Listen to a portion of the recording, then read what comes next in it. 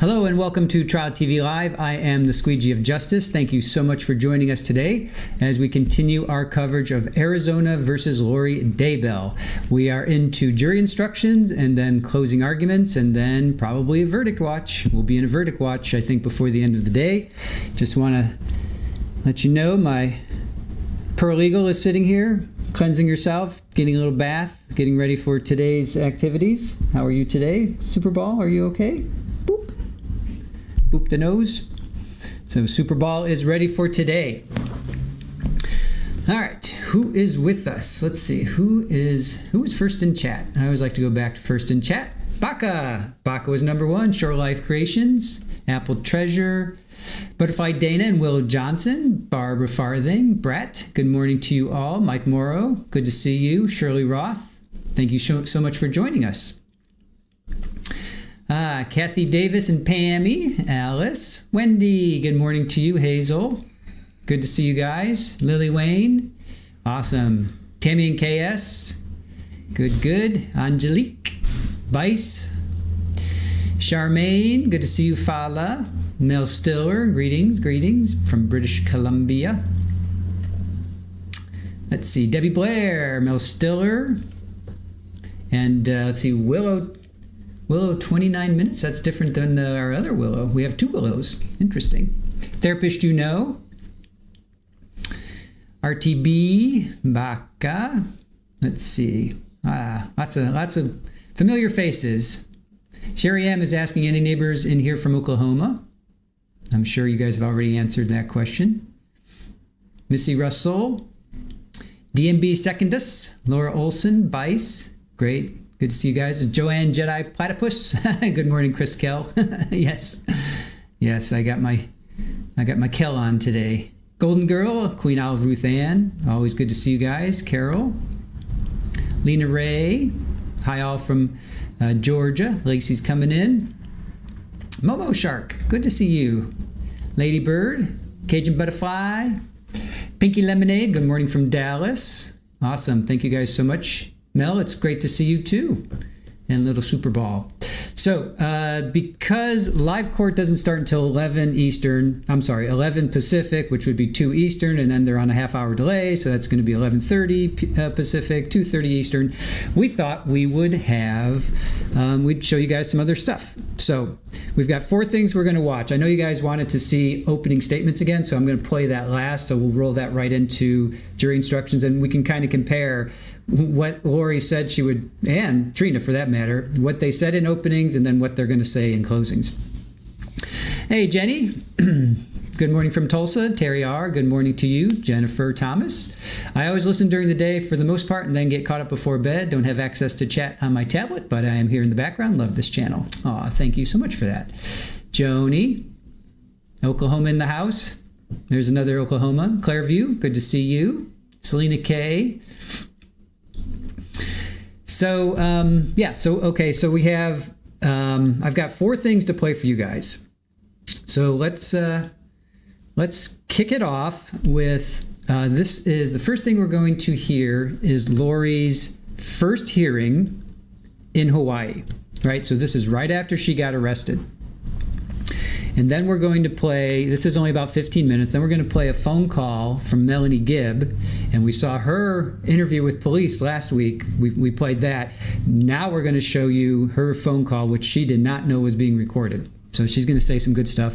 Then we're going to play Brandon's body cam because Brandon Boudreaux, his trial's coming up next, right? That's going to be at the beginning of June, right? I think that's June 2nd, I believe that's supposed to start. Let me see. Pretty sure that's June 2nd. Yeah, that's starting June 2nd. And then we're going to play openings, and then hopefully live court will start. So again, live court's not going to start for like another 3 hours, 11:30, 12:30, 1 through 2. Yeah, another 3 hours. So we have some time to kill. Luna, how are you doing today? Great to see you. Hope everyone had a good weekend. For those that celebrated, hope you had a good Easter, and for those that didn't, I hope you had a nice, relaxing weekend. So, Runs with Scissors, hello to you. All right, let's get this party started. We're going to start with Lori's first hearing, right? This is the first, not the first we ever hear of her, because Nate Nate from East Idaho News, he went down to Hawaii or over to Hawaii, wherever, and he caught up with them, and he's like, Lori, where are your children? Where are your children? The world wants to know. So that's kind of where I think we sort of first heard about her. But now, for sure, this is her first hearing. So let's get into this.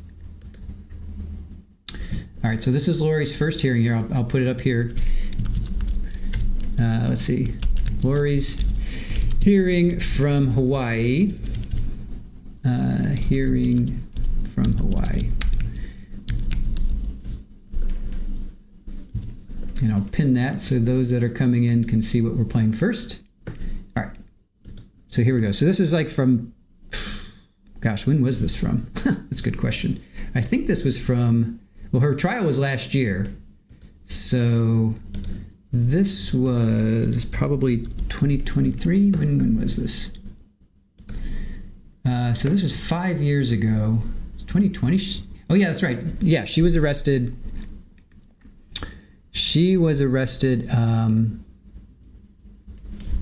When was she arrested? I know I have that somewhere.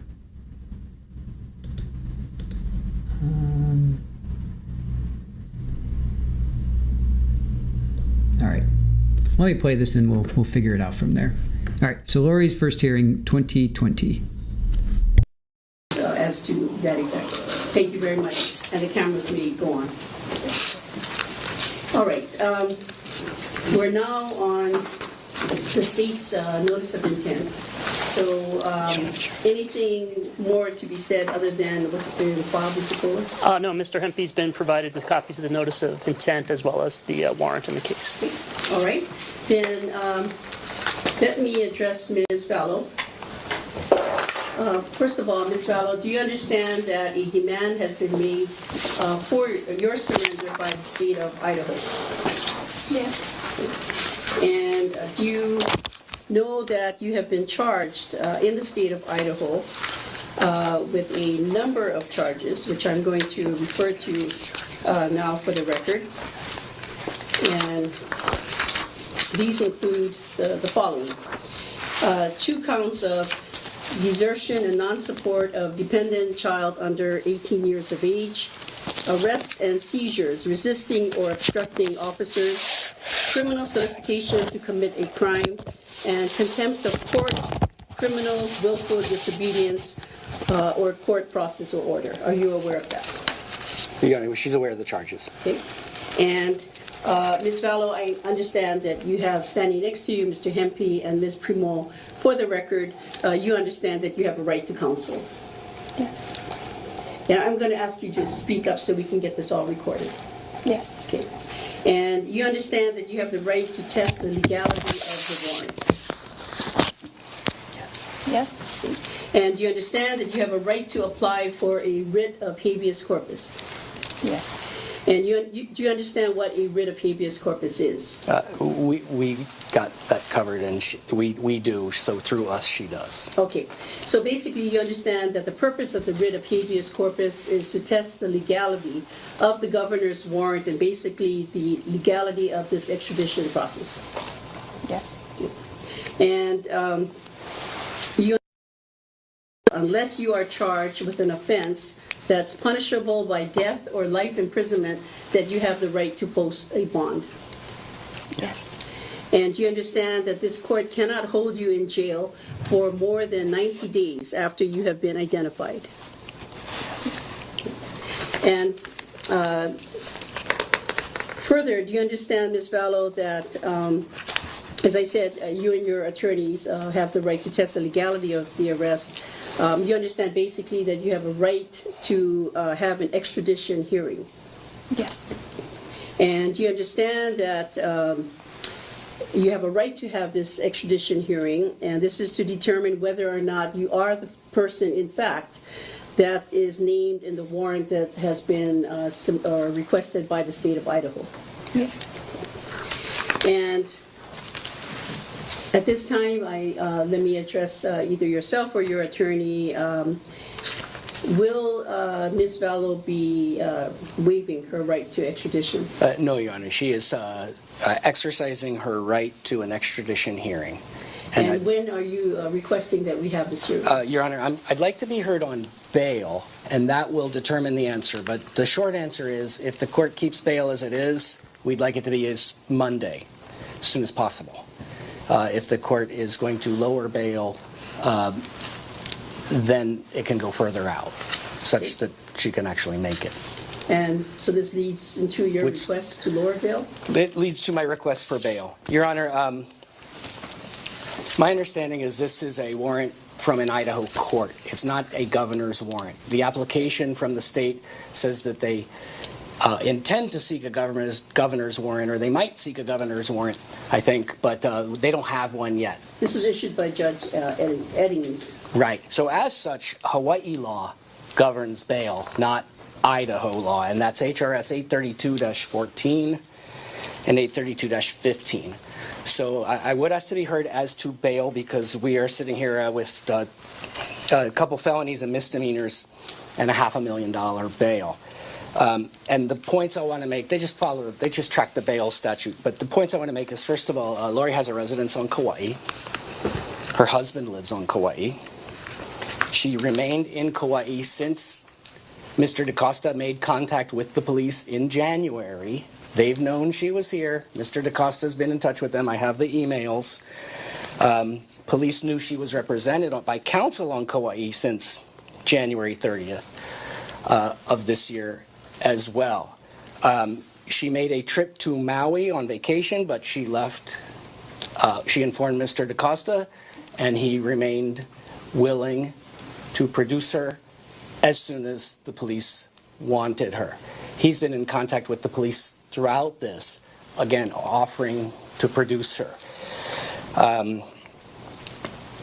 Instead, she was arrested, and media was calling us all day. It seems like it was maybe a made-for-media event at taxpayer expense, because, again, Mr. DaCosta offered to the police on January 30th, several police, that he would just simply turn her in.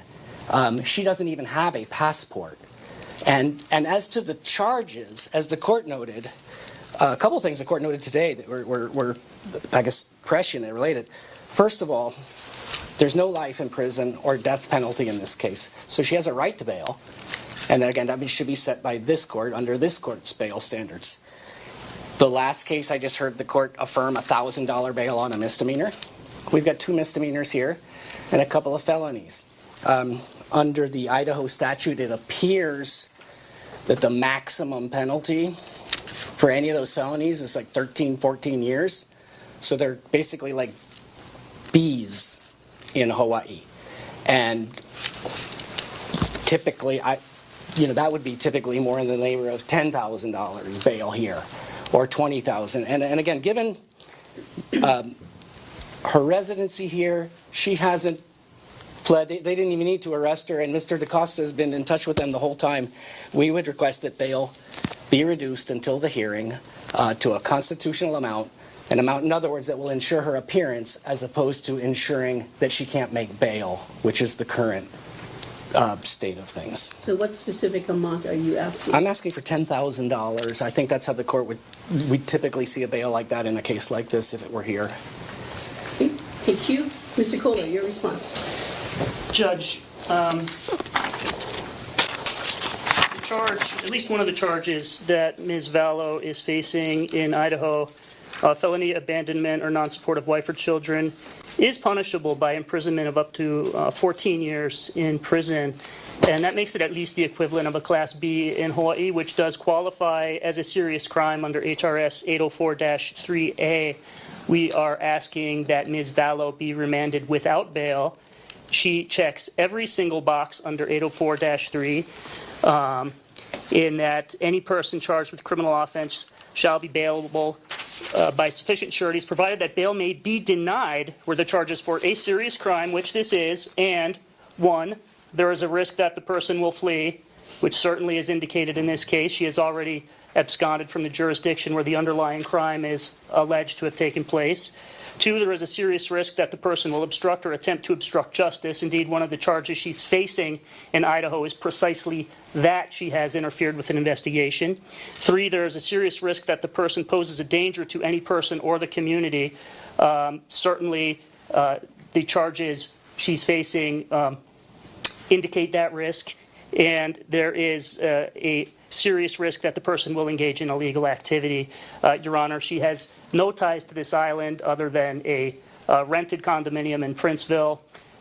She has apparently resources to travel and leave. And, Your Honor, the state submits that if ever there was a case suitable, you know our office does not request this on a regular basis, that a person be denied bail. This is the case that's appropriate for that. As far as the identification hearing goes, for us to get the necessary documents from Idaho as well as Honolulu and arrange for the necessary witnesses, we're asking for an ID hearing to be set in the second week of March, if that's what we're going to do. Your Honor has up to 30 days. But to get the necessary people here from off-island, because everything does need to come from off-island, that is going to take some time and coordination. So we're asking for a date after March 5th on that. Hey, Mr. Kohler, a couple of things.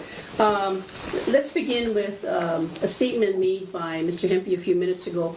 Are you in agreement with his categorization that this is not a governor's warrant matter? No, the governor's warrant has not been obtained yet. The governor's warrant is obtained after the person has been brought in and demanded, exercised their right to demand the governor's warrant. The Madison County prosecutors, per my discussions with them, which have been ongoing, they are prepared to immediately seek their governor's warrant and have it domesticated in the state of Hawaii. Okay, very good. Now, Mr. Kohler, I guess the most important question I have is, why would it take 3 weeks to get the witnesses or other means of identification so that we can go forward with the hearing? Because we need to get fingerprints from Idaho sent here. They need to be compared in Honolulu with Hawaii fingerprints that are on file for Ms. Vallow. They need to be, the results of that analysis need to be checked by another analyst in Honolulu, and then we need to bring the witnesses over here. And particularly if Your Honor is inclined to apply, we note that the rules of evidence do not apply to identification hearings, but if we are going to have to comply with those rules, then we need to make sure we actually bring the live witnesses here, and that requires coordination with a number of individuals and we have been working on that and advised them as soon as we learned this morning that Ms. Vallow intended to contest her extradition. We began making those arrangements, but we don't want to get in a situation where we commence next week and then we have to continue because somebody was unavailable, Judge. We want to be able to get it all done at once, and we think that's reasonable in light of the circumstances. Okay, Mr. Hempy, your response? Your Honor, I don't think I heard anything that takes 3 weeks. And we're concerned with her in custody, by the way, for another reason. Yesterday when she was arrested, and my office was calling cell block, Mr. DaCosta was calling cell block, and they told him she's not here. And basically she was MIA for hours. And we learned since that the Idaho police were questioning her while with the Kauai police, while they knew she was represented by counsel. It's just another reason to get this done faster. I mean, fingerprints and fingerprint comparisons don't take very long, and getting people over here shouldn't take 3 weeks. And just in response to the bail argument, she is presumed innocent, and I don't think the state has checked the box of danger to the community. They're alleging simultaneously that she's not with the children, but that she's a harm to them, and there's certainly no allegation that she's a harm to the community on Kauai. So that's my response. Okay. All right, anything further, either side? Unless Your Honor has particular questions. No, I don't. Okay. All right. Then, first of all, as to bail, bail is confirmed in the amount of $5 million. As to the hearing, we will set the hearing.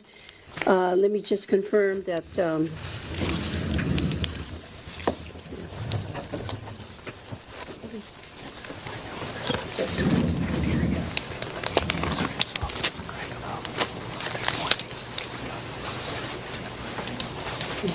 Okay, we're going to set it for Monday, March 2nd, 2020. It'll be on the 9 o'clock calendar, following our regular criminal calendar. Maybe heard briefly. Yes. I know that Mr. Hempy represented that Ms. Vallow does not have a passport, but could we make it a condition that if she does manage to post bail, that if she has one, and we will independently investigate that, if she does have one, that it be a condition of the bail that she turn that in Okay, you want that surrendered to your office? to the Kauai Police Department. Okay. And any response to that? She doesn't have a passport. So. Okay. All right, then let me just make it clear on the record, Ms. Vallow, should you bail out, you are to surrender immediately upon bailing out any passports that you may have, and that goes over to the Kauai Police Department for safekeeping. Okay. All right, anything further? Thank you. No, Your Honor. Okay, thank you. Now, with that, court is adjourned. Thank you. Let's go. All rise. Yeah, try call just like you did yesterday. Thank you.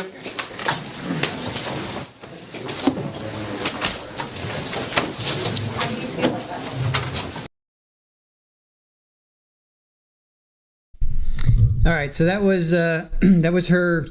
She got arrested February 20th, so I'm guessing that was probably within a day or two. I'm not sure. It could have even been the first. Well, probably wasn't that day, but it was basically around that time. So that's already now 5 years, right? 5 years ago. So for those that are just coming in, live trial starts at 11 o'clock Pacific, which would be 2 o'clock Eastern, but there's a half-hour delay, so 11:30 Pacific, 2:30 Eastern. So we didn't want to wait that long to go on, so we figured we'll go ahead and we'll play some stuff, and we'll have a chance to hang out with you guys. So that was Lori that was her first hearing in Hawaii. So I can get rid of the pin because the pin's now unpin that. Now the next we're going to hear is from, let me just cue this up first. This is a phone call from Melanie Gibb. We heard from Melanie. I think I played that Friday. No, that was Zulema. I think I played Melanie's interview with law enforcement, I think Wednesday or Thursday. So we've heard about Melanie Gibb in this court. She was part of the girls' weekend, ladies' weekend, whatever they were calling it, with Zulema, Melanie, Lori, and then we heard from Serena and we heard from Christina, right? So they were at this. There were two gatherings, and I think one of them was the casting. So we heard all about that. We heard about Melanie then. Now this is from True Crime Underground, and we asked for their permission to play this, and they graciously said yes. Now this is a phone call. So this is a phone call this is Preparing the People. One Preparing the People, Melanie talked to another person Preparing the People, right? And that person recorded this without Melanie knowing. So this was uploaded July 21st. So I'm not sure when this was, but this is a Melanie Gibb phone call. And this is apparently, it was recorded without her knowledge. That's what I'm thinking, Brian. All right, hold on, let me back this up. See if I can get some closed captioning. Okay. All right, so let's check this out. Now, again, this is a Melanie Gibb. I'll put it up here. This is a Melanie Gibb phone call.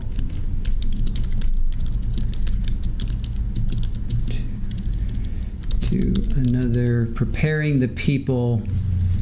Let's see, Preparing the People. I don't know, what would event goer? What would they be called? Follower? No. I guess follower. I guess I'll go follower. Okay. So I think it's from, I'm going to put 2021 down, but I'm not sure. This is when it was uploaded. It was uploaded July 21st of 2021. So I'll go with that. Uploaded July 21st, 2021. All right, and this is from, let me pin this. Let me pin that. And again, this is from True Crime Underground, who we asked for permission to play this, and they granted it. So let's check it out.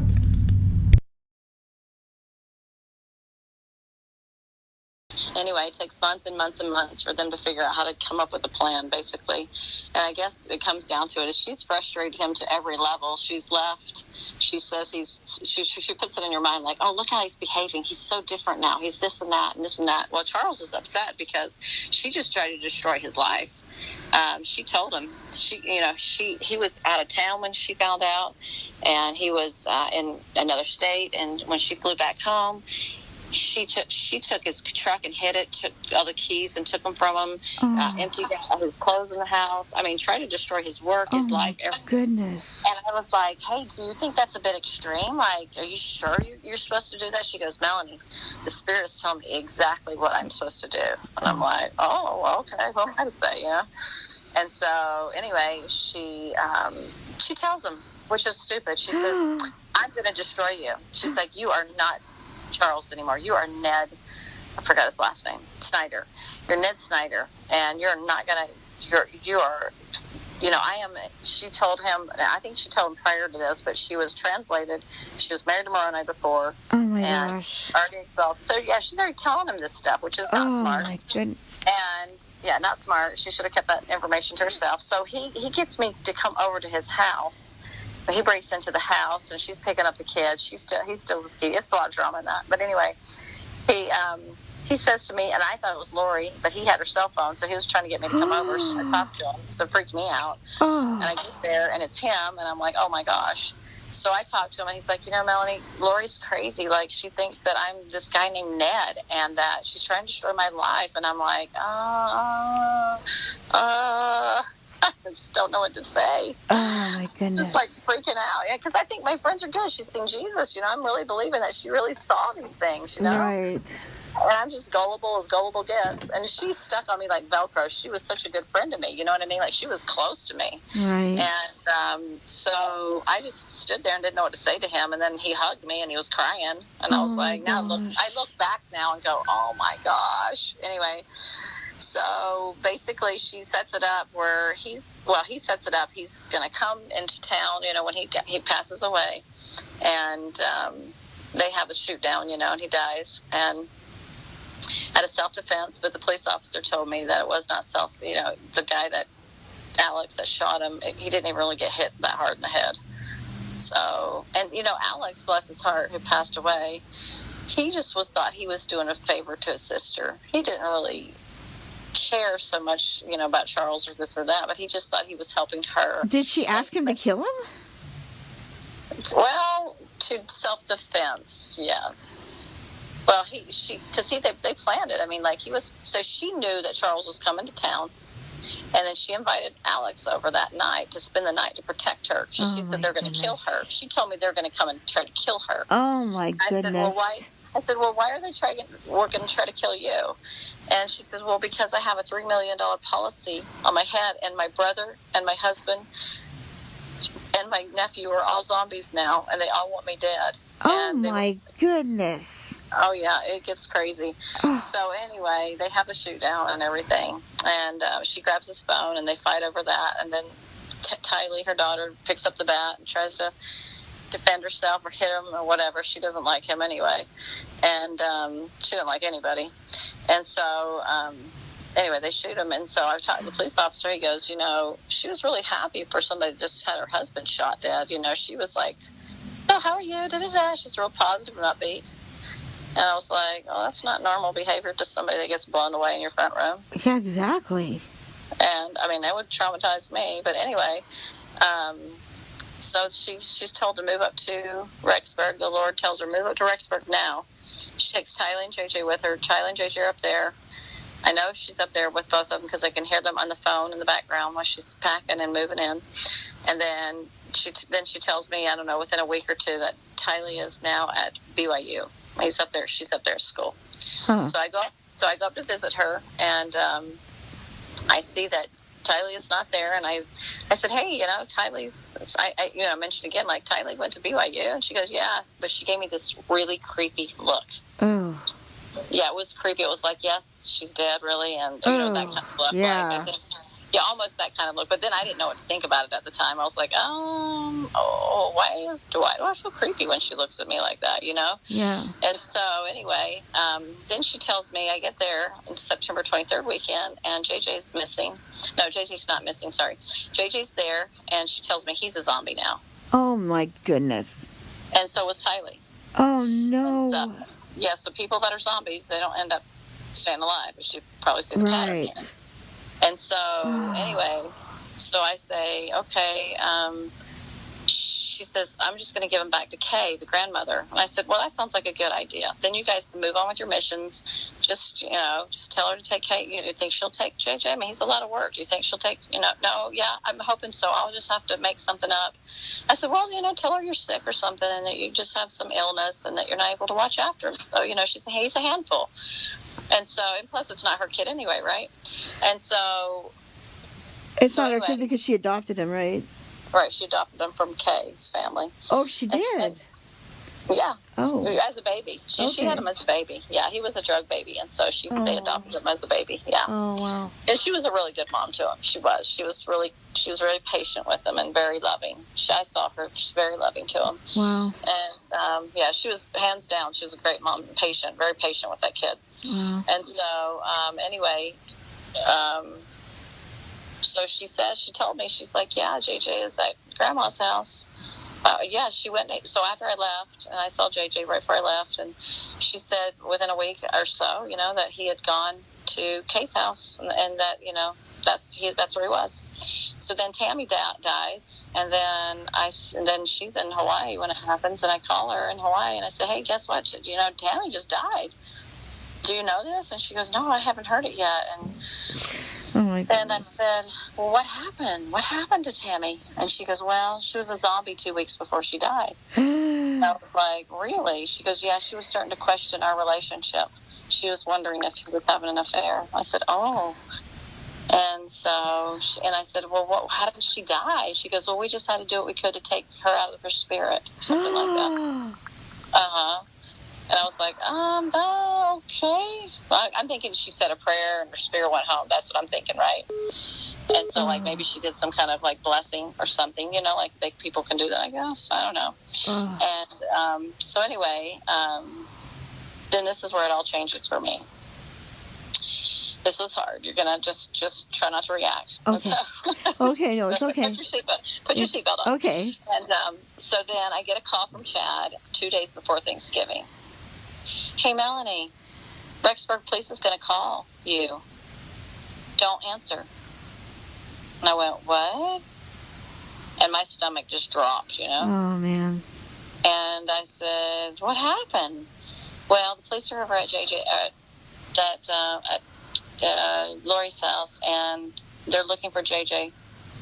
And she told them that JJ was with you. And I went, what? Oh, no.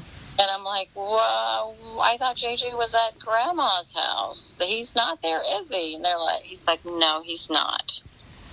I'm like, what? And I don't know. Honestly, I did not know what to think at this time. I was so shocked. And just my whole spirit was like, what happened?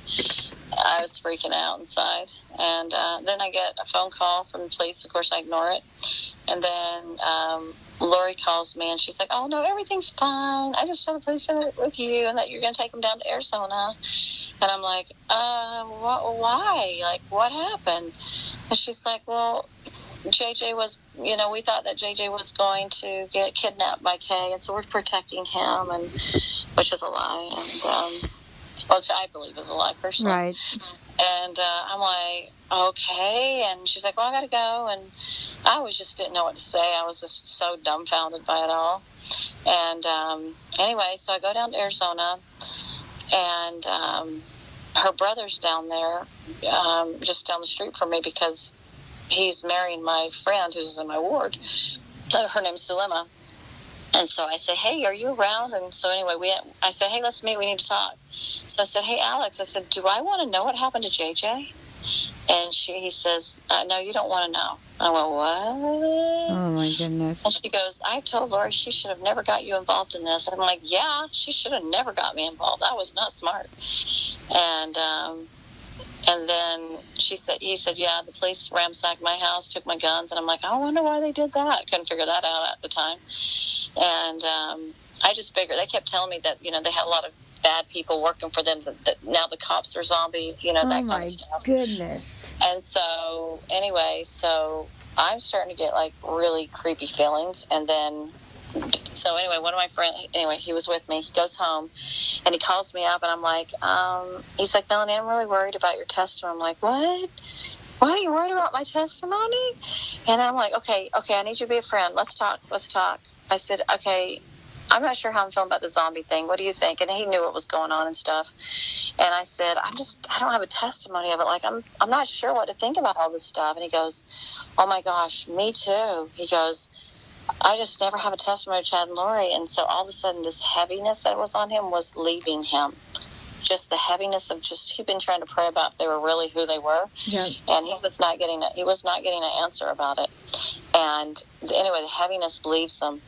And it's David Warwick. You know who he is, right? I don't. He was the guy that was speaking at Dreams and Visions when you were watching. Didn't you watch the recording? I did, yeah.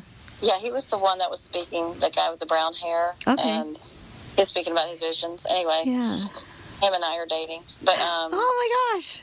yeah, he's such a sweetheart. Oh, good. You'd really like him. But anyway, he's been questioning all of this because he's really had amazing visions, and he's like, this is really not comfortable for me, Melanie. Like, this is really jacked up. And anyway, we talked till 5 o'clock in the morning. Wow. And I was like coming to Jesus, and I was feeling the stomach, that deep pit stomach feeling you get when things are wrong. Yep. I was feeling it, gut instinct was going, something's wrong.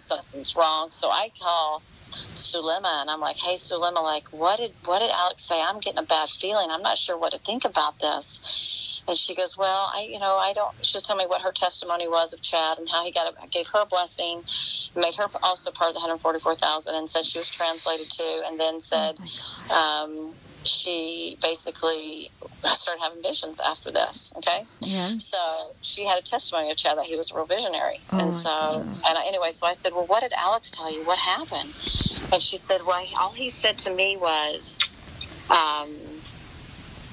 you don't want to know. No. He said, they won't be able to be found. He won't be able to be found. Oh, I'm like, goodness. that? I said, you know what? I'm not really feeling good about this, Selena. And she had just married him. And because, that Chad and Laura were like, get married, hurry, you're part of the 145,000, you need to get married. My brother Alex, you need to marry him. And so they got married quickly. And so, anyway, it was not good. And so I said, I'm going to have to call the police. Like, I'm feeling really bad about this, Right. And my gut is screaming at me, and I don't think Heavenly Father's, pleased with me right now. Right. I feel that feeling, Right. And so, anyway, so I go fly up to see David because now I'm starting to feel insecure about how safety I'm feeling at the time, because I know he's up the street, Alex is, and I'm starting to feel uncomfortable with the idea of now I'm going to report him to the police and he can go to jail. Right. And so I just leave town and go up to Dave, and Dave just ministers to me like the whole week. I mean, he is there for me. And I am like heavy with energy, super heavy. And I tell the police, I said, I'd like to talk to you. And he goes, well, when you get back to town, I'd like to talk to you. And so called up the Rexburg police.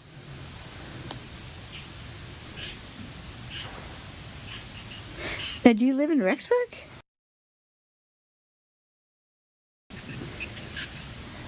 Hello? Melanie?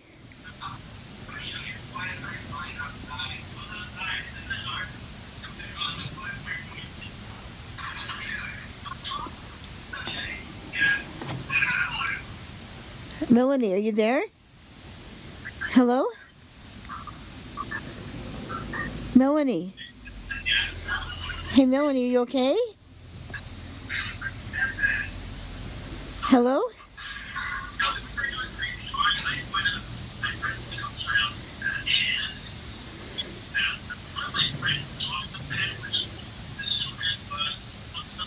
Hear me? Yes, now I can. Oh, sorry, I don't know where I left off. I noticed that my phone clicked over. Oh, you said that you called the Rexburg police. Oh, okay, sorry. You're wondering where It's okay. I went. Okay, so I got to back up. I was speaking a whole bunch. So I called them, and then they said they'd talk to me later when I got back in town in Gilbert. So I decided to call Lori and Chad, and I recorded it. And I said, hey, why did you tell the Rexburg police that JJ was me when he was not with me? And she says, well, I just did that for your safety. I didn't want you to know where he was so that you would be safe.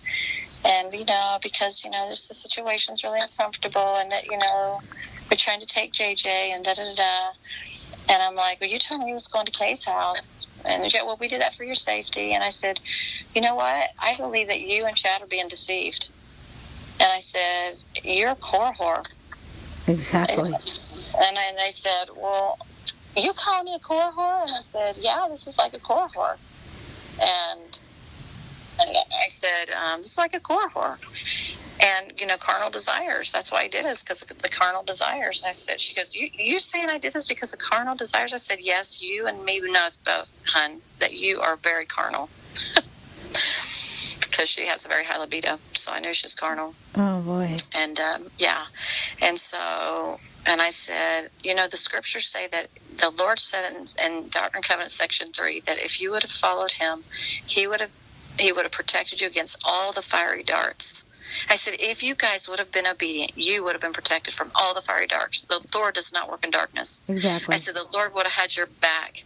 And I said, well, no.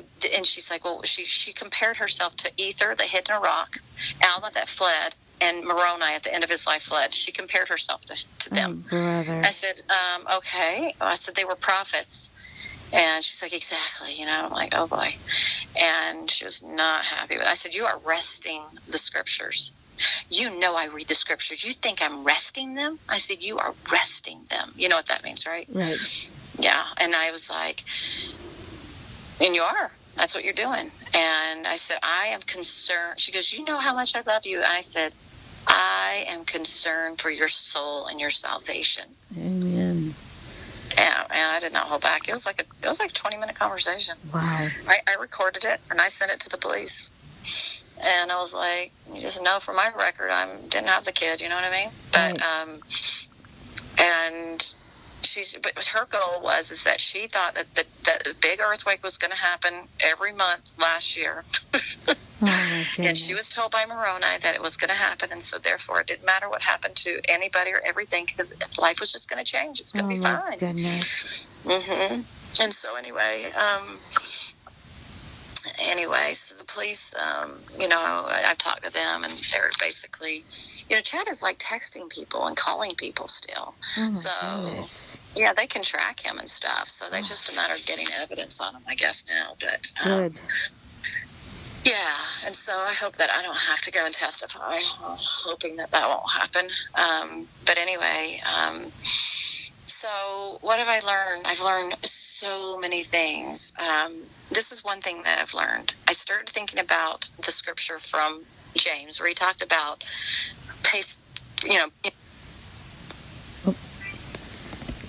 I lost you again.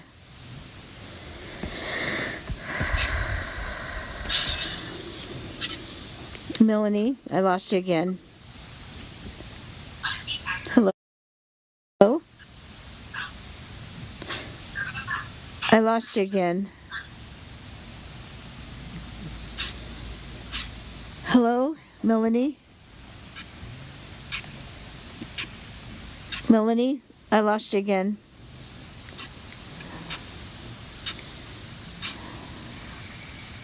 Sorry. Hi. The phone cut. Yeah. Where did I leave off? Oops. The scripture, when you started to say you thinking of the scripture. Oh, yeah. So the scripture that says, for James, he wants for nothing. Perfect patient hath her perfect work. Yes. Wanting nothing. Wanting nothing. Wanting nothing, yes. So the problem is that when we want something, and we want something, and we want something, there's a counterfeit that comes along. Joseph Smith wanted to give him to please Herod. He gave him the plate. Absolutely. So he got in trouble too. He got in trouble as well. Right. And the Lord is trying to teach us is that we can't please our fellow man. We have to quit pleasing our fellow man and put God first. And so I started thinking about Dr. Bradley Nelson. Do you know who he is? The guy that does emotion code. He started it. I don't like him, but go ahead. Yes. Well, good. Because I do not like him. Think about this. Dr. Bradley Nelson wanted to heal 10 years, I believe he said, in a conference that I happened to be at. He was like, 10 years I went to the Lord. I want to heal. I want to heal. I want to heal. And the Lord finally waited. Well, so this is where the Lord comes in. He's like, oh, here comes the counterfeit. Right. And they opened the door to the doctrines of devils. Yep. Yeah. Amen to that. Oh, my goodness. So this is how they come in. So all this energy work. Now, I used to kind of be a fan a little bit. Right. I never 100% felt good about it, but I kind of wanted to believe in it. Right. And I came to the conclusion from all my experiences that those things are to be taught and shared by the Holy Ghost, and that these people are opening dark doors. Even though they think they're light, it's bringing in darkness. And, hey. Absolutely. Oh, shoot. Hold on just a minute, hon. Sure. My son's here. Hey, babe, what's up?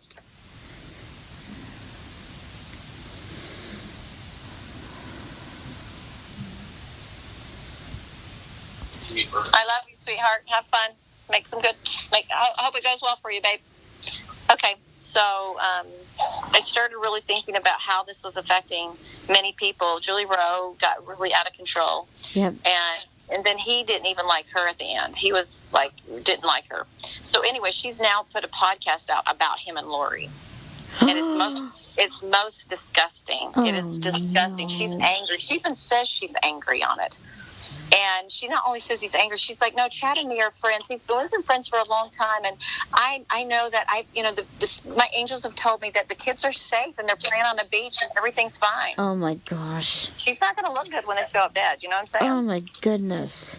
Yeah, exactly. She's out of control. Her aura was gone. How like this? How like this?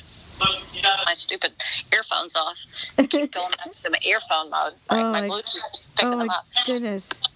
Anyway, so we're like a prideful group of preppers. You know that? Oh, like, yeah. We're so prideful. Like we think, well, if everybody doesn't know what we know, then they're asleep. Then they're just look at them. And then so we just judge. Right. And I'm like, oh, that doesn't sound like very Christ-like. Nope. You know what I mean? Right. So it's been a little disturbing for me to see this movement go on. And here, I'm just going to put the headphones on so they'll quit changing over. I want to close the door. They left the front door open. Well, what? Can I ask you, are you ever been afraid for your safety since you were so close to... What if they decide you're a zombie? Yeah, well, I'm not distracting from their mission being together. Their whole thing is they want to be together. Oh, okay, good. So I'm not stopping them from being together, so they don't have any reason of popping me off. Good. I mean, of course, I've asked the Lord to protect me, right? Yes. Yeah. And the Lord says, well, if you keep my commandments. He's pretty good. He's pretty good. Oh, my goodness. So anyway, I've learned that we're very prideful people, and we need to be repenting of just believing in anything, and just really we need to get back to the basics. And I tell you this, hey baby, I am so done with groups. Done. Oh, absolutely. Me too. Done. And this has taught me to just keep my change of heart and focus on beautiful things and help my family and keep the commandments and do call and follow me and keep it simple. And if you want to get revelation, you don't have any business out seeking for your second comforter when you don't even know how to get along with people. Right. Absolutely. Oh, my gosh. Mm-hmm. And Mike Stroud is apostate. I don't know if you know that. Yeah, he is. Yep. Why, has he turned against the church? No, but he's been ordaining people to the 144,000. But he has had an altar in his house. Mm-hmm. He's had what himself? Altar in his house. What is that? I don't understand what that is. An altar. An altar? You know. Oh, altar, no, like he's got an altar in his house? Yep. That's what I heard. Oh, Yeah. I stopped listening to his podcast too. I've stopped all of that. Too. I did too. I'm just listening to the prophet and the apostles, and that's it. Yep. Nobody else. Yep. So, please don't share this on social media, of No, course. no, I know I you won't. promise I would Yeah. not. Oh my gosh. Yeah, it's just for safety reasons, but Yes, it's yeah. just so sad. It's so sad. You can know how sickened I've been by this. So Oh my sickened. goodness. The first 2 months, I was like, I couldn't eat for the first 3 days. I First 3 bet. days, I just couldn't even eat. I was so disturbed greatly. And I've been in touch with Melanie, her niece that got involved, and I've been trying to call her and help her, and she's just really jacked up. Like, she lost her kids, she got divorced. Oh no.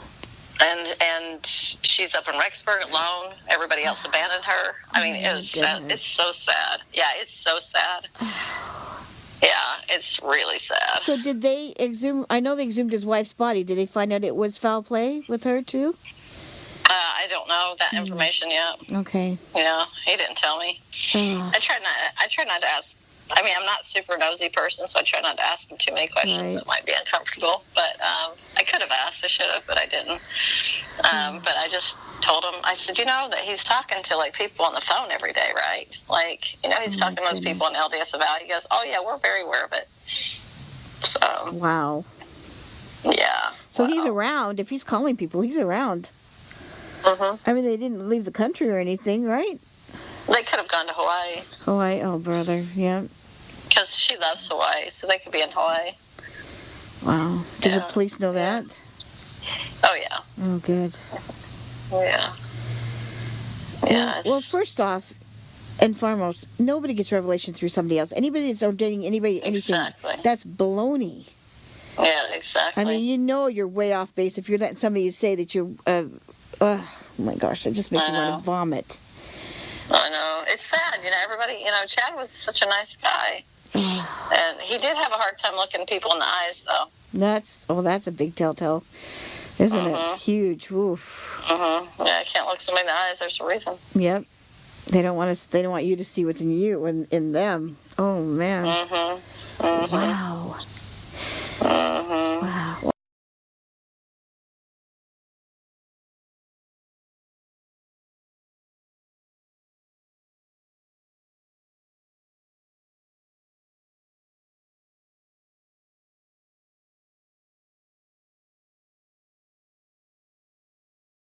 Easy to be specific. I always tried to.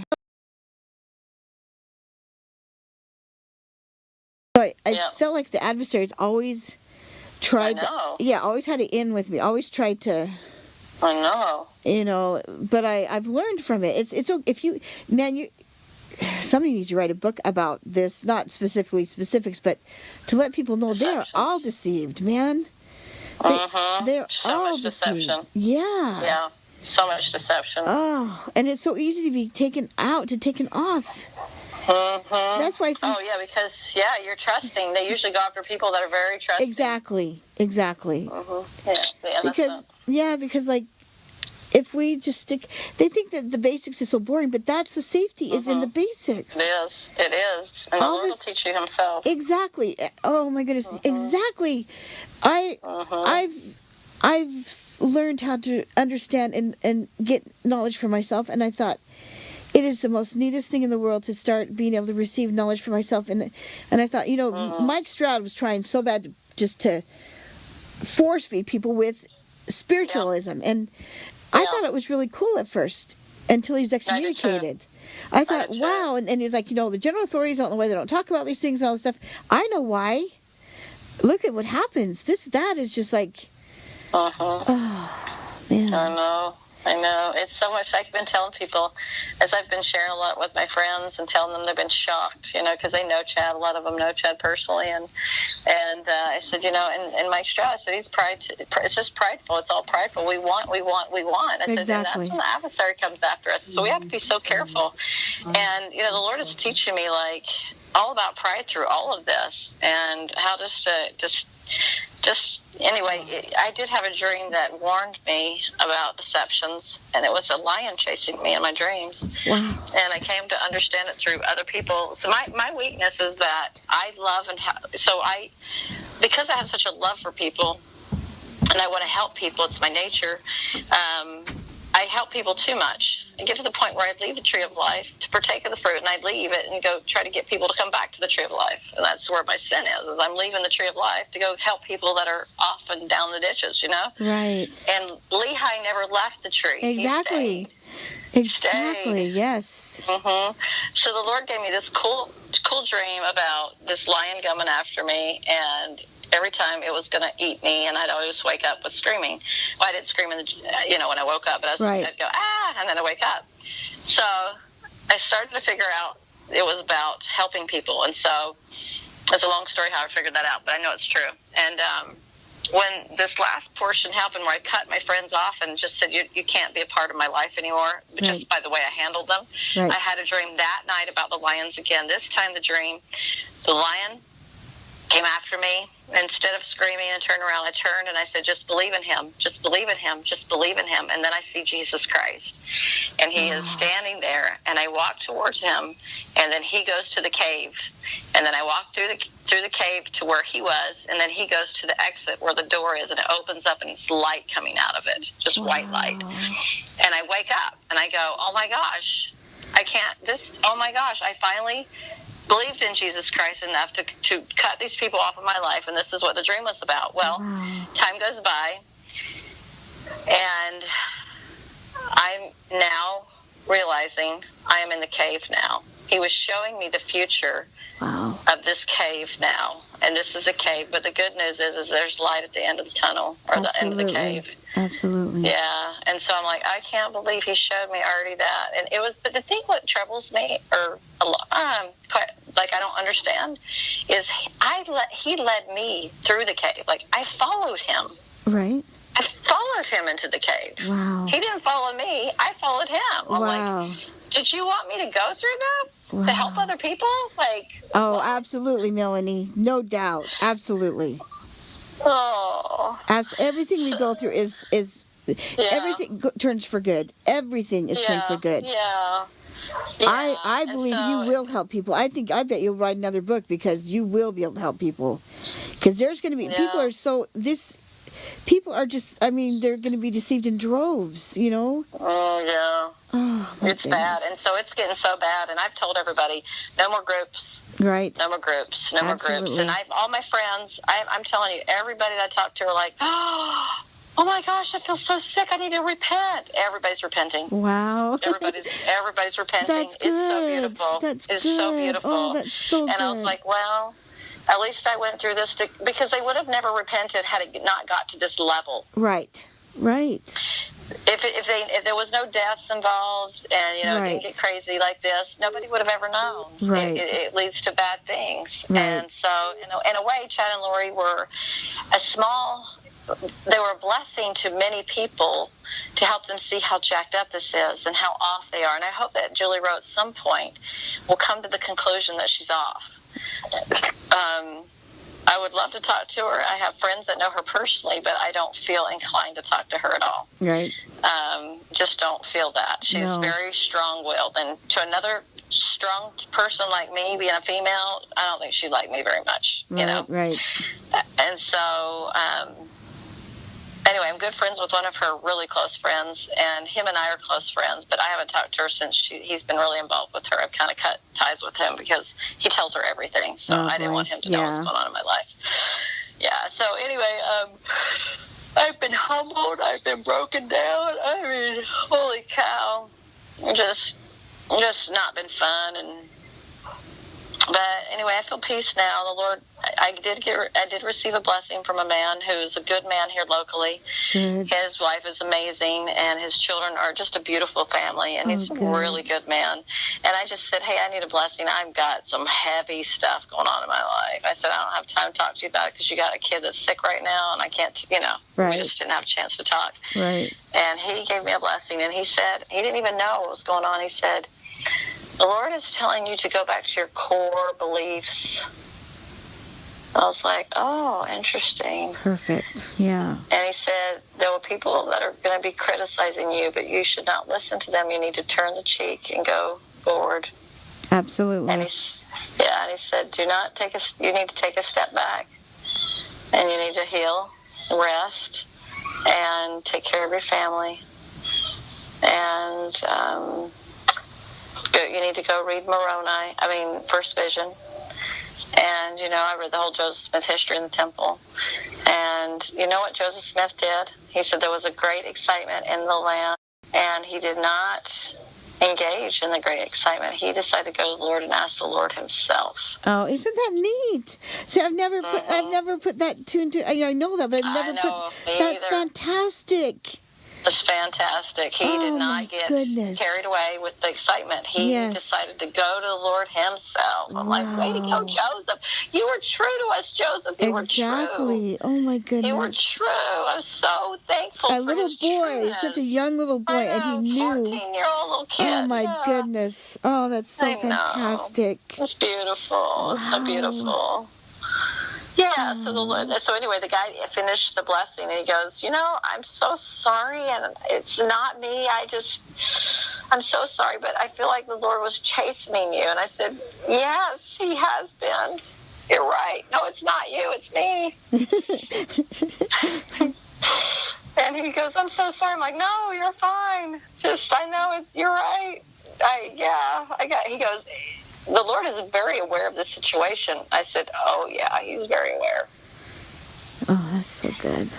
He was so in tune, wasn't he? Oh, yeah. Yes. Oh, my gosh. He was so in tune with what the Spirit was saying, whispering to him. He's a visionary man, too. Oh, so it's so interesting. That is so neat. So neat. Wow. So now you're dating David, you said. Yeah. And that's so wonderful. Oh, it is. I've had a hard marriage for 25 years, and the Lord told me last year, you can leave now. I was like, oh, are you kidding me? I was so excited I couldn't help but to be joyful. I feel like I've been in prison for 25 years. Oh, it's been horrible. Man. And I was like, I wrote the book, and I did the change, and I did all that, and there was no change in him. I was like, come on, they don't change? Oh. They don't change, or do they change when you have a change of heart? No, they don't, Melanie. They don't necessarily change. The change is about you. It's not about anybody else. I'm like, oh. Anyway, that was hard, but, I feel so happy and relieved not to be in that relationship anymore. I can't even tell you. I'm so glad. Oh, my goodness. It's a tender mercy. It surely is a tender mercy. It is. Yeah. But no, I'm good. I'm doing good, and David is amazing, and him and I are super compatible, and we both are diehard missionaries. We're both overzealous. That's our problem. That's why we go. You know what? So we figured this out. If you're overzealous, then you go too much beyond the mark, right? And too excited about things of God. And then he was teaching us to bridle your passions. Oh, yes. And I'm like, oh, we are so not bridling our passions when we get so excited about things. And the Lord was trying to teach us, you need to bridle your passions so that you will have love for your fellow man. And I'm like, oh, okay. I didn't get that memo. Yeah, I just always ignored that one. Yeah, like, whatever. Oh. Yeah, so just remember when you really want something bad to make sure it's what the Lord wants. Yeah. And just don't listen to people anymore that tell you about the future unless, it's a personal one-on-one conversation or something like that. But, right. Even then, it's you got to get your own revelation. Absolutely.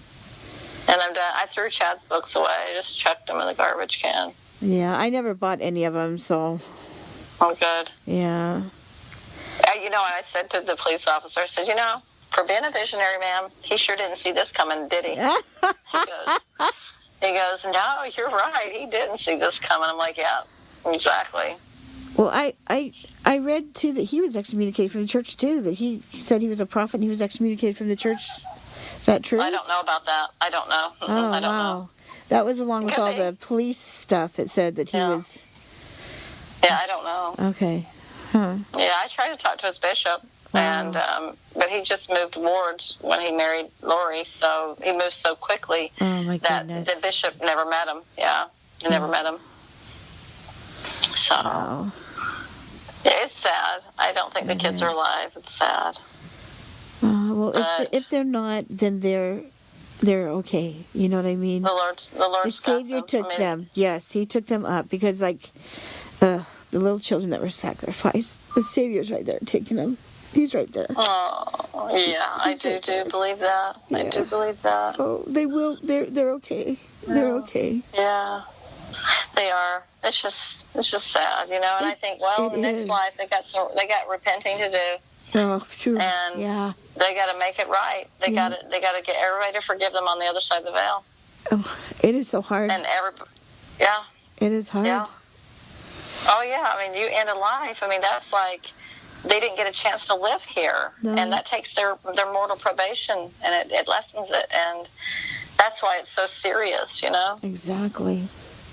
This mortal probation, but the other thing I've learned too, though, is that we all have to learn to forgive people in this life, and so that means that people are going to offend you, and so we are meant to offend people, and we're meant to be and ask for forgiveness and forgive people. We're meant to learn those things. That's part of our journey. It is. I mean, I've offended those kinds of people. I'm sure they didn't mean to, but I'm sure I've offended people. We have to learn to forgive each other, you know. Right. And you can't learn to forgive unless somebody offends. So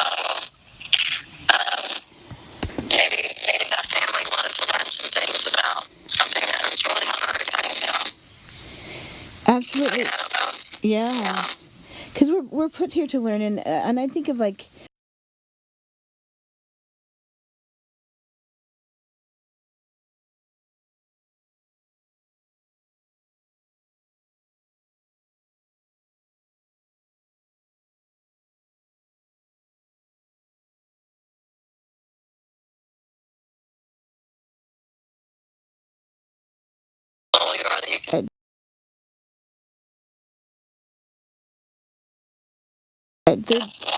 Yeah. And what a beautiful soul you are that you can forgive them. And I do understand that forgiveness of a parent. Like my dad's mentally ill.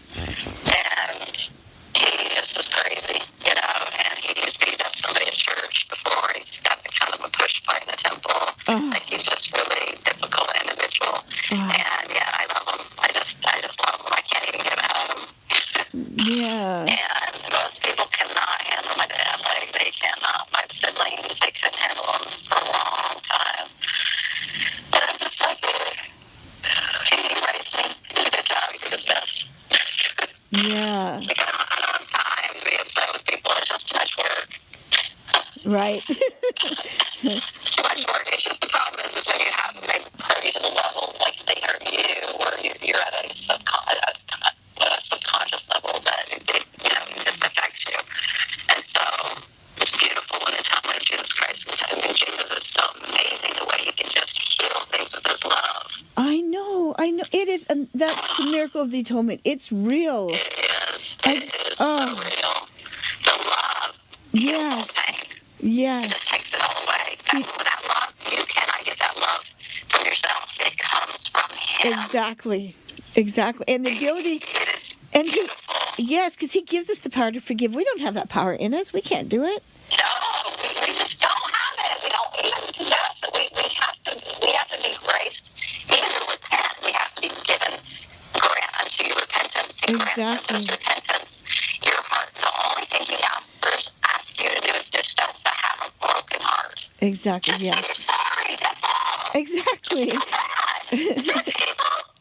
if you can't do that, then you're prideful. And so, anyway, it's such a learn. But when I spent that months in the closet, I really learned about accountability and repentance and what that really looked like. And so my message, David said this to me, but he's visionary. He said, Melanie, your message of repentance is more important than all the visionaries' mission. Absolutely. Oh, Melanie, I love your book. Absolutely. Absolutely. I wrote that only by direction of the Spirit. I didn't even write a rough draft. I didn't write what chapters were going to be in it. He did it all. Wow. I didn't even write a rough draft. I just sat at the computer and typed. Wow. Yeah. That's wow. That stuff into me. That was the Holy Ghost downloading me for years. I Wow. had a change of heart, and I had a hard time forgiving my husband for just being him. And when I give that love, like you were giving that love, I was able to love him so easily. Wow. And then revelation. Revelation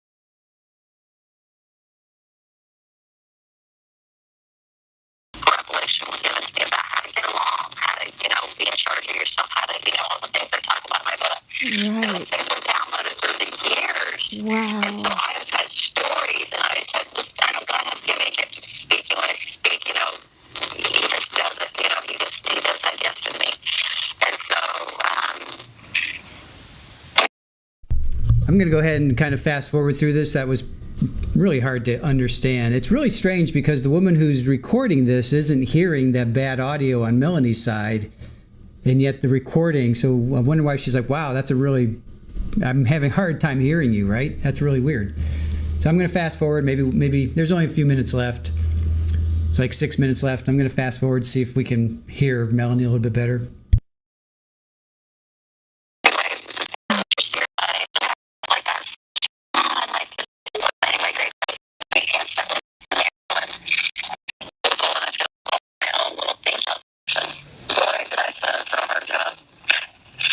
Exactly.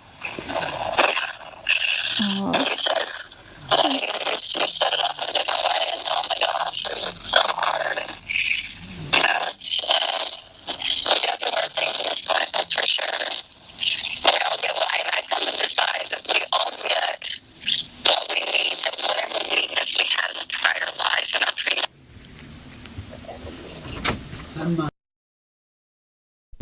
All right, that's pretty much it. Dwayne, no, this was, we pinned it to the top. OnlyFan found it. This is Sherry Dowdle.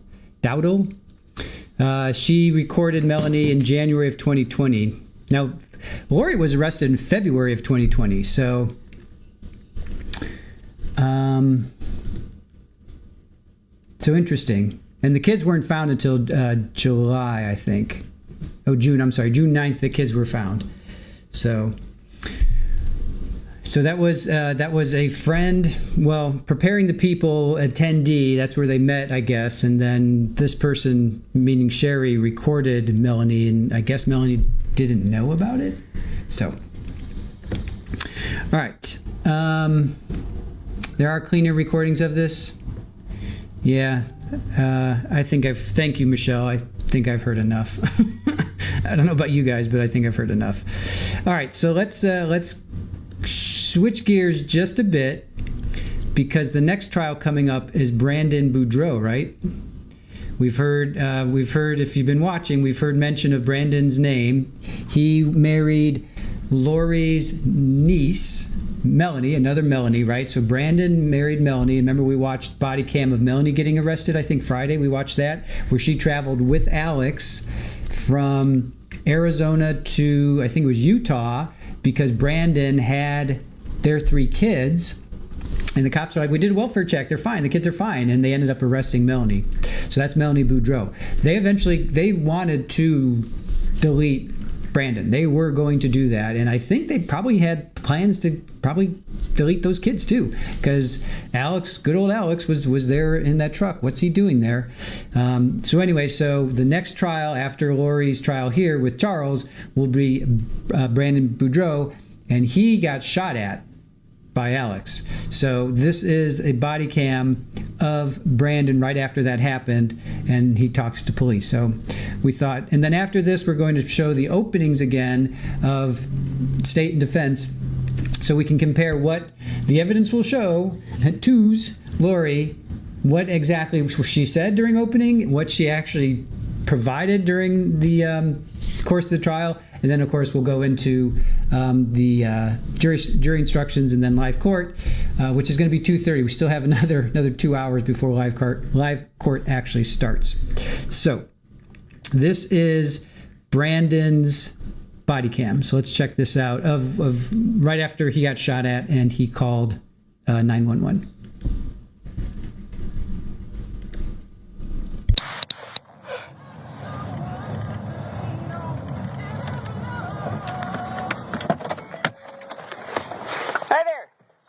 So what's going on? Someone shot my window out. Okay, give me a little bit more than that. Yeah, so I was just pulling in. Mm-hmm.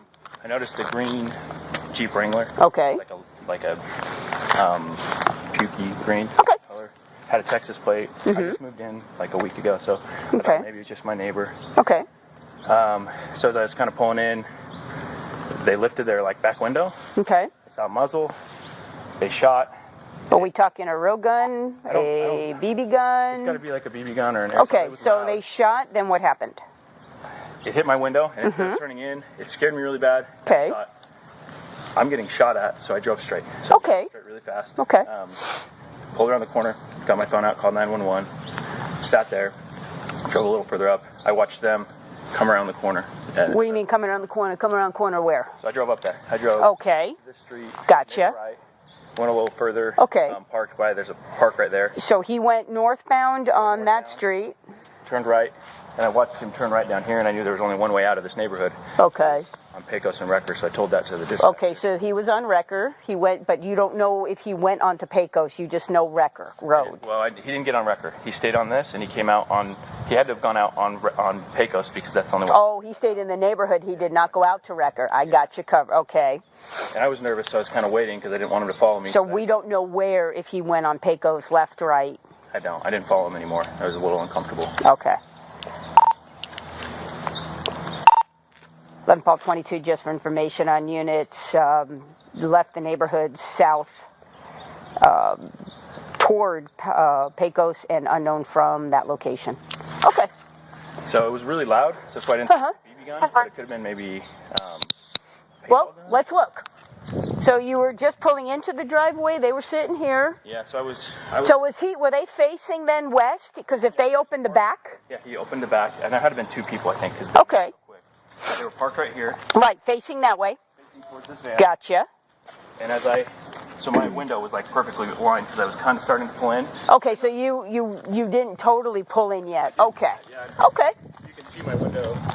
It's shattered, but it didn't go through, which means it couldn't have been a real bullet. And I didn't think about that.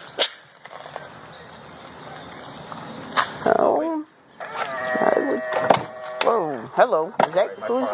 Okay, I'm like, what the heck? Yeah, oh wow, I didn't see that. Yeah. Is this going to shut on me if I get close? No, because I'll okay. be inside.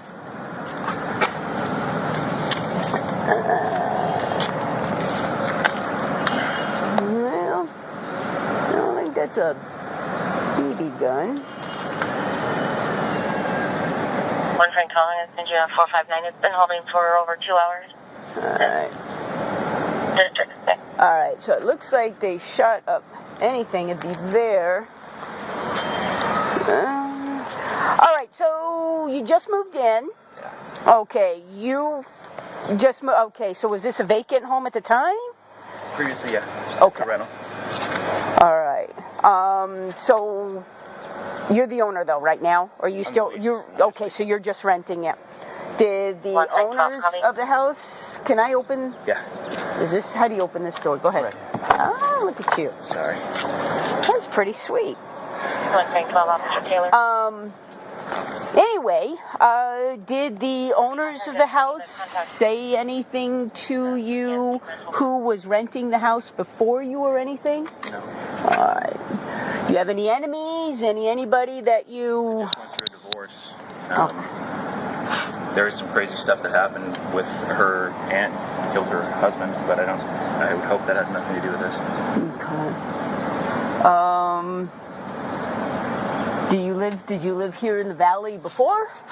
Where'd you move from? 10 years. I'm sorry? I've lived here for 10 years. Okay, so where'd you move from? Here in Gilbert, or? I just sold a house over on Quinn, just right by that. Okay. And no issues at work, no issues, enemies or anything? Okay. Other than the only people that I could even think of would be that group. But, The family? Yeah. Your ex-wife's? Yeah. All right.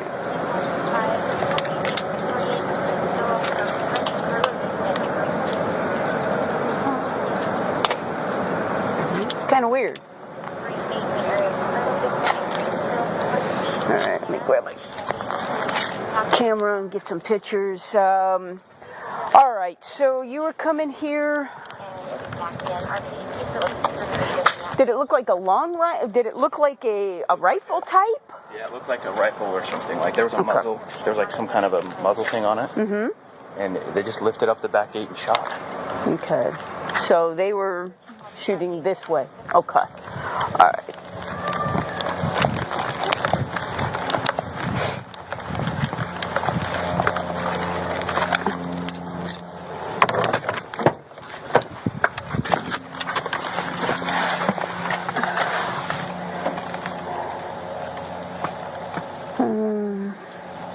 Hello, 13.25. Go ahead and 1022. 11 pulse with 3. You're much closer. I'll go ahead and have you turn.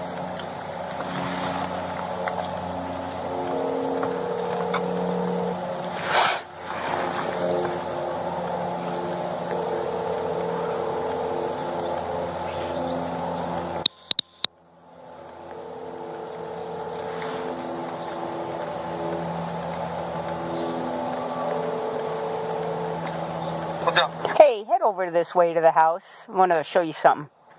Yeah, I'm out there. I was just going through the school parking. Yeah, I think it might be adults. But yeah, I think this might be a real gun too. Not sure. I just want to show you real quick. Where is it? Right here, right in the street here on Phelps. He was heading westbound, just about to drive into his driveway. And the green Jeep was parked right here on the side, right next to his house, just west of the house, facing west. And whoever was in the back opened up the back of the Jeep Wrangler, the little door in the back, whatever you want to call it, the flip thing, and shot one. So the guy didn't make it into his driveway. It shot and it actually hit the driver's window, blew out the window. And so the guy got scared and kept driving westbound. And then as he's round the corner, that's when the Jeep Wrangler took off, kind of circled in the neighborhood, and then headed toward Pecos, don't know where. So, I'm going to take some pictures. Okay, bye.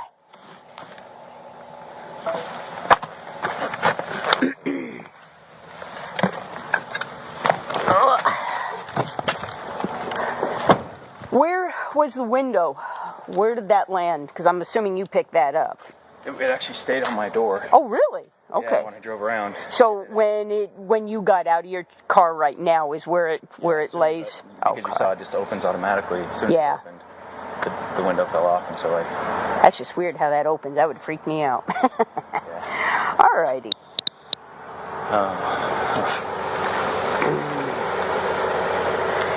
Alright, so whereabouts, what were you say?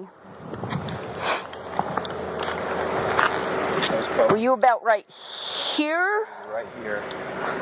Okay. I saw the tailgate lift up. Yeah. Pointed the gun at me. Shot.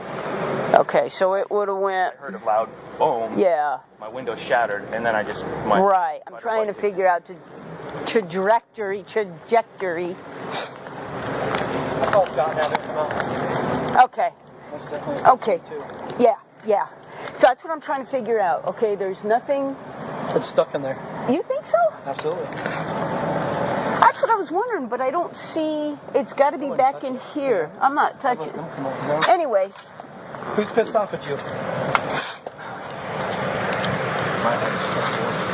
How long is that? Really?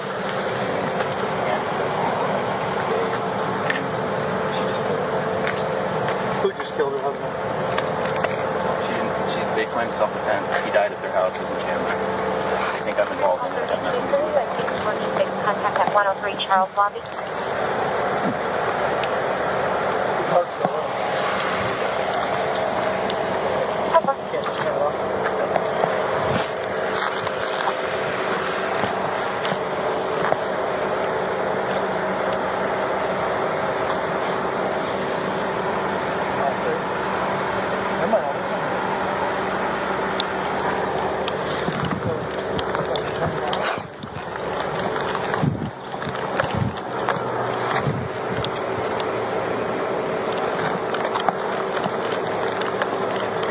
So he's right about here.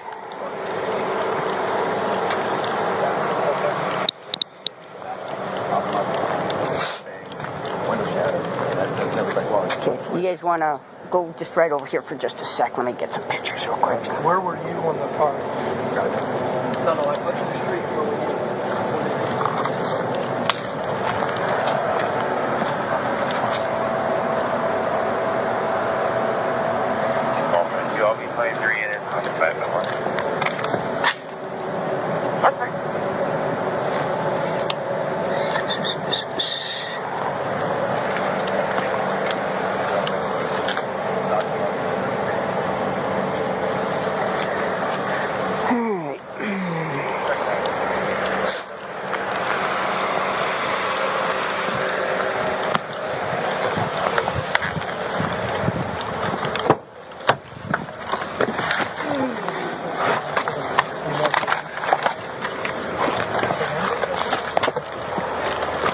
Now, the green you're talking about, are we talking that type of green? Like a hunter green? Like a pukey green. Okay, that's kind of more of a pukey green. Are we talking a chartreuse? I know it sounds like got a gazillion colors, green. Let me just try and find it on my nest. Look at your nest.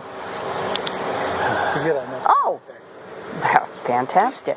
Do you have your, is that your car registered to you? The driver, or your registration? Okay, I'll just get all your information off of that real fast.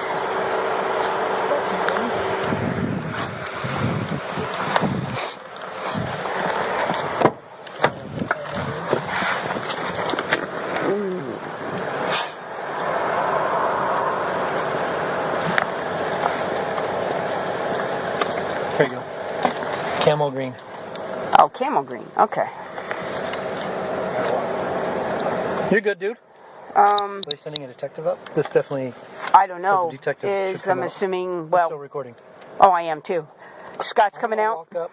Is he? I don't know. You need to call him.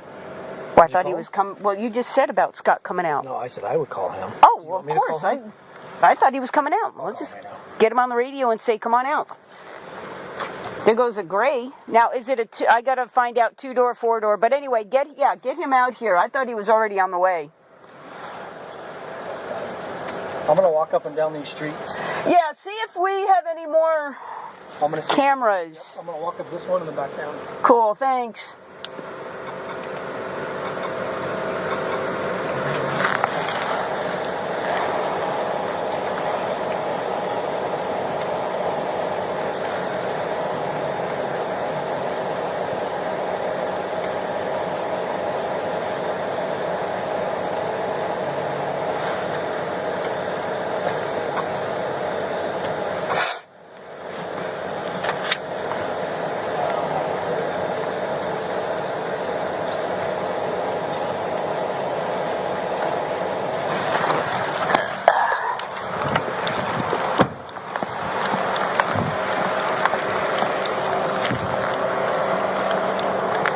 Are you Brandon?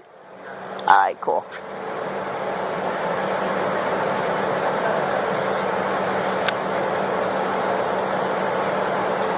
So what would you say, how many minutes before you called us did this happen? I just called right as soon as it happened. Okay, fantastic.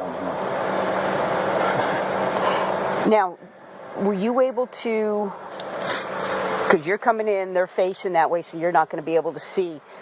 When they passed you, when you were parked, were you able to see any description of these people? Was it a guy, a girl, anything? Okay. I was trying to make sure I had enough distance in case they shot at me. Okay.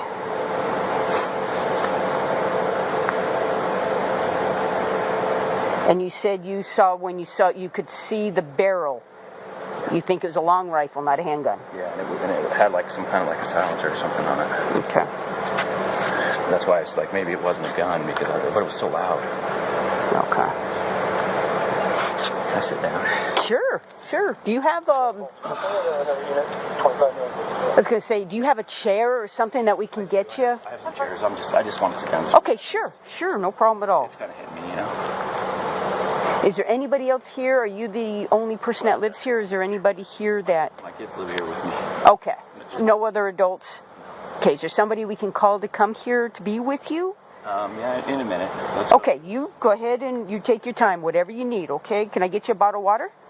I got one over there. I'm fine. I just want to. Sure, no problem at all. Here with you, buddy? No. Nobody else is here at the house? What do you do for a living? I own a couple businesses. Okay.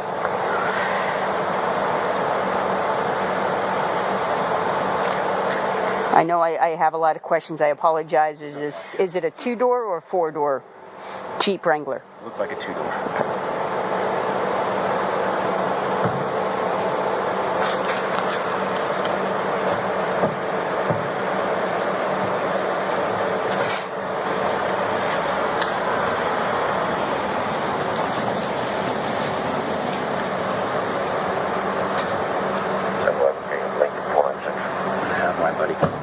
Sure. 10-4, Link 10-4. Can I get a third minute too? I want to do a camera.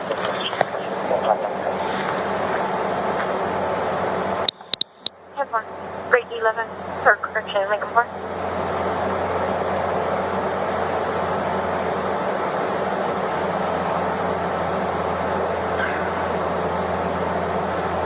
I'm doing a line search down the street. Okay. 11, 41. Okay. When you went, huh? Yeah, you're gonna do a canvas, yeah, and do a line search. As you went down and you got out, you turned Disregard, just north on that street. Okay, how far did you go down before you parked and just? Just, you know where there's a pool over here? There. Okay, I'm not real far. It's been a while. I owned a house on the other side of the street. So okay. So I just pulled on the other side of the pool. Pull the other side of the pool. Okay. It's right there. All right. And then they passed you by. They drive by. I thought, well, I'm going to go down this way and make sure they don't come back out and go out this way. Right. So I had 911 and I told them. And okay. As I saw them go down that way, that's when I pulled back in. And then it kind of hit me what happened. And not until you showed me that I realized something. Okay. All right. I'm going to get some maps and stuff like that. I'm going to be making some notes, so just hang tight, okay?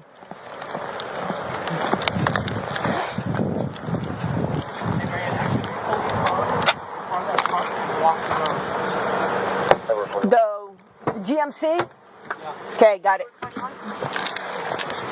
Yeah, 101 to 1 miles.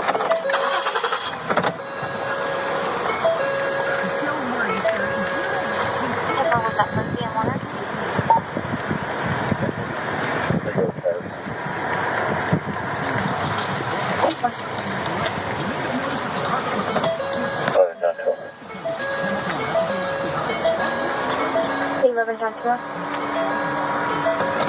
11 to hold 41. 11 to 41.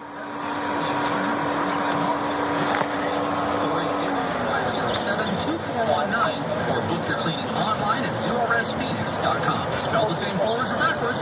Zero Rest is the right way to clean. ARVers in October festive season.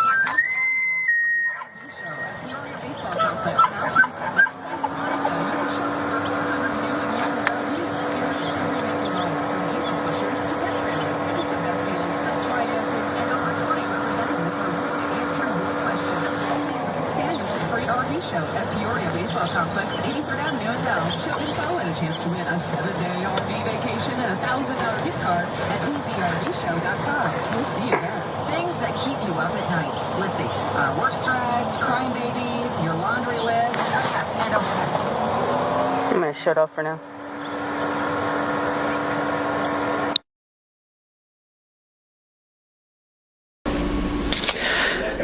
January 7th, 2020.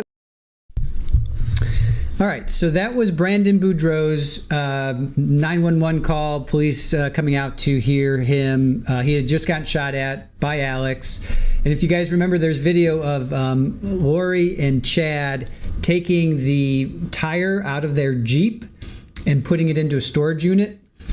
And that was so that Alex could be hiding in the back of the Jeep and shoot at Brandon, I think, while Chad was driving. So. All right, I've got a few more little tidbits here before we get to opening statements again. This one is, so we're kind of getting into Melanie and Brandon Boudreaux because Brandon Boudreaux is coming up. That trial is scheduled for June. And it has been 5 months. That trial is scheduled for June 2nd, in which Lori probably will represent herself as well. All right, so this was Brandon and Melanie. Melanie Boudreaux, Brandon Boudreaux. Melanie is Lori's niece, right? That was her older sister, Stacy, had Melanie. All right, so this is a court hearing because they were involved in a custody battle. And if you remember, I think Friday we played the arrest of Melanie and that she traveled with Alex from Arizona to, I think it was Utah, and she was claiming that Brandon took their 3 kids and she was trying to go back. She had a court order. She wanted to go back and get the kids.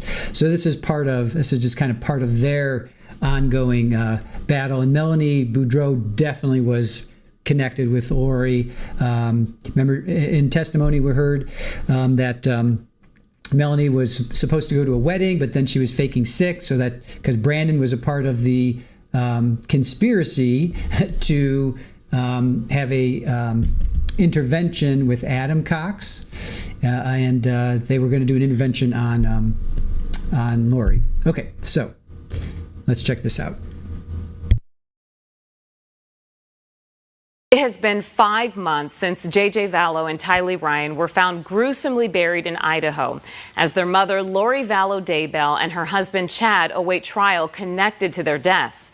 From jail, a custody case here in Mesa has some new clues in this puzzling investigation. Court records accuse Lori's niece, Melanie Pulowski, of being involved in a cult with Lori and Chad. She's also accused of being involved in a shooting attempt on her ex-husband's life. She testified that Gilbert police consider her an investigative lead in that case, but says that she is not a suspect. She also denies that her ties to Lori Vallow Daybell and her family mean that she is an unfit mother.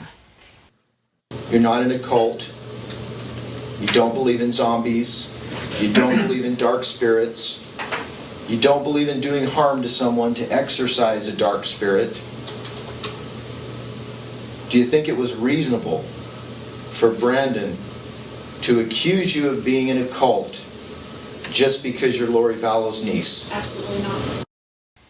Melanie and her ex reached a custody agreement in court. Chad and Lori Daybell are scheduled for trial next summer.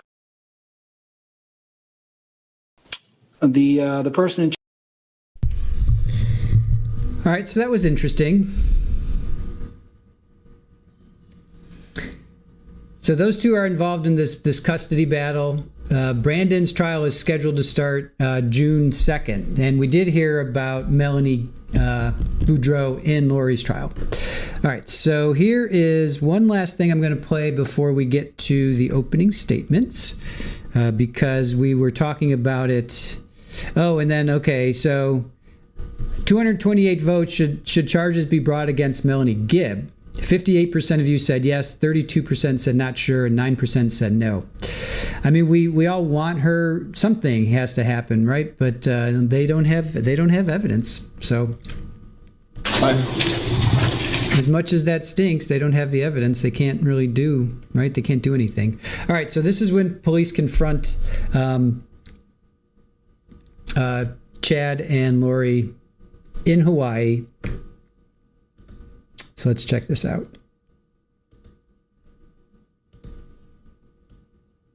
Nope, don't want to do that. All right, we'll just leave it there. How's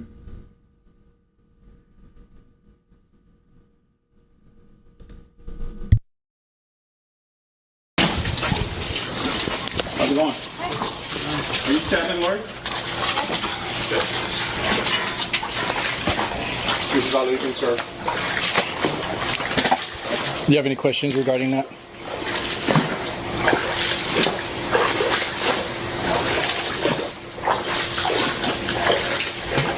So it is 14:39 hours on January 25th.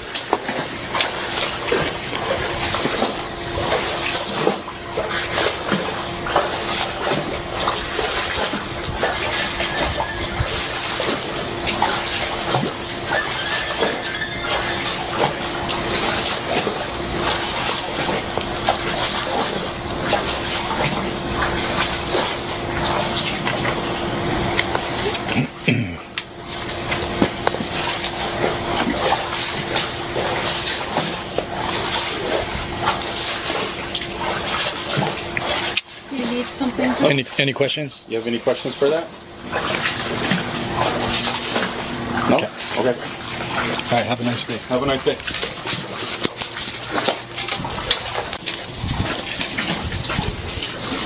How's it going? Are you Chad and Lori? Mr. Vallow, you can serve. Do you have any questions regarding that?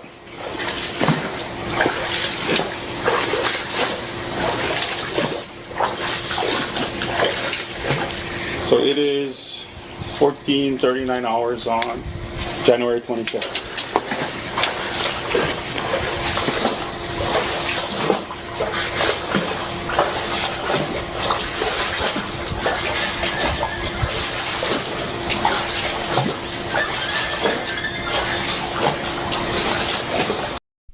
All right, seems like they just replayed it. All right, so yeah, she's reading Visions of Glory there. So she's reading Visions of Glory, and that was Julie Rose. What's her name? Visions of Glory book.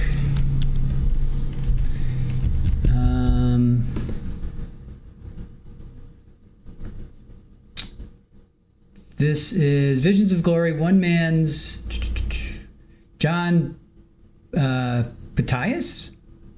Visions of Glory, one man's astonishing account of the last days. So John Patias invites you to walk with Spencer as he witnesses in stunning detail the miraculous events of the last days along prophesied in ancient scripture, the return of the 10 tribes, the building of the New Jerusalem, the millennial day, and this. So that's what she was reading. Yeah, John Pontius, Pontius, Pontius, John Pontius.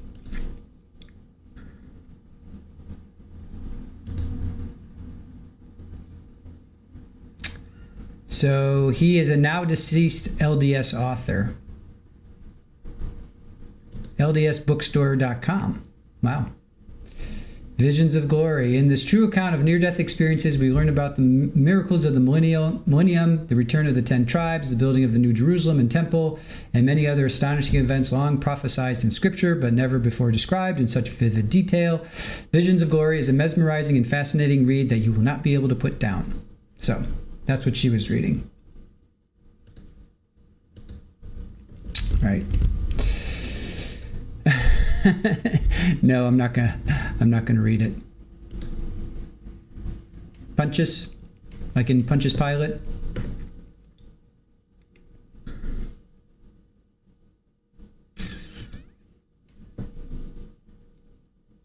All right, we have, let's see, live court will be starting at 11 o'clock Pacific, 2 o'clock Eastern, but then we're on a half-hour delay.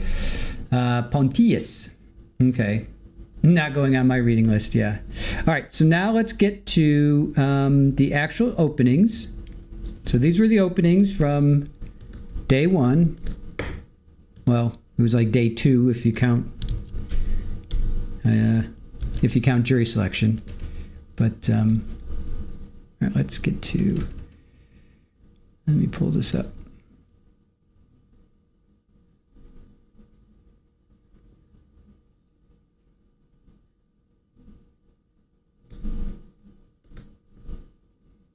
All right, so the reason why I'm going to play this is that I wanted to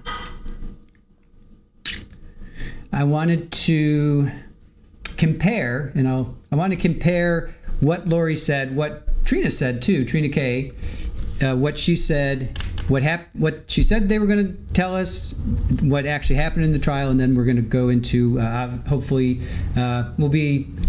this is about an hour, so this will get us almost to where the live trial will be.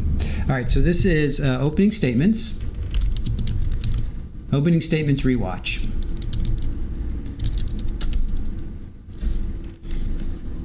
All right, so this is opening statements rewatch. Yes, we're going to hear a lot. The evidence will show. All right, let's get to it. Let's see.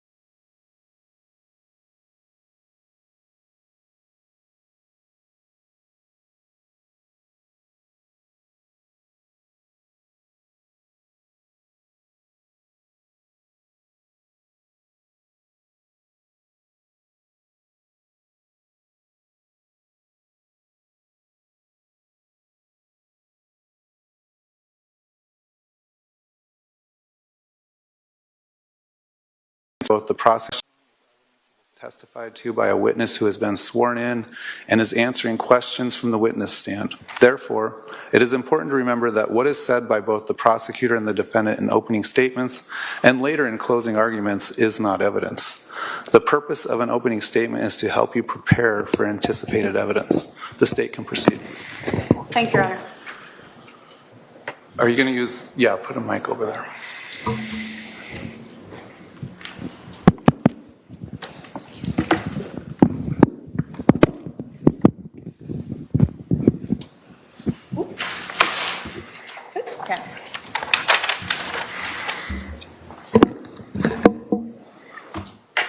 So I'm going to need you to stay close to me the next couple days.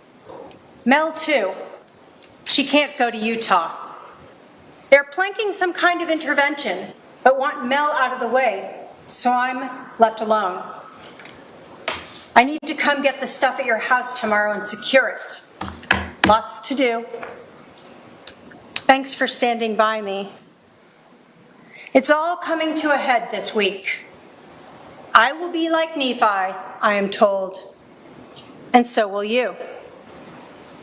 Lori Daybell, the woman seated over here, wrote this to her brother Alex Cox on July 9th of 2019, 2 days before they killed Charles Vallow.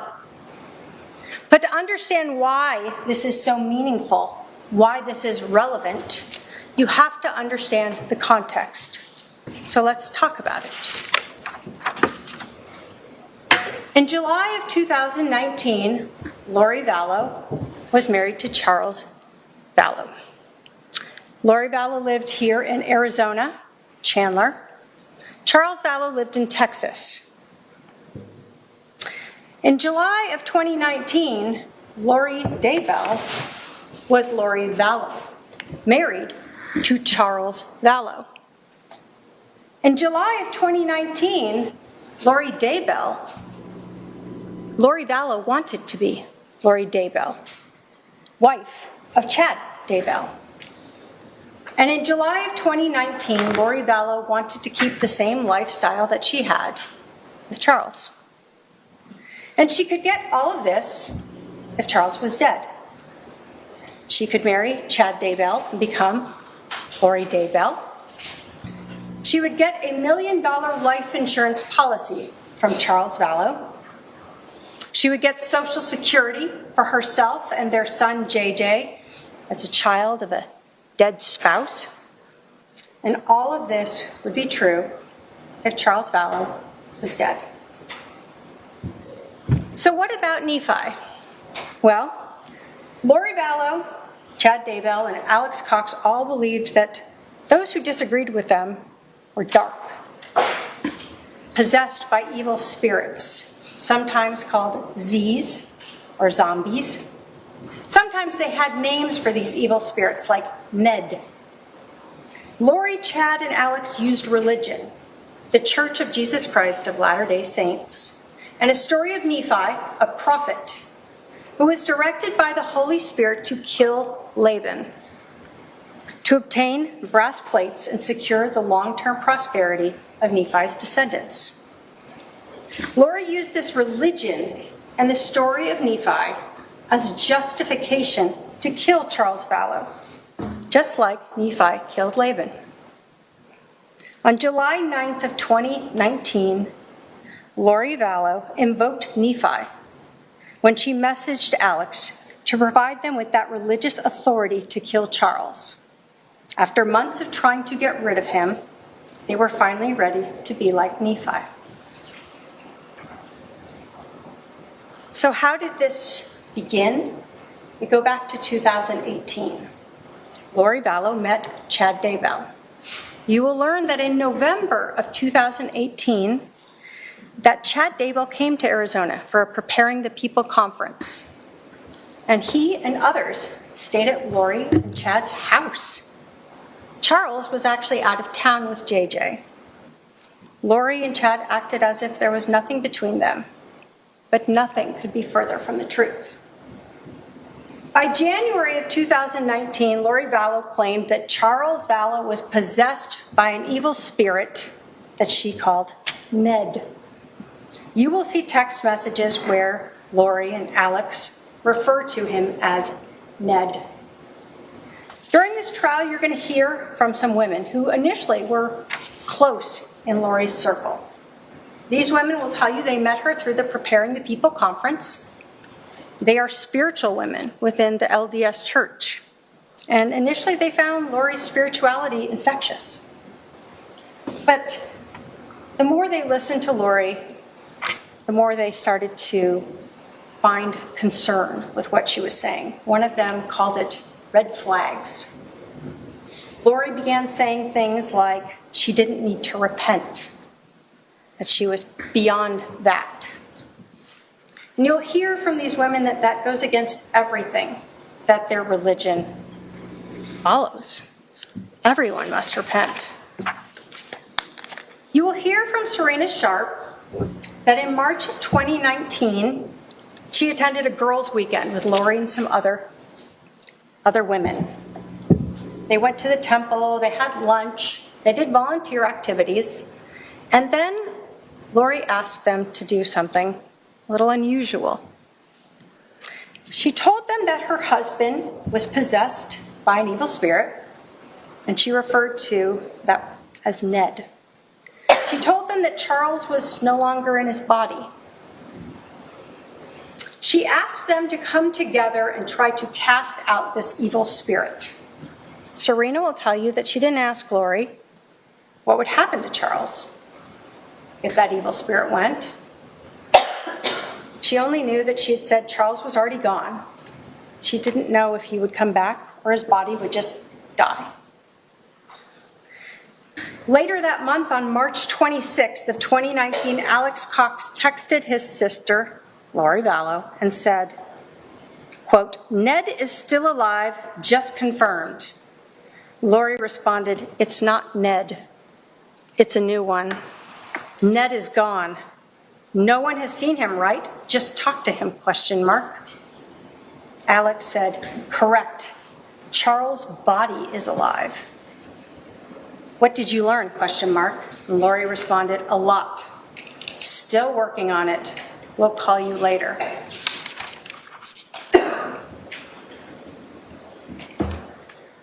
As the year went by, Lori and Alex became more determined to get rid of Charles Vallow's body, whatever they wanted to call him.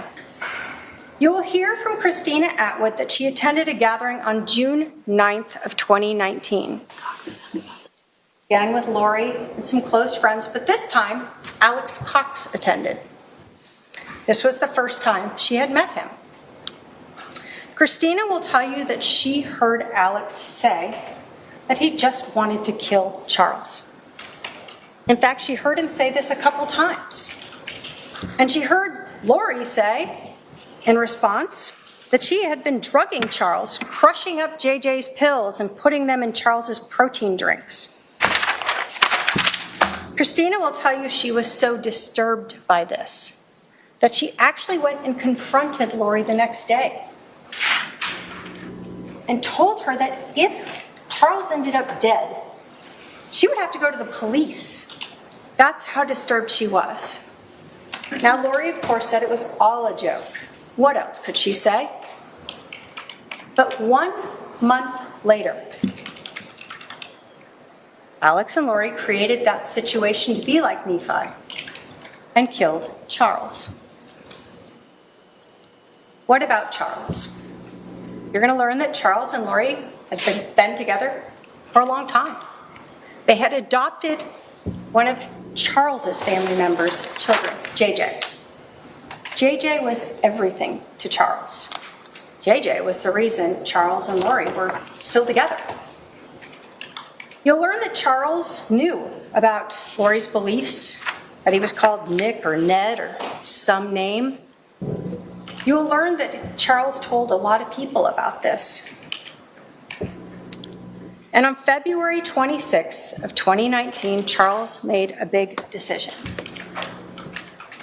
He had a $1 million life insurance policy, and his wife, Lori Vallow, had been the beneficiary. He changed it. He changed it to his sister, Kay Woodcock. You will learn he did not have to notify Lori about it, and she had no idea. You'll learn that Charles desperately wanted to bring Lori back to the Church of Jesus Christ of Latter-day Saints. You will learn that he was close with Lori's brother, Adam, and he was reaching out to him during this time period. You will hear from Adam. Adam will tell you that he himself had heard the defendant say things that were outside the LDS religion, that she was translated. Charles was possessed. He knew she was no longer following the LDS faith. Then, June 28th, Charles found out that Lori and Chad were having an affair. You will hear that he reached out to Lori about it, Chad's wife, and out to Adam Cox about it. Now you're going to hear about a lot of these things because the police executed numerous search warrants. You're going to hear that they executed search warrants on cell phone records, cell tower records, and iCloud accounts. You're going to learn that an iCloud account is basically a service through Apple where you can store everything. Photos, emails, documents, whatever you want. This can be intentional, or sometimes it can be unintentional. Your phone or your computer may be saving items there without you even realizing it. You'll learn that for years, Lori Vallow had an iCloud account that was loriforstyle@icloud.com. But after Charles learned about Chad Daybell on that June 28th, she created a new iCloud account, lollytime@icloud account. Many of these text messages between Lori and others that you're going to hear about at trial were recovered from those two iCloud accounts. You're also going to learn about Charles's cell phone. The police eventually recovered it, and they were able to extract the data, look at the messages and things that had been in there.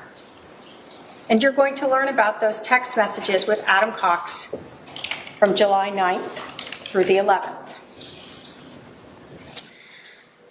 You're going to hear from Adam that they were talking about an intervention, about maybe recording Lori, saying these things and taking those recordings to the stake president, or just confronting the stake president about it.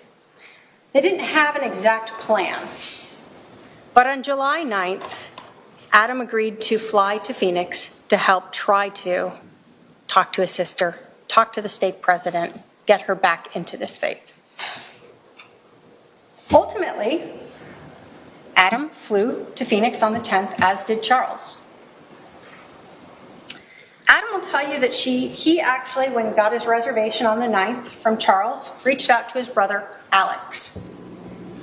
He asked to stay with him. And Alex said, sure. You'll see phone records. They had a conversation about it. But when Adam flew into Phoenix on the 10th, remember, that's after that message by Lori that he needed to stay close to her. Adam tried texting his brother. Adam tried calling his brother. And Alex didn't respond. Adam didn't know that his brother Alex had been summoned to help his sister Lori be like Nephi, that it was time to kill Charles. The text messages from Lori to Alex about that intervention that she knew about and being like Nephi show that by the evening of July 9th of 2019, Lori knew that Charles was trying to have an intervention.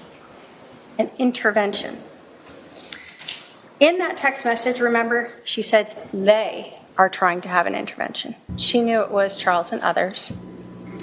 She also told her brother he had to stay close for the next couple days because she knew that she was going to be seeing Charles on the 11th when he came over to pick up their son, JJ, to take him to school. She told him, it's all coming to a head this week. I will be like Nephi, I am told, and so will you. A few minutes after Lori had texted Alex that message on July 9th that they were going to be like Nephi, Alex called his sister Lori, and they talked for over 56 minutes, planning how they were going to get rid of Charles. Alex would stay close with his gun, and he and Lori would be like Nephi. July 10th of 2019 is a day before Charles was killed. We know from text messages that by 7:18 p.m., Alex was already at Lori's house. He brought a garbage bag with some clothes and an orange duffel bag with his .45 caliber handgun and 2 extra magazines of ammunition. He was prepared. We also know that the evening of July 10th, Charles sent a message to Lori letting her know that he would be over at 7:30 a.m. the next day to pick up JJ, to take him to school. Lori and Alex knew exactly when this murder would happen and where it would happen. They just had to make sure that Charles stayed in the house. You'll hear that on the evening of July 10th, Charles spent his last night alive on a date. He had been on several dating apps and appeared to be moving on. You will hear from his date, Nancy Jo, that she and Charles had met on an LDS dating site a few days before. You will hear that she had talked to him and texted him for hours. Sometimes they would talk for 3 hours on the phone. Nancy Jo will tell you that Charles told her about everything of his relationship, his wife's beliefs, everything that was going on. And he had told her about this change to the beneficiary of his life insurance. She will tell you it sounded like a lot of drama, but she still was interested and wanted to meet this person, and so they met that evening for dinner. She'll tell you that she understood on the 11th that Charles would be picking up his son, that he was actually going to meet a realtor about finding a place to rent here so he could be closer to JJ, and that he was going to try to get in touch with Adam to meet up. And then they were supposed to meet later in the day. She will also tell you that she actually told Charles, kind of joking, but in a way to end the drama, why don't you just tell Lori that you changed the life insurance policy so she knows it's not her? Nancy Jo will tell you the next day, she texted Charles, she called him, and she actually thought he had ghosted her. She didn't know he was dead until a few months later when she saw something on the news, a photo of him, and actually learned that he had been killed on July 11th. So let's talk about July 11th. That morning, Lori Vallow was up early and she was texting with Chad Daybell. You'll learn that we do not have those text messages. They were not saved in the iCloud, but we have them from the phone records. Alex was already at Lori's house with his gun, and everyone knew that Charles was a punctual person and would be there around 7:30 to pick up JJ so he could get to school. You're going to learn that, like many people, Charles had left his GPS data locating service on his phone. So that means when his phone is moving around, it was constantly documenting with GPS the location of the phone. During this trial, you're actually going to see this data mapped out. You'll be able to see Charles come to the house, and then you're going to see his phone leave with the defendant and what she does all day with it. What we know is that Charles arrived at Lori's house at about 7:35. He texted Adam Cox and told him that Alex, or Al, is here. You'll see from photos that Alex's truck was parked in the driveway. Adam responded, "Really, I wonder why he never called me back." Charles didn't respond to that. Adam then texted, "They're planning something." And Charles responded, "Absolutely." Adam told Charles, "I was supposed to spend the night at his house last night. She probably blocked that." Charles told Adam, "What you do is up to you." Adam then told Charles he was going to reach out to Alex and ask him to come get him and see what Alex would do. And in fact, he did text his brother. You'll learn that Charles read that text message from Adam, but he didn't respond. Adam sent one more text message to Charles at 7:49 a.m. on July 11th. He told him that he and his son were going to go play basketball at 8 p.m. to look for a specific church leader who was usually there and have a conversation with him. Charles Vallow never read that message, but you will learn that Lori and Alex did. Charles went to the front door of 5531 South Four Peaks Place, a house that he had rented for his wife, Lori Vallow, a house that he paid for. Charles would have had to knock on the door, alerting Lori and Alex that he was there. He got JJ, put him out in the car, and then Lori Vallow created the reason to keep Charles from just leaving with JJ. Lori Vallow wanted to stop this intervention. Lori Vallow wanted to stop Charles and Adam from trying to take her temple recommend away. Lori Vallow, who wanted to be Lori Daybell, and Lori Vallow, who wanted Charles's money. So Lori took Charles's cell phone, and she refused to give it back. Lori Vallow, or Lori Daybell, whatever name you want to call her by, is why Charles didn't just leave with JJ that morning. Lori Vallow is why Alex was able to shoot Charles. Lori Vallow is why Charles is dead.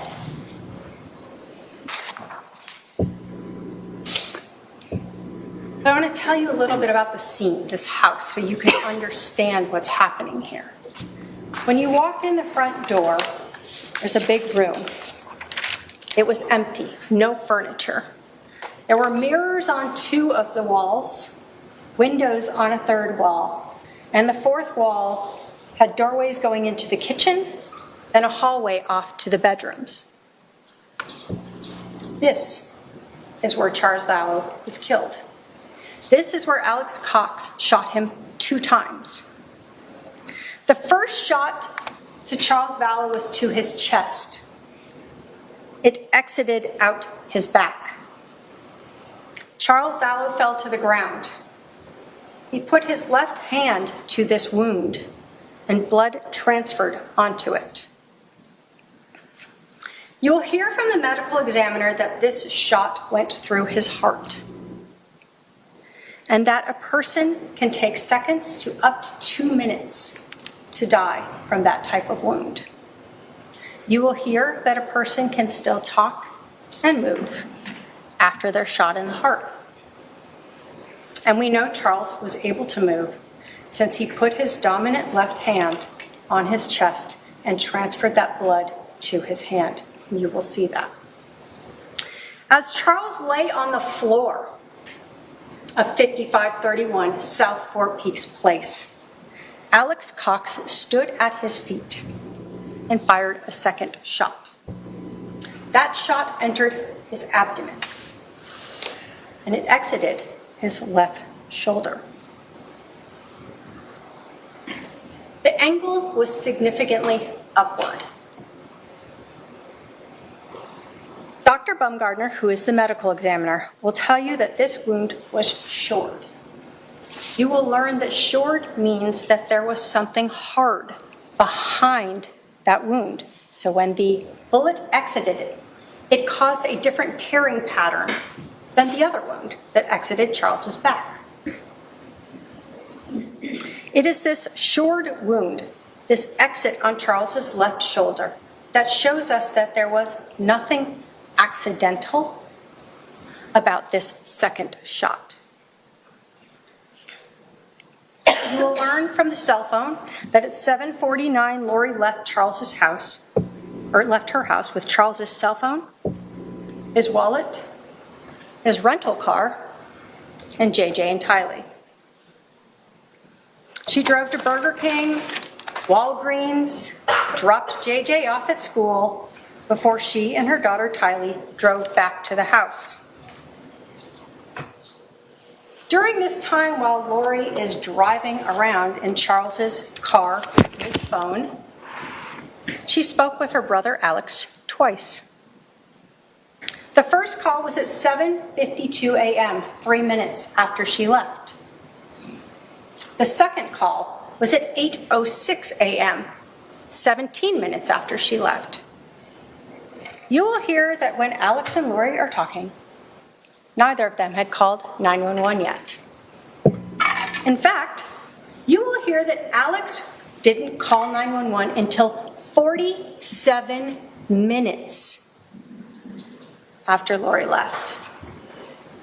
Charles Vallow lay dead on the floor of that house for 47 minutes before he called 911. During this 47 minutes, Alex began staging the scene and making mistakes.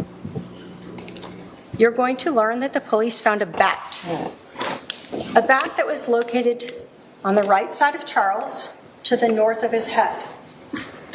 Like he had been holding it, and when he was shot and fell, it dropped, it rolled up against one of the walls that had mirrors on it.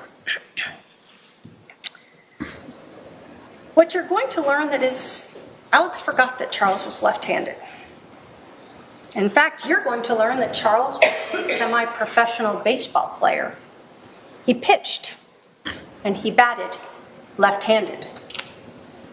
So that bat was on the wrong side. Next, you're going to hear about an injury to Alex himself.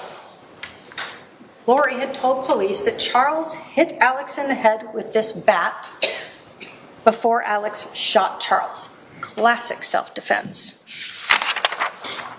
But in all cases, we must look at the physical evidence because it doesn't lie. And the physical evidence doesn't have a bias or a memory loss. Sometimes it's the lack of physical evidence that doesn't lie. So again, we know that this room where Charles was shot had no furniture, mirrors, 2 walls. You'll learn that although Lori claimed that Charles hit Alex with that bat and then Alex shot him in self-defense, that Alex's gun had no blood transferred on it. Alex was allegedly struck in the head with a bat by a semi-professional baseball player. Doesn't go unconscious, and he never touches that injury. Pulls out a gun, is able to shoot this man twice, and then he takes the gun down a hallway and puts it into a room. Never apparently touching his head or this wound. And again, Lori says that Alex was hit with the bat in this room by Charles. But again, what we don't see is any blood on the floor. Charles strikes Alex in the head with a bat. They're grappling on the ground. There's not a single drop of blood on the ground in that room. There's pooling of blood around Charles as he lay there on the ground. There's not a drop of blood going down the hallway to where Alex put the gun. There's not a drop of blood in the room where Alex put that gun. There's not a drop of blood on the floor in the kitchen where Alex went to go wash his hands. There are no towels, sheets, clothing, napkins with blood on them, where Alex was holding his head and trying to stop this bleeding from this injury. You will see on body-worn camera Alex Cox, who's on with 911, come out of the house. He will have a phone in one hand and his other hand up, and you will notice that he actually has a pair of sunglasses resting on the top of his head. You will see at some point Alex sits down, and they ask him to move to another location. They talk to him for a while, and then you'll see him eventually touch his head a few times, and then he obtains a napkin or towel, something, and you'll see him at times rubbing his head, patting it.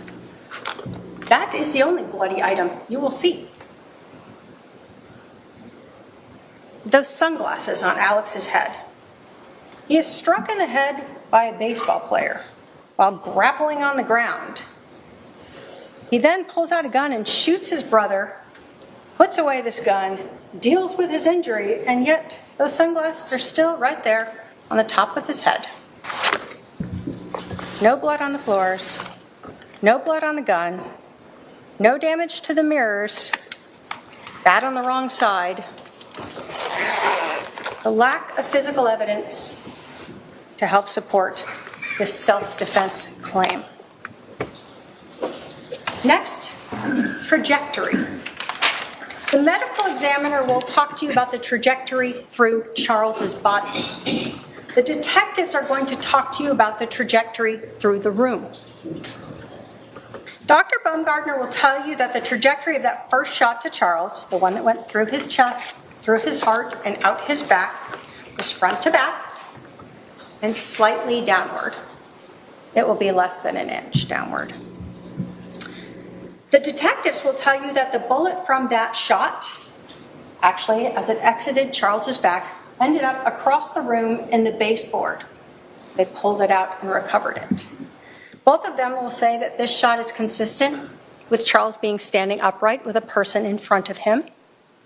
The gun could be slightly down, or his hand could cause that little bit of downward angle. Dr. Baumgartner will tell you that that second shot that entered Charles's abdomen and exited his left shoulder, that the trajectory of that shot was front to back and significantly upward, 13 inches upward.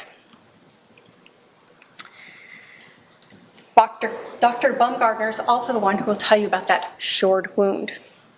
What you will hear from the detectives, though, is that when they found Charles on the ground, off to the side of his left shoulder was the other bullet on the ground, not embedded. They'll also tell you that when they finally moved Charles, they took his body away, they cleaned up the blood on the ground, and they noticed a defect in the flooring, in the wood, consistent with a bullet striking the ground. That defect was located where Charles's left shoulder had been. You will hear that both Dr. Baumgartner and the detectives found the trajectory. The wounds were consistent with Charles laying on the ground, Alex being at his feet when that second shot was fired. The physical evidence does not lie. Charles was on the ground when Alex Cox fired that second shot. The injuries to Charles, the location of the bullet strikes, the trajectory of the injuries both in Charles and in the house, all show this was not self-defense. This was a staged murder scene. I told you that Lori Vallow left the house at 7:49 a.m., and we know this because of Charles Vallow's cell phone. The 911 call was placed at 8:36 a.m., 47 minutes later. The police arrived at 5531 South Four Peaks Place at about 8:41 a.m. Lori Vallow and her daughter Tylee returned to the house at 8:48 a.m. When the police first contacted Lori Vallow, they thought she had no idea that her husband was dead, that he'd been shot and killed. Initially, you will see body cam footage of an officer going up and just getting her information. Lori doesn't ask, why are all these police here? Why is there a fire truck here? Why is my brother sitting on the ground over there? Or is he okay? Instead, she comments about her neighbors. You'll learn that the police then pulled her aside to do what they call a death notification, to let her know that her husband was dead. Only to their surprise, she told them she knew she was there. So at this point, the police knew they needed to take her to the police station and question her. You'll learn that Lori Vallow was interviewed by the police. She was treated very kindly. The police asked her what happened. Lori Vallow told the police that she took Charles's cell phone. She admitted that she was the reason that Charles didn't just leave and take JJ to school. She told police in no uncertain terms that Charles was demanding his phone back, and she refused to give it back. She told the police that even as Charles screamed at her for his phone, she walked away from him, wouldn't give it to him. No matter what happened or what Charles said or did, she would not give his phone back to him. Lori told police that her daughter Tylee came out of the room during this screaming with a bat. That Charles took it away from Tylee and Tylee fell on the ground. And she told Tylee to go out to the car with JJ. She still didn't return the phone. She told police that Alex came out, that he and Charles got into this scuffle with the bat, that Charles hit him in the head with the bat. She still didn't give Charles back the phone. What she did instead was take his phone and go around that wall into the kitchen. Left the situation. Time to let brother Alex be Nephi. While she's in the kitchen, she said she heard the gunshot, came out, saw Charles on the ground, and her brother standing at Charles's feet. Then she told the police she left.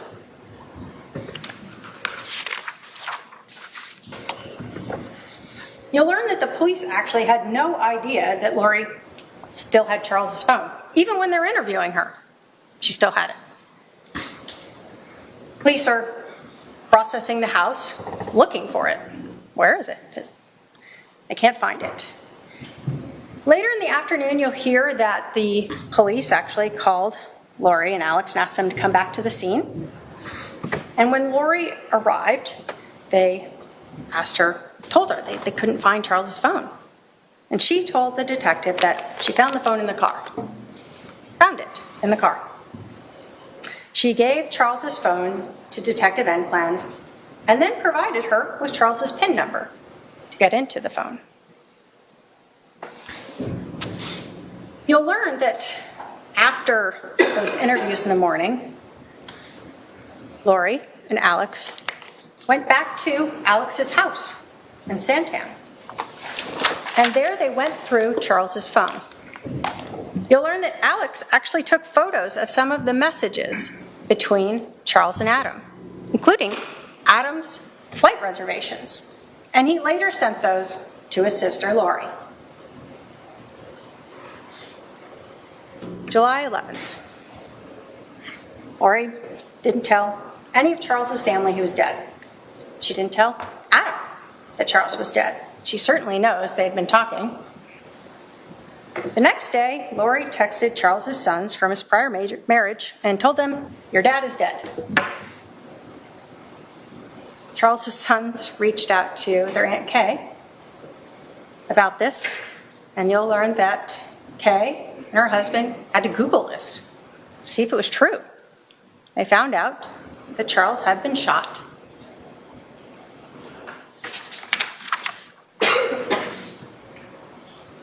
So what about the money? That life insurance policy.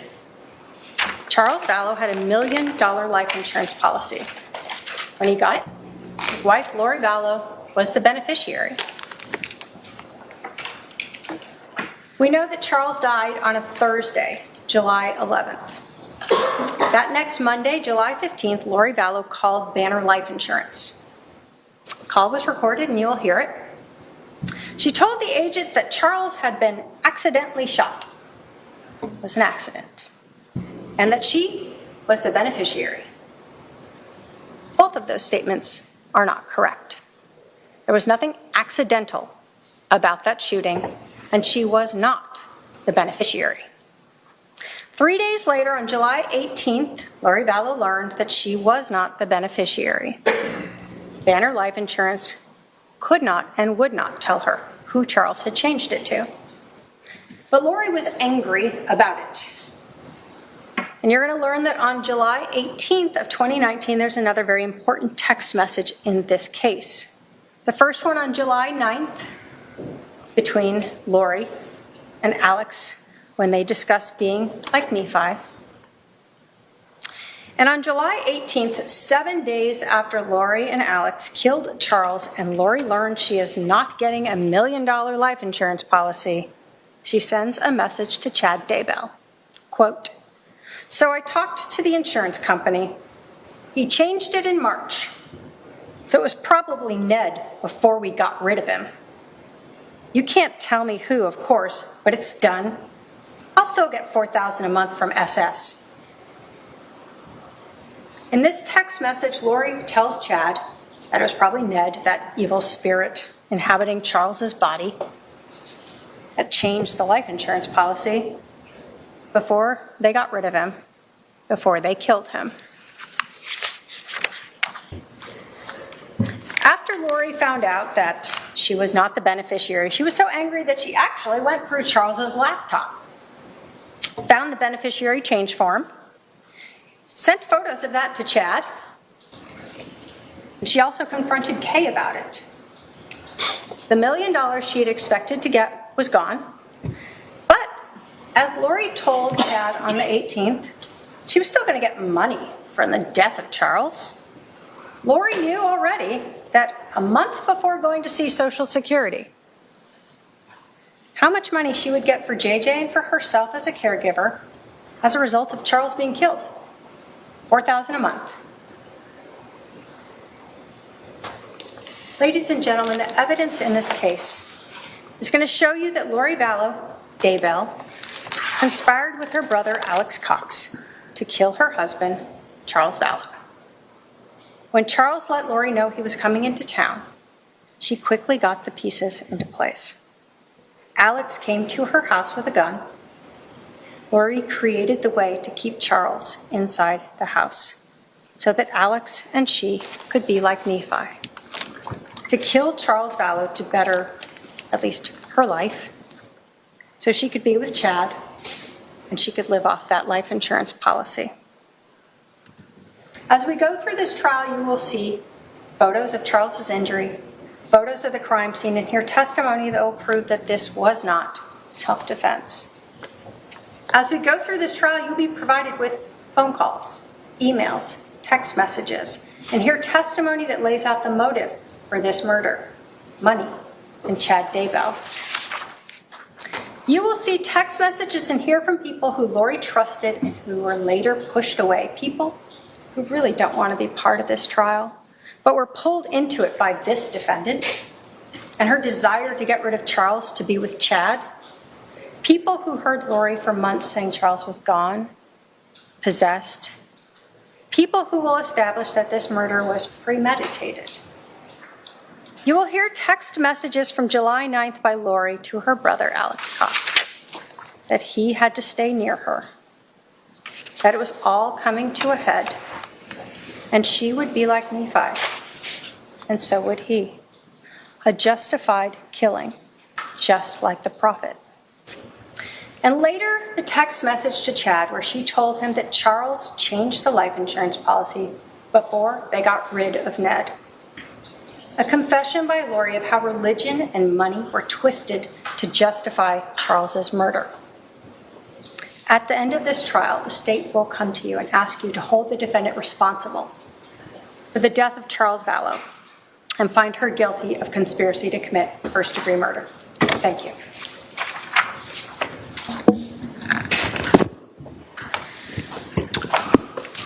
All right. Will the defendant be giving an opening statement?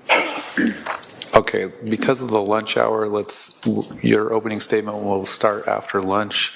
I'm going to excuse the jury for lunch. I'm going to ask juror 3 to stay back. I need to talk to you about something. Please remember the admonition, jurors. We'll see you. Let's.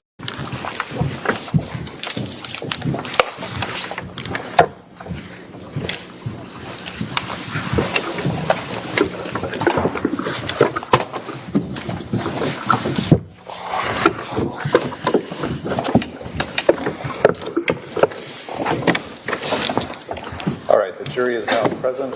Please be seated.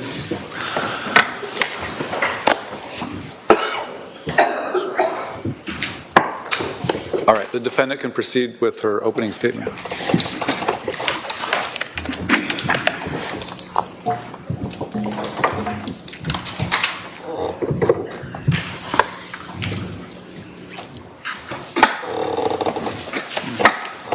Ladies and gentlemen of the jury, I have been charged with a crime, a serious crime. And the only question here is, did I commit this crime? Conspiracy. Conspiracy is an agreement between two or more people to commit a crime. Just want to move this closer. Okay, so you see. Okay. There has to be an agreement. There has to be a plan. The evidence in this case will show that Charles Vallow and I got married in February 2006. It will show that it was my fourth marriage and Charles' third marriage. At that time, we each had 2 children. I had Colby, who was 9, and Tylee, who was 3. Charles had Cole, who was also 9, and Zach, who was 7. The evidence will show that our family moved from Austin, Texas to Chandler, Arizona in 2009. All right, hold on a sec, guys. There is something happening. It's outside the presence of the jury, so let me come over here. Let's check this out. She's talking. It's outside the presence of the jury, but let's check it out. So, sorry to cut that short, but there is something going on here. Sometimes they enter in the full interview for appeal. Hold on.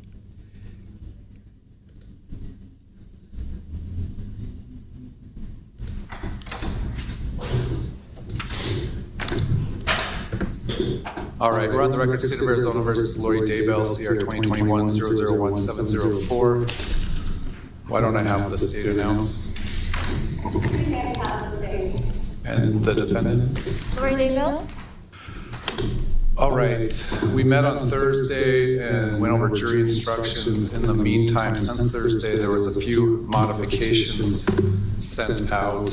We put drafts on your desk this morning.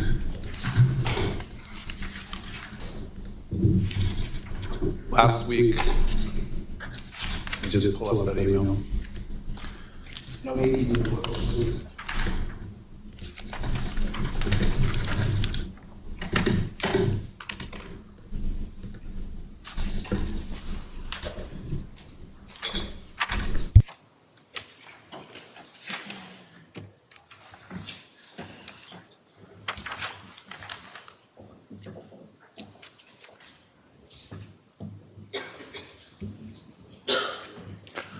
Last week, the state requested some modifications that were made, and then on Friday, Advisory Council also requested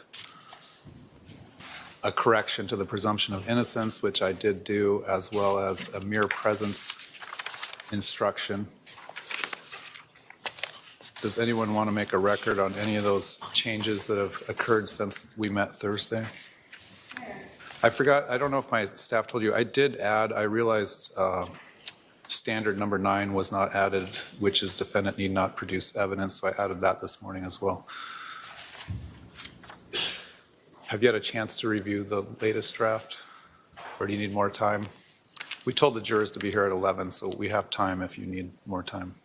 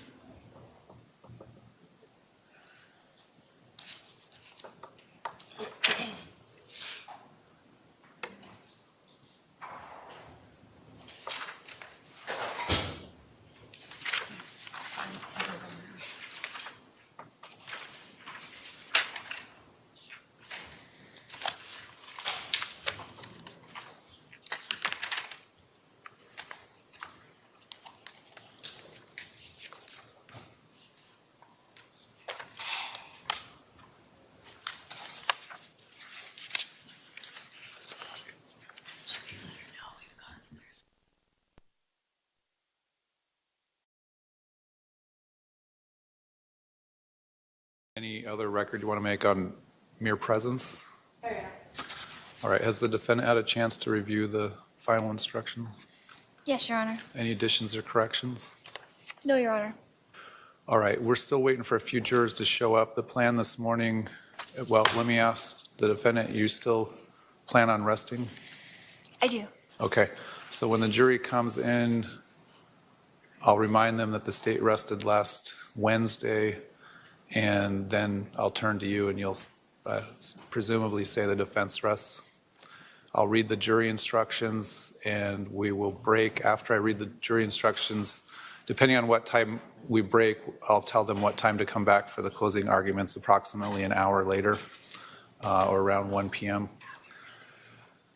While we're waiting, I had my staff email the parties about any potential aggravators. I didn't see a response to that. So in addition to, if there is a second phase of this trial for aggravation, in addition to a dangerous finding, does the state know what other aggravators it might be pursuing? Potentially the emotional harm to the next victim. Anything else?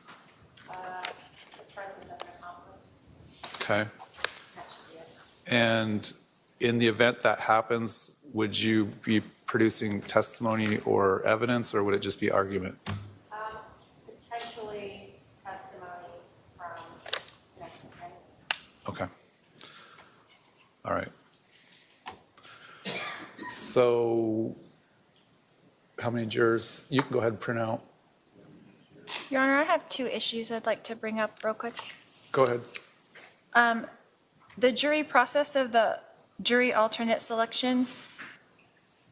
Can you tell me what that process is going to be today? It's literally drawing 2 numbers randomly out of a container. Okay. And when is that going to be done and how does that Not work? till after the closing arguments. Okay. So the alternates are told that they're still alternates, they're not released, because I have had in the past jurors become sick or ill or not be able to deliberate, and we have to call back an alternate to deliberate. So they're still under the admonition until they're released. So we're keeping all of them, basically. But only 12 will go back and deliberate. Okay. If one of those 12 becomes sick or is unable to deliberate, we would bring in an alternate and release the person that can't deliberate. Does that make sense? Yes. All right, what else? So it came to my attention this weekend that the exhibit number 286 that the state put into evidence, that Detective Inkland testified to was the full interview is only about 21 minutes long, and the actual interview is about 55 minutes long. Remind me, what's 286? Is whose interview? It's my interview, I guess, with Detective Inkland. I think that's been redacted because the full interview wouldn't be admitted into evidence for the jury to review. Is that correct? Correct. All right. So is it just the snippets that were played all together? It should just be the parts that were played in court. Is that correct? Yes, I mean, they're all connected. But All right. the state redacted out the beginning, the end discussions of Tylee. That would be hearsay or not. Right. So did you have a question about that? Yes. So is it just the snippets all put together, or is it the interview for the first 21 minutes? I think it's just the snippets that were played in court that are put together as one exhibit. There's connectors in all of it, but it does not include any of the beginning or the end of the interview. Right, portions have been redacted out. Yes. But it's just more or less what was played during testimony. Correct. Does that answer your question? Kind of, but Detective Inkland testified that it was the full interview. So what does that mean if she's testified that it was the full interview? I don't know. It's something you could have cross-examined her on, but now it's probably too late. If you wanted clarification on that. But the jury is going to know it's redacted, and they get the redacted exhibits instruction as part of the instructions. So either side can point that out to the jury that it's redacted. Anything else? I was just assuming that that might have been an error to say that it was the full interview when it wasn't the full interview, and it was admitted into, to reflect the record that it was the full interview. So are you telling me that the jury is not going to be able to go back and watch the full thing? Your full interview? Correct. No, because it was never admitted into evidence. But that's what they said was admitted into evidence. I don't remember if that's what was said or not. I would be surprised if someone said your entire interview was being admitted, but I don't remember the exact My testimony. advisory council checked the FTR, and that's exactly what was said. That was exactly what I was shown, that it said, is this the full interview? Yes, this is the full interview, and it was admitted into evidence. Was there sometimes they enter in the full interview for appeal purposes only, but that's not the one that actually gets shown to the jury. Was that the case? Was not for appellate purposes, Your Honor. Okay. It is the full interview. The defendant talks to the detective in the beginning about Tylee. It does not include that. She talks to the detective at the end about Tylee and victim services. It doesn't include any of that. She's sitting in a room for I don't know how long while Tylee's being interviewed. It doesn't include any of that. It is her interview about what happened. Okay. So the states closed their evidence. I'm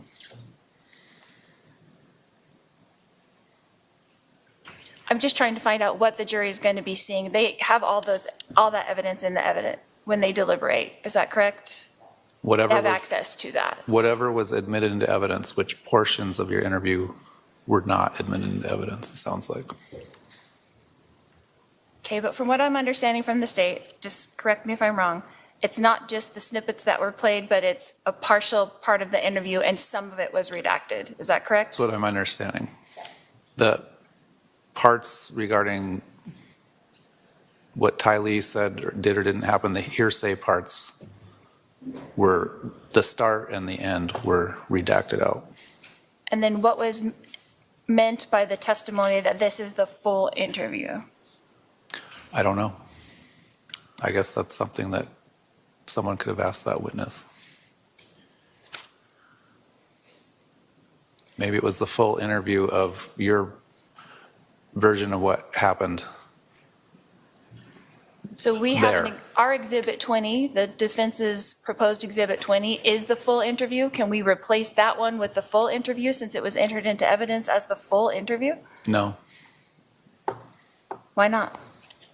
Your full interview won't come in because it's a significant amount of hearsay within that interview that's not admissible evidence.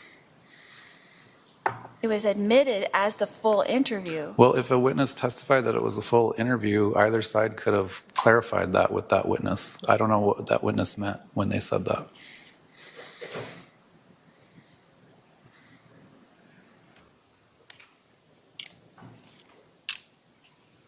Anything else? That's it. All right. We're getting the sufficient number of the jury instructions copied. As soon as that's done and our jurors get here, we'll read those instructions. All right.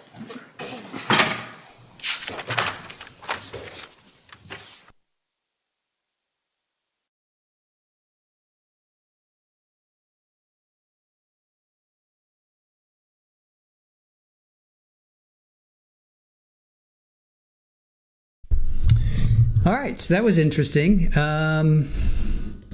Glad we caught that because, and we go to the other feed now.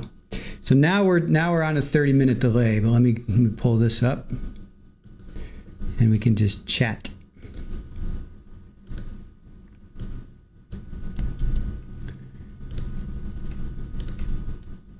Let's get this live.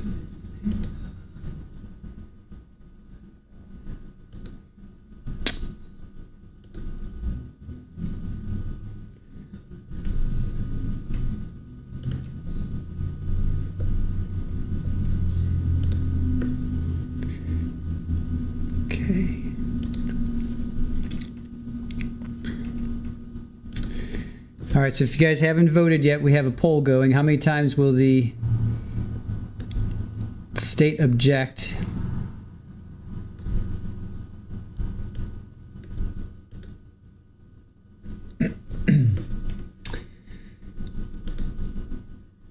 How many times will state object during Lori's closing statement? We got 0 to 3 times, 3 to 6 times, 6 to 9 times, and 9 plus times.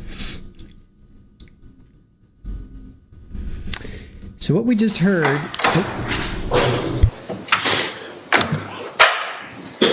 All right, we're on the record, State of Arizona versus Lori Daybell, CR 2021-001704. Why don't I have the state announce? And the defendant? Lori Daybell.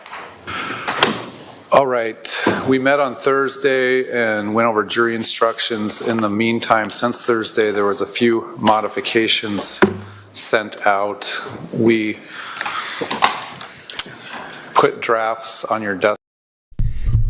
All right, so we just heard this. I'll play it again because we just heard this from another channel, but I'll go ahead and I'll play it again. This is from the channel we'll be staying listening to, but they're basically going to play what we already heard, but I'll play it again. This morning.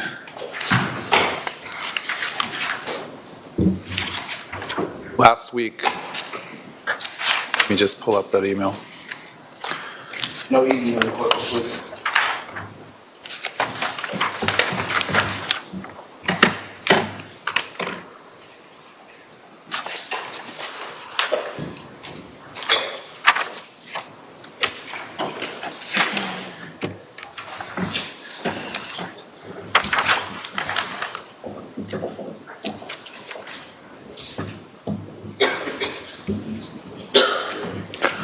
Last week, the state requested some modifications that were made, and then on Friday, Advisory Council also requested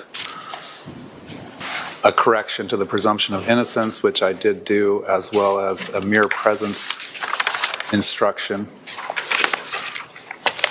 Does anyone want to make a record on any of those changes that have occurred since we met Thursday? I forgot, I don't know if my staff told you, I did add, I realized standard number 9 was not added, which is defendant need not produce evidence, so I added that this morning as well. Have you had a chance to review the latest draft, or do you need more time? We told the jurors to be here at 11, so we have time if you need more time.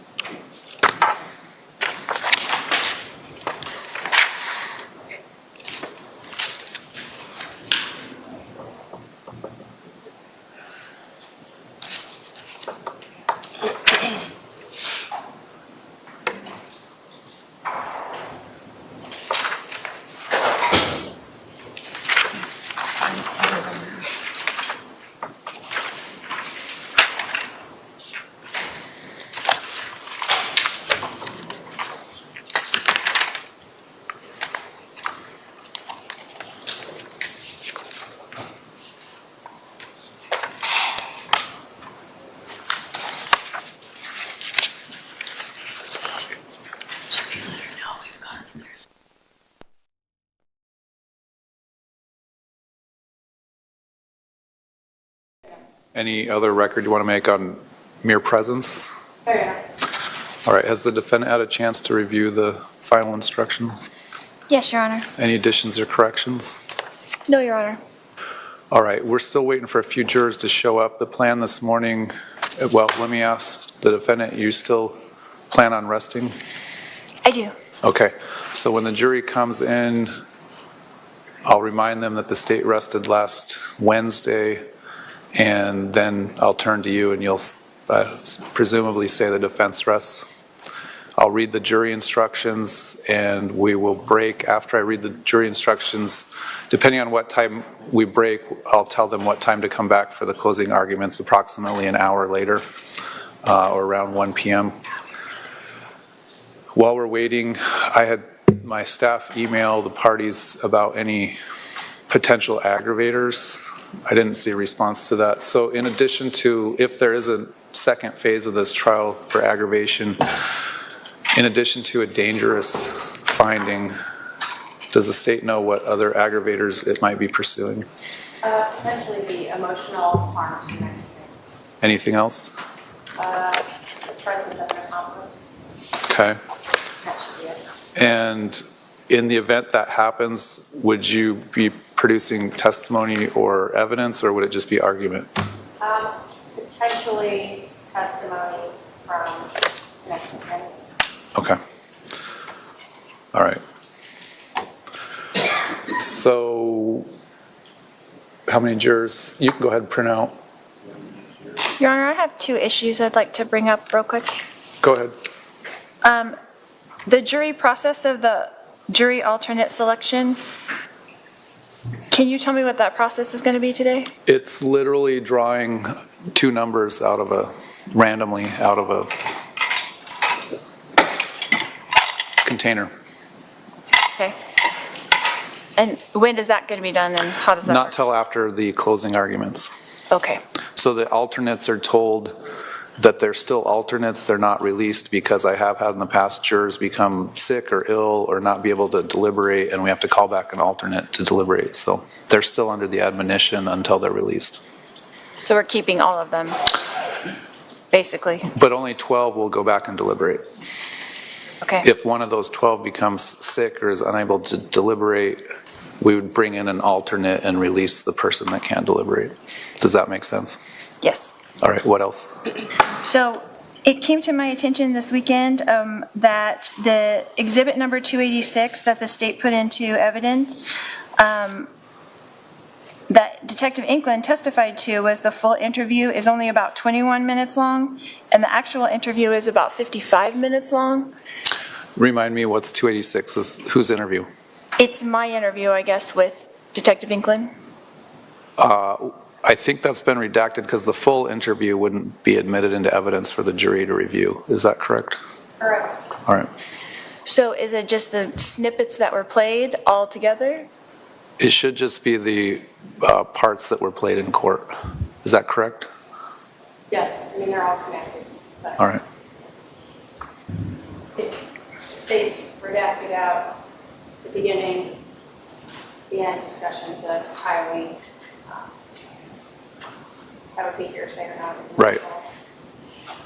So did you have a question about that? Yes. So is it just the snippets all put together, or is it the interview for the first 21 minutes? I think it's just the snippets that were played in court that are put together as one exhibit.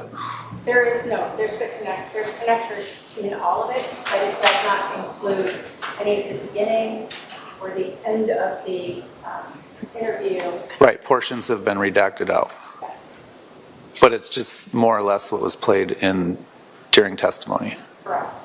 Does that answer your question?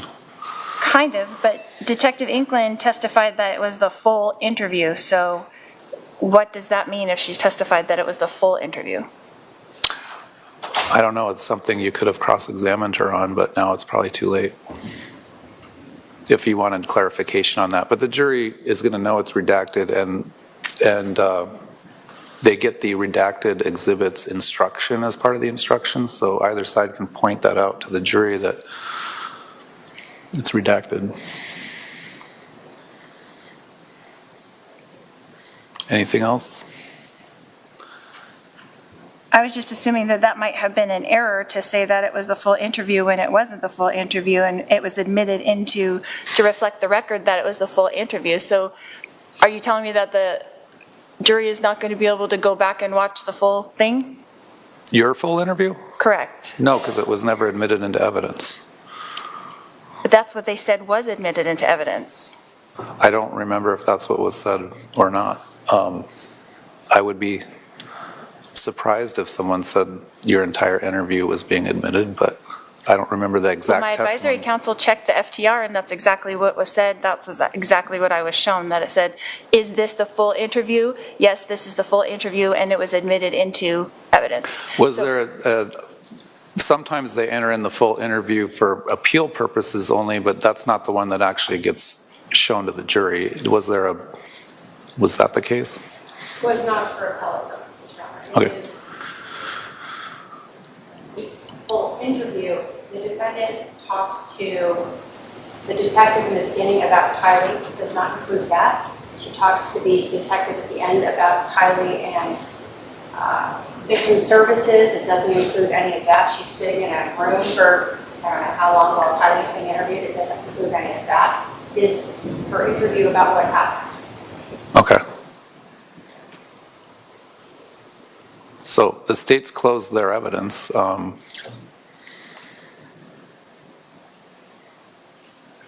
I'm just trying to find out what the jury is going to be seeing. They have all that evidence in the evidence when they deliberate. Is that correct? Whatever They have was, access to that. whatever was admitted into evidence, which portions of your interview were not admitted into evidence, it sounds like. Okay, but from what I'm understanding from the state, just correct me if I'm wrong, it's not just the snippets that were played, but it's a partial part of the interview and some of it was redacted. Is that correct? That's what I'm understanding. The parts regarding what Tylee said or did or didn't happen, the hearsay parts were the start and the end were redacted out. And then what was meant by the testimony that this is the full interview? I don't know. I guess that's something that someone could have asked that witness. Maybe it was the full interview of your version of what happened. So we have our Exhibit 20, replaced that one with the full interview since it was entered into evidence as the full interview? No. Why not? Your full interview won't come in because it's a significant amount of hearsay within that interview that's not admissible evidence. It was admitted as the full interview. Well, if a witness testified that it was a full interview, either side could have clarified that with that witness. I don't know what that witness meant when they said that.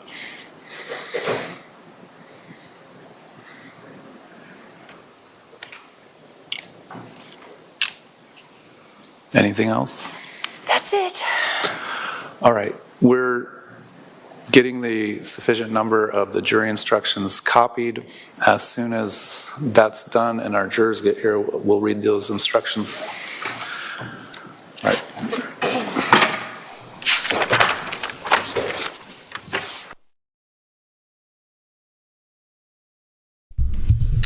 Okay, so this feed that we were watching, they didn't have that, so I jumped over to another feed, then they had that, and then I came back to this feed and they had it. So that's why we watched it twice. And I'm kind of glad we did because I picked out a few more things. So I'll just kind of review what we... First of all, 205 votes. How many times will the state object during Lori's closing statements? 0 to 3 times, 6%. 6 to 9 times, 27%. 3 to 6 times, 27%, and 9 plus times is the winner at 38%. So 38% of you think the state is going to object 9 plus times. So we'll have to see. All right, so judge starts out finalizing jury instructions. Lori has no changes to the jury instructions. She also plans on resting in front of the jury, so she's not going to make any changes, or she's not going to say, hey, no, I do want to testify after all. Lori has 2 issues. First was the jury alternate process. She wants to know, judge pulls out this little container, shakes it, and he says, randomly pulling names out of this container. He's keeping all but 12. He's keeping all of them, but only 12 will deliberate, and that's in case somebody gets sick. Then they'll pull in one of those jurors to deliberate. Then she says, it came to my attention that this weekend, Exhibit 286, which was brought in by the state, it is the full interview. They say it's the full interview, but it's only 21 minutes, wherein the full interview is actually 55 minutes. And the judge is like, well, what is that? Please refresh my memory. And it's Lori's interview with Detective Yinklin. And the state says that they have redacted some parts, which was basically Tylee's is basically Tylee, right? So that would become hearsay because you can't cross Tylee because she's no longer with us. So then Lori's like, is it just the snippets? Judge says it's just the ones played in court, but together you put together in one stream. Ying Clan testified it was the full interview, Lori says. Well, judge says, well, it's too late. You should have crossed her then. Judge says jury will know it's redacted and they'll get that in instructions. Lori says, I was assuming it was an error and it was admitted and reflects on the record. The jury will not be able to watch the full interview because it wasn't entered into evidence. The judge says, I would be surprised if someone said that. And Lori says, that's what they said in it was the entire interview. Counsel checked over the weekend and confirms it was the full interview. And then, let's see, state has closed their evidence. Lori says, I'm just trying to see what the jury will see. Lori says, correct me if I'm wrong. It's not just the snippets, it's the partial part of the interview. The state says yes. Judge says it's Tylee's parts that were redacted because it's just hearsay, again, because you cannot cross somebody who's no longer alive, right? Thank you, Lori. Lori says, what was meant by testimony? This is the full interview. The judge is like, I don't know. That's something someone could have asked the witness. Lori's like, well, what about our proposed exhibit number 20? Well, guess what? You didn't put on a case, so you don't get to put it in. So what about our proposed evidence number 20 is the full interview? Can we replace that as the full interview? Judge is like, no. Why not? Well, your full interview won't come in because it's hearsay. Lori's like, it was admitted as the full interview. Judge says, you could have clarified that with the witness then. And then he asks anything else, and with a huge sigh, she's like, that's it. And then jury instructions are being copied right now. So, yeah, Lori, you're not putting on a case, so you don't have any evidence to put in. Proposed evidence. Yeah, you can propose all the evidence you want. You don't put on a case. Tough. As they say, too bad. Too bad. YB, yeah, she's going to include that in her closing. Just watch. Well, you know that's going to get objected to for sure. Dwayne says, I wouldn't be shocked if she sneak it in. She has nothing to lose with 3 life sentences already. Brett says, if Tylee were still around, Tylee could have testified to the small bit she saw. Unaliving Tylee had consequences in this trial. Yes, it did. Hey, Virginia Little, thank you for coming in. Appreciate it. Pinky Lemonade made it back from physical therapy. Sounds like I haven't missed much. Lori didn't change your mind. Yes. Yeah, I guess if you guys are having problems with the feed, just refresh. No biggies there. Audio's going in and out. Yep, just refresh. Feel free to refresh your own feed. That's always a good thing. Just hit refresh. Irish Amy, does anyone think Lori will request a lawyer in the next trial after the results of this one? That's the Brandon Boudreaux.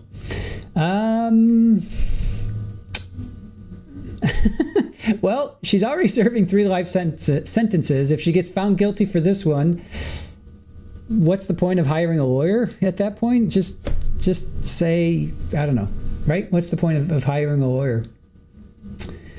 Deidre, facts not in evidence, Your Honor. Holly Mack saying, Happy Easter to everybody. Christine, oh God, let's not have a mistrial in the 11th hour. Yeah, with juror 15, he's a wild card, that juror 15. Yeah, Virginia, I would say why bother? Why get a lawyer if she's already found guilty? 3 life sentences plus this one. It's just like, just give it up. Give it up, Lori. Love. Excuse my typos.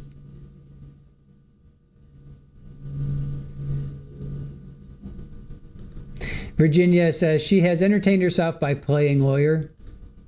Shirley, isn't she already tell the judge she's representing herself? I think so. Yep.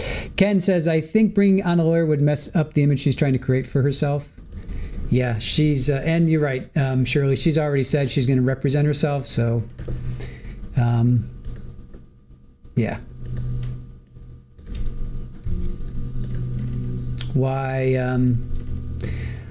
Why change that now, right? Why change that now? Yeah, Virginia, what is up with juror 15? I don't know. Yeah, DMB, fingers crossed, juror 15 gets picked as an alternate. That would be nice. Yep, Sherry M. Trina, please use your mic. I know I had to turn it up from here, and I'm not going to be doing that all day. But again, she's not going to be talking from the bench much. She'll be talking. She's doing closing, right? So she'll be at the podium. So she will. So we should be able to hear her pretty well. Irish Amy says, yes, agreed, Brat. Virginia Squeegee, her one pleasure left is to posture about it. Mel says, what matters is that just Charles Vallow gets the justice he so badly deserves. I agree. I know some of you are like, what's the point? It is there is a point. Kay needs this, Zach needs it, his son, his sisters, brothers, they need it. They need it. Krista, why mess up a good thing? She's doing great for herself. I know, right?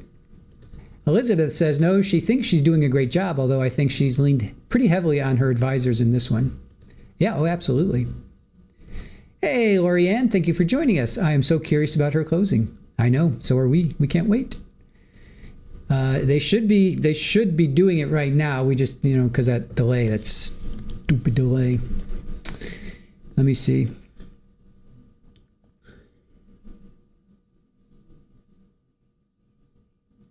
All right, so they did enter it exactly at 11 Pacific, which would be 2 o'clock our time. So, and the judge is reading okay, so we're on track. Joe Schmo, who is our courtroom insider, boots on the ground. If you guys don't know Joe, it's JS_media on X, and then he's Joe Schmo 88 on YouTube. So every day we've been doing recaps with Joe. We've been dual streaming. So if you guys miss anything today, or if you want a breakdown, you want to hear what's going on in the court, you want to ask Joe questions, definitely come. It's going to be 9 o'clock tonight. So come join us at 9 o'clock Eastern, which would be 6 o'clock Pacific. So if you guys have any questions, you want to know what's going on the from a courtroom insider, please join us. Abel says she needs to keep on lawyering, right? Keep on keeping on. I know, DMB, that pesky delay. That pesky delay. Joanne, Jedi Platypus, the point is everyone deserves justice. I agree. We're not here to give Lori a platform. That is not what this is about. This is to give Charles and his family justice. That's what I say. Yes, Joe Schmo is a good sort. Virginia says, do her and Chad get to talk to each other on the phone? We checked into that. I believe they still can.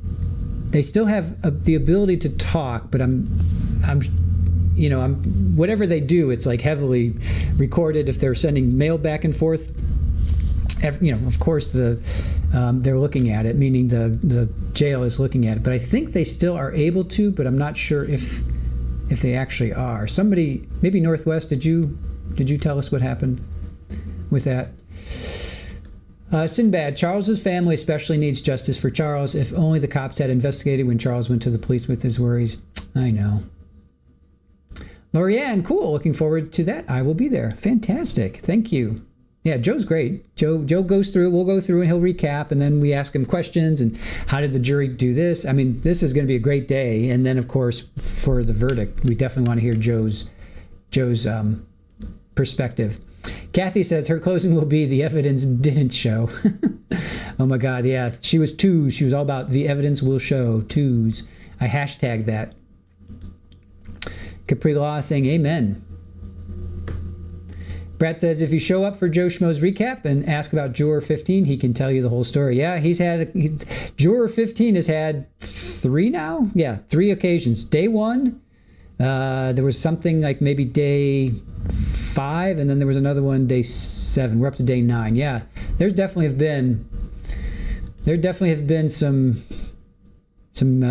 Juror 15 kerfuffles, if you will. Elizabeth, you are in Scotland, 1 a.m. Well, thank you for hanging us. I know it's late for you guys. Wait a minute. It's 1 a.m. Oh, 9, okay. 9 p.m. will be 1 a.m. I was going to say, there's no way it's 1 a.m. right now in Scotland. You're only, 5 hours ahead of us? OnlyFan, any idea if sentencing will be delayed? I think I heard 5 minutes. Ted's? The evidence didn't show. Right. Yeah, she's going to give a Ted's talk. Evangeline, I don't remember. Is Lori in solitary confinement? That's a good question. I think so. I'm not sure. Gladys, DP for Lori was taken off the table because the prosecutor screwed up big time.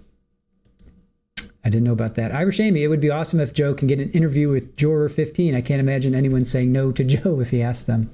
I know, we're hoping he can get an interview with Juror 15 too.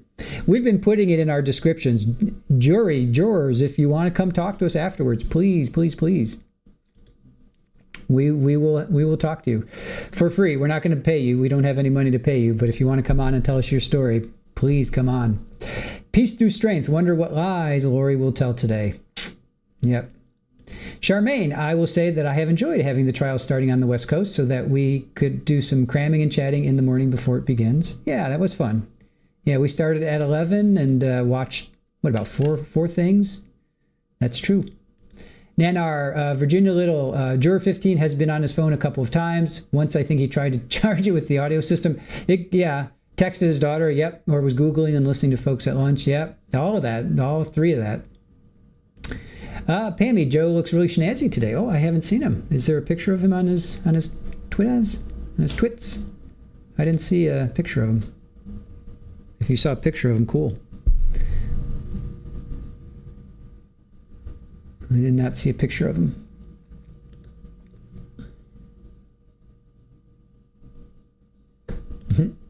Irish therapist, says you love Joe Schmo so much. Susie, Chad and Lori converse through their portal. Yeah, they don't need no stinking phone. That is true. Okay, so here's Joe. He's been doing some live tweeting if you want to go see that. No spoilers though. Don't come back in and tell us what he did. Oh, and Seeking Justice. There you go. Seeking Justice is on Discord. Definitely go check them out. Good friends of the channel. Yep, new hashtag, Teds. We had twos, now we have Teds. MG, I wonder if Colby will be there today. I wonder what Colby's reaction will be when the verdict is handed and we are told guilty. See, now that's a question for Joe Schmo, MG. If you show up tonight, please make sure you ask that question. Afton, the evidence showed my green chili chicken enchiladas were forgettable. Nice. Butterfly Dana, well, the evidence did show the states just not Lori's. Yes. Well, the evidence did show the states, not Lori's. Peace through strength. Why is the jury allowed to have his phone? Yeah, I don't know. He needs to be. I hear you. Kerfuffle, such a good word, and preponderance. I got that kerfuffle from Baker. I will fully give him full credit for that. Obviously he didn't make it up, but he said kerfuffle once, and I'm like, that's great. I love that. Traveling Teresa, MG, yes, Colby is going. Okay. Mike Morrow, didn't he tap the courtroom speakers and play music? Music kicked in, right? There was like some weird electronic techno something or other, and I think Joe said his phone was close enough and it got picked up by the courtroom audio or something, and then that blasted all over, something like that. That was day one. That was like straight away day one. He was in, and then he was texting. During testimony, it said that he was like texting his daughter. Unbelievable. DMB, welcome to my TED's talk. Right? Verdict 5 minutes, not sure about sentencing. That's really wishful thinking. All right, here they come. All right, that's fine. All right, we're back on the record. State of Arizona versus Daybell, CR 2021-001704. The parties are present. The jury is not present. We'll bring in the jury.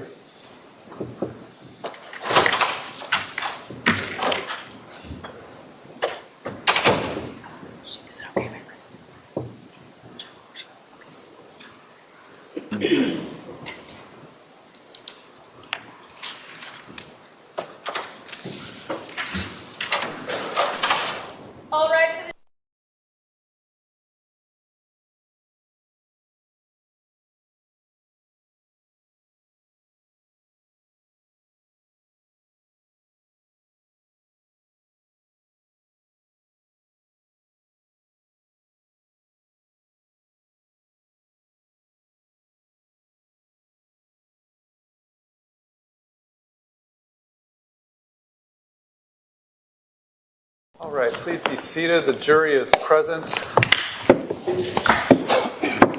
Welcome back, members of the jury. Last Wednesday afternoon, the state rested its case, so now I'll turn to the defendant.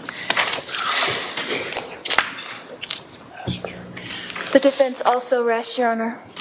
All right, at this time, that concludes the evidence portion of the trial. I'm going to have my staff hand out to the jury the final jury instructions.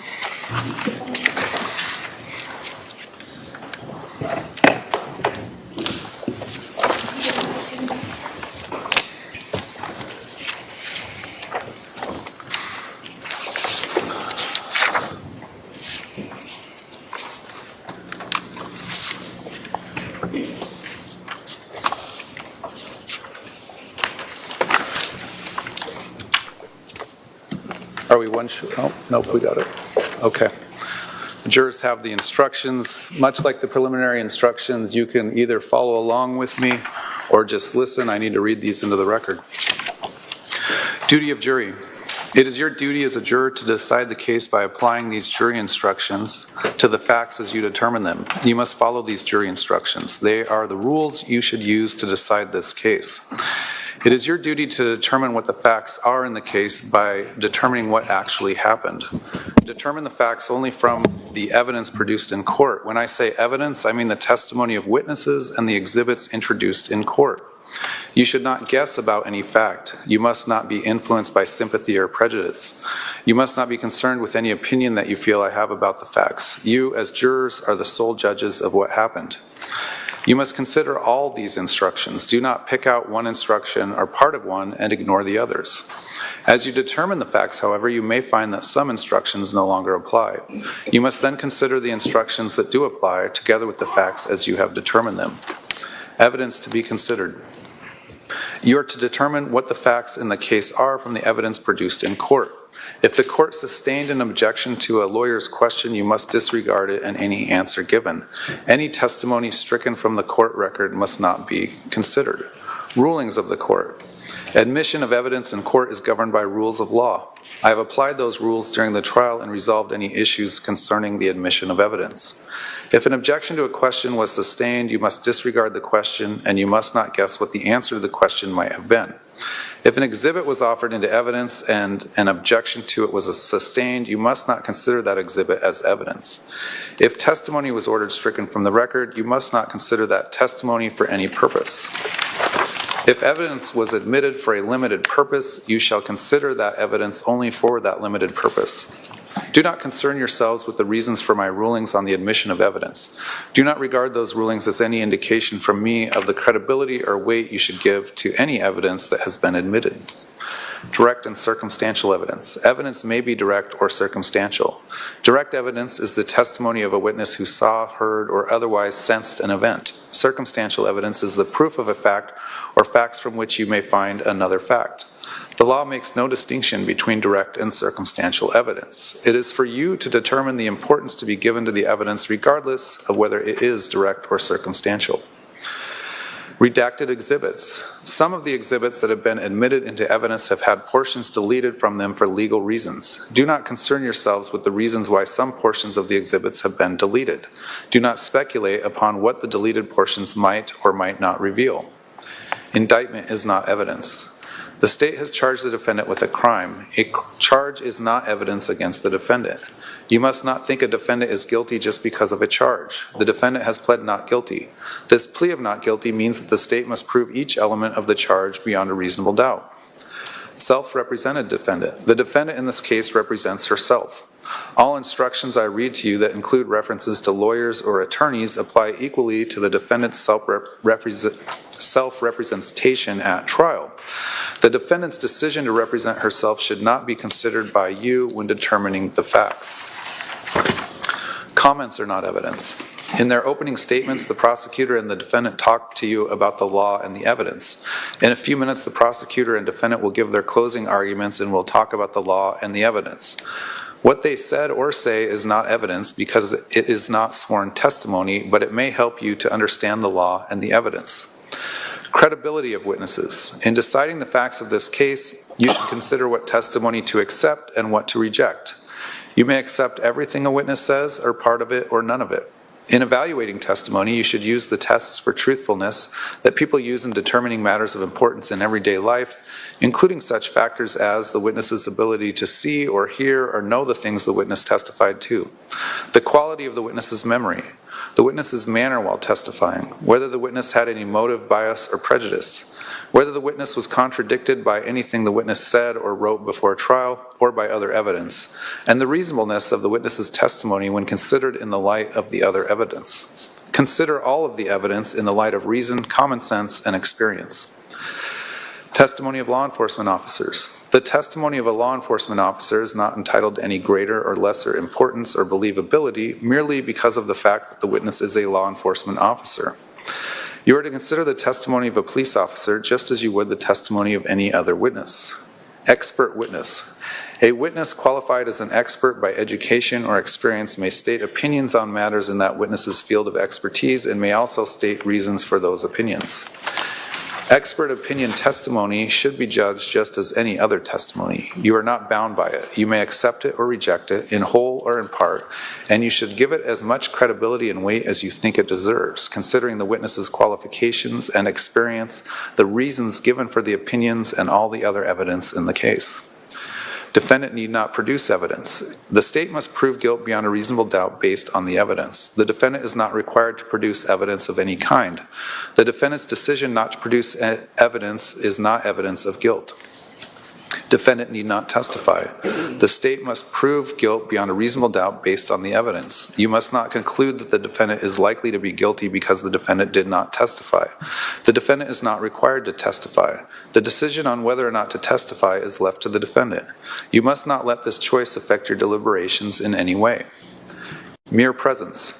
Guilt cannot be established by the defendant's mere presence at a crime scene, mere association with another person at a crime scene, or mere knowledge that a crime is being committed. The fact that the defendant may have been present or knew that a crime was being committed does not in and of itself make the defendant guilty of the crime charged.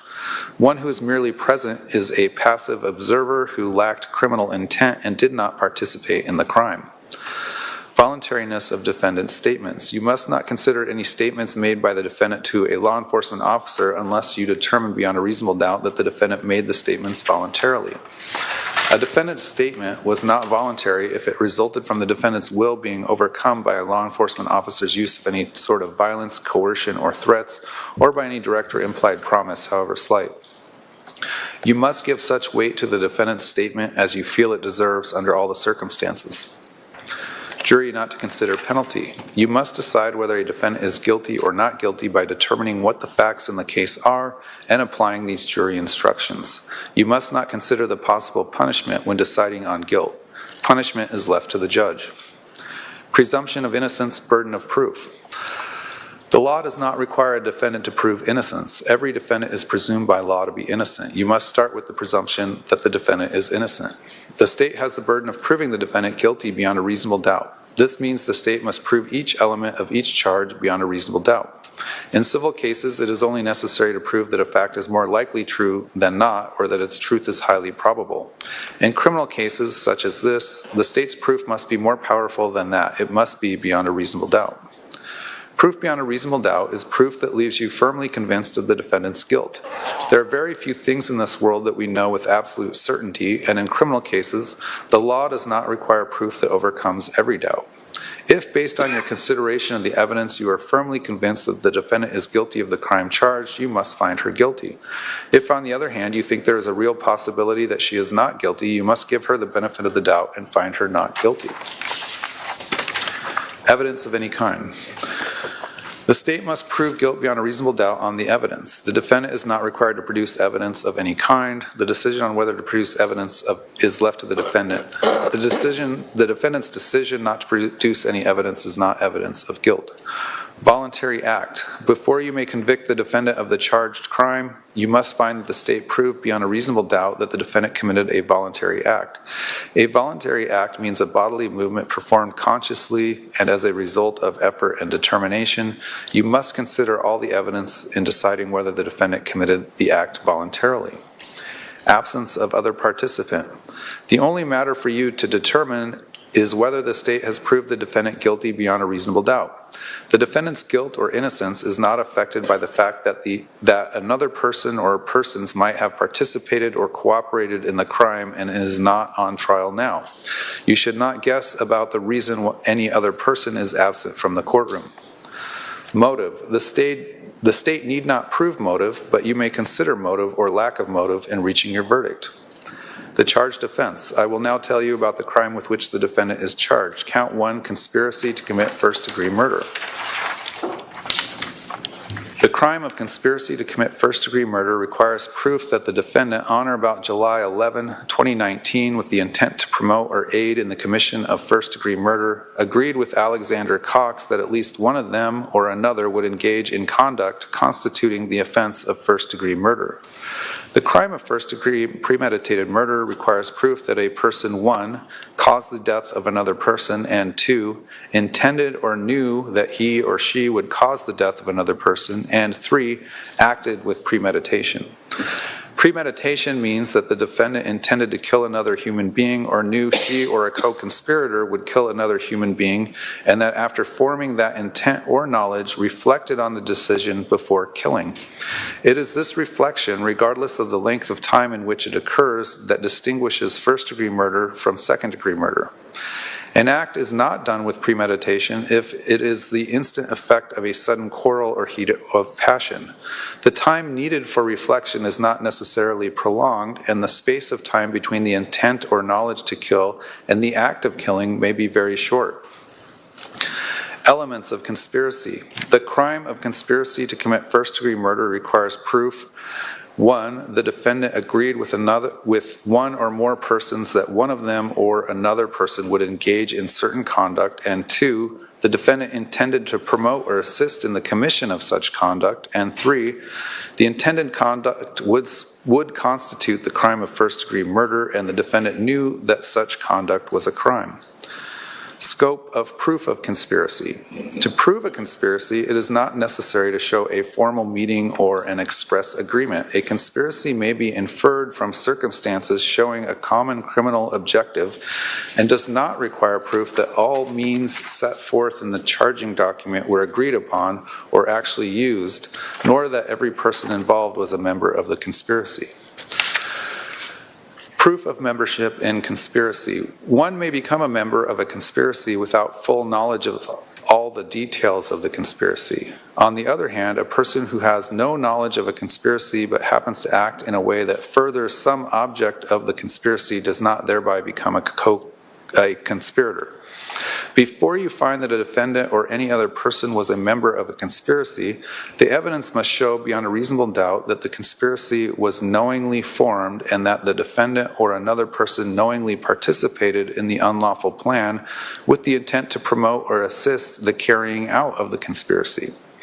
One who knowingly joins an existing conspiracy is as responsible as an originator or instigator of the conspiracy. A person understanding the unlawful character of a plan who knowingly encourages, advises, or assists in the undertaking thereby also becomes a conspirator. In determining whether a conspiracy exists, you should consider the actions and statements of all the alleged participants. However, in determining whether a particular defendant was a member of the conspiracy, you should consider only that person's acts and statements. A person cannot be bound by the acts or statements of other participants until it is established that a conspiracy existed and that person was one of its members.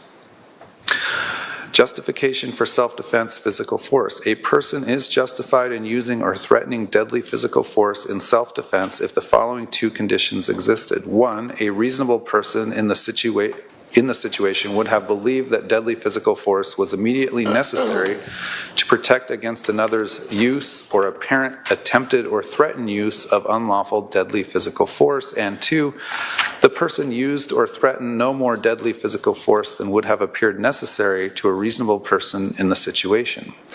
A person may use deadly physical force in self-defense only to protect against another's use or apparent attempted or threatened use of deadly physical force. Self-defense justifies the use or threat of deadly physical force only while the apparent danger continues, and it ends when the apparent danger ends. The force used may not be greater than reasonably necessary to defend against the apparent danger.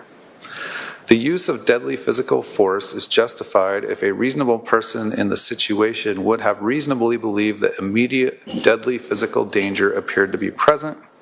Actual danger is not necessary to justify the use of deadly physical force in self-defense.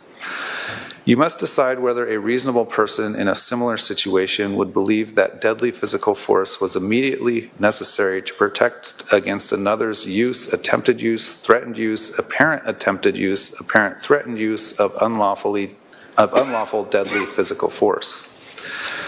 You must measure the person's belief against what a reasonable person in the situation would have believed.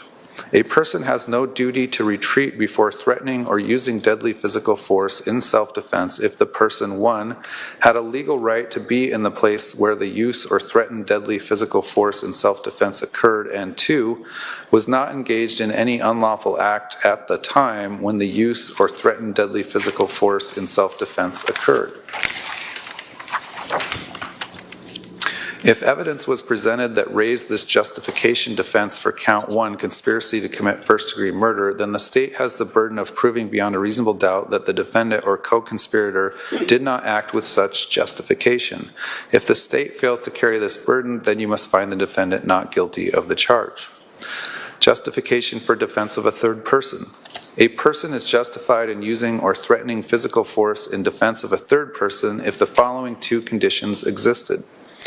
1, a reasonable person in the situation would have believed that physical force was necessary to protect against another's use, attempted use, apparent attempted use, threatened use of unlawful physical force against a third person, and 2, the defendant used or threatened no more physical force than would have appeared necessary to a reasonable person in the situation.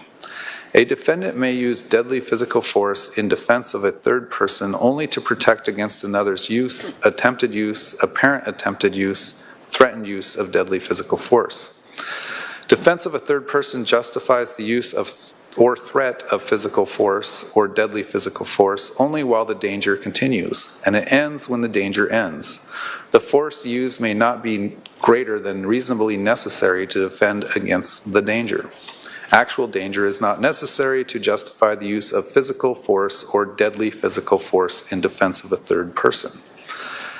The use of physical force or deadly physical force is justified if a reasonable person in the situation would have reasonably believed that immediate physical danger appeared to be present. You must decide whether a reasonable person in a similar situation would believe that 1, physical force was necessary to protect against another's use, attempted use, apparent attempted use, threatened use of unlawful physical force against a third person, or 2, deadly physical force was necessary to protect against another's use, attempted use, apparent attempted use, threatened use of unlawful physical force against a third person. You must measure the person's belief against what a reasonable person in the situation would have believed. The state has the burden of proving beyond a reasonable doubt that the person did not act with such justification. If the state fails to carry this burden, then you must find the defendant not guilty of the charge. Use of force in crime prevention. A person was justified in threatening or using physical force and or deadly physical force against another if and to the extent the person reasonably believed that physical force or deadly physical force was immediately necessary to prevent another from committing or apparently committing the crime of aggravated assault. There is no duty to retreat before threatening or using deadly physical force. There is no requirement that any threat to the person's safety exists before the person may use physical force and or deadly physical force. However, physical force and or deadly physical force can be used only to the extent it appears reasonably and immediately necessary to prevent commission of the crime of aggravated assault. The person's use or threatened use of physical or deadly force is not limited to a person's home, residence, place of business, land the person owns or leases, or conveyance of any kind, but includes any place in this state where a person has a right to be. The person is presumed to have acted reasonably if the defendant reasonably believed he or she was acting to prevent the imminent or actual commission of aggravated assault. The person is justified in using physical force and or deadly physical force against another person, even if that person is not actually committing or attempting to commit the crime, if the person reasonably believed he or she was preventing the commission of the crime. Actual danger is not necessary to justify the use of physical force or deadly physical force in crime prevention. If evidence was presented that raised this justification defense for first-degree murder, then the state has the burden of proving beyond a reasonable doubt that the person did not act with such justification. If the state fails to carry this burden, then you must find the defendant not guilty of the charge. Non-justification for threat or use of physical force. A person is not justified in using or threatening physical force against another in response to verbal provocation alone, or if the defendant or co-conspirator provoked the other person's use or attempted use of unlawful physical force unless 1. The defendant or co-conspirator withdrew from the encounter or clearly communicated to the other person the intent to withdraw with the reasonable belief that the defendant could not safely withdraw, and 2, the other person continued or attempted to use unlawful physical force against the defendant or co-conspirator. The state has the burden of proving beyond a reasonable doubt that the defendant and or co-conspirator did not act with such justification. If the state fails to carry this burden, then you must find the defendant not guilty of the charge. Definitions. Intentionally or with the intent to means that a person's objective is to cause that result or to engage in that conduct. Intent may be inferred from all the facts and circumstances disclosed by the evidence. It need not be established exclusively by direct sensory proof.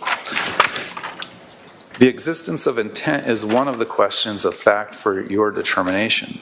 Knowingly, willfully, or knew means that a person is aware or believes that his or her conduct is of that nature or that the circumstance exists. It does not require any knowledge of the unlawfulness of the act or omission. If the state is required to prove that the defendant acted knowingly, that requirement is satisfied if the state proves that the defendant acted intentionally. A defendant is criminally accountable for the conduct of another if the defendant is an accomplice of such other person in the commission of the offense, including any offense that is a natural and probable or reasonably foreseeable consequence of the offense for which the person was an accomplice. Accomplice means a person who, with the intent to promote or facilitate the commission of the offense, does any of the following. 1. Solicits or commands another person to commit the offense, or 2. Aids, counsels, agrees to aid, or attempts to aid another person in planning or committing the offense, or 3, provides means or opportunity to another person to commit the offense. Act means a bodily movement. Aggravated assault means a person intentionally, knowingly, or recklessly caused a physical injury to another person, or intentionally put another person in reasonable apprehension of imminent physical injury by either 1, causing serious physical injury to another person, or 2, using a deadly weapon or dangerous instrument.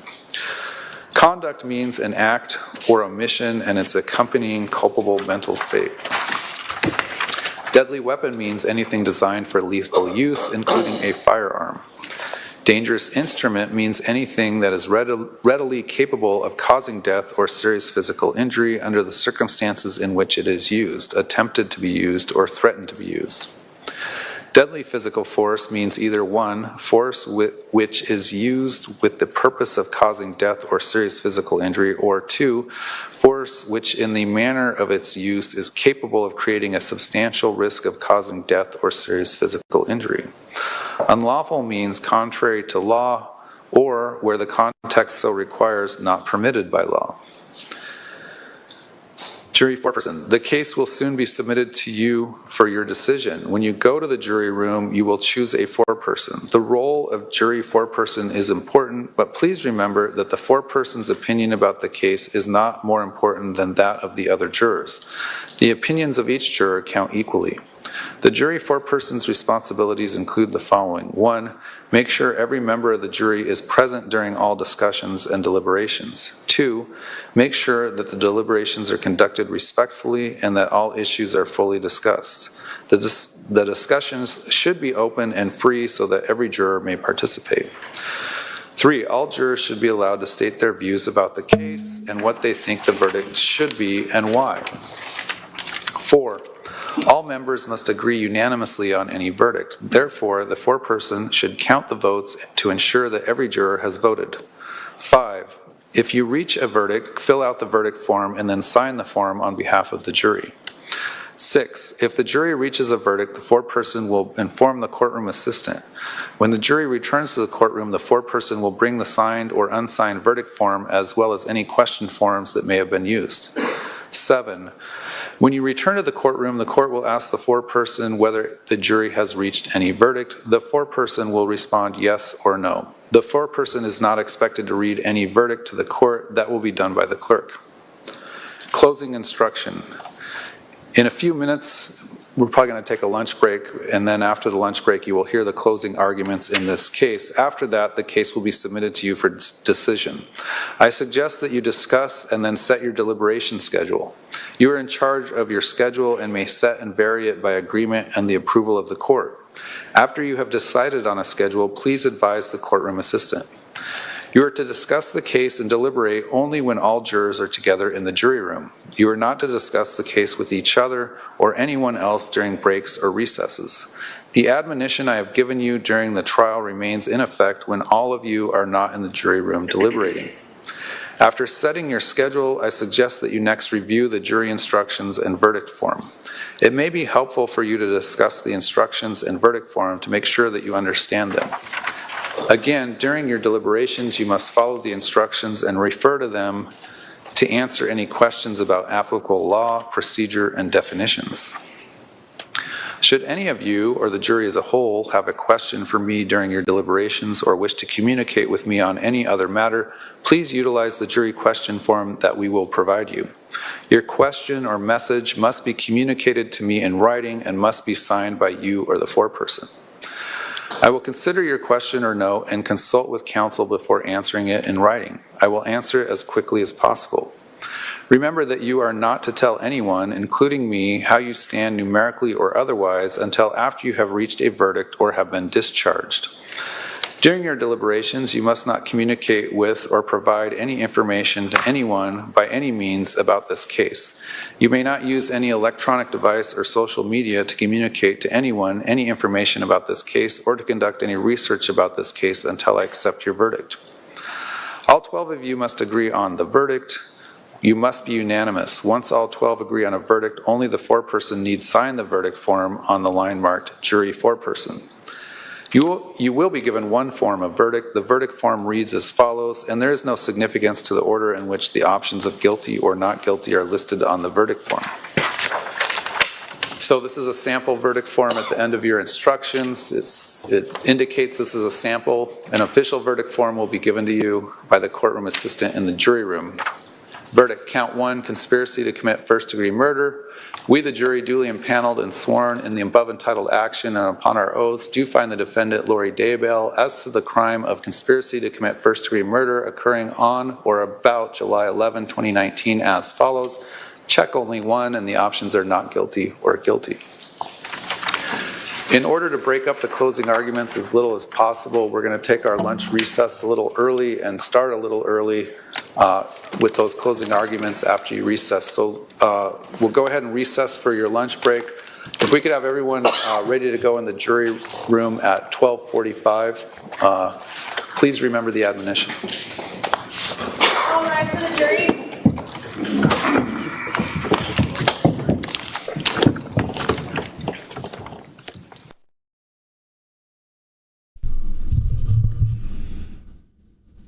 All right, so there we have it.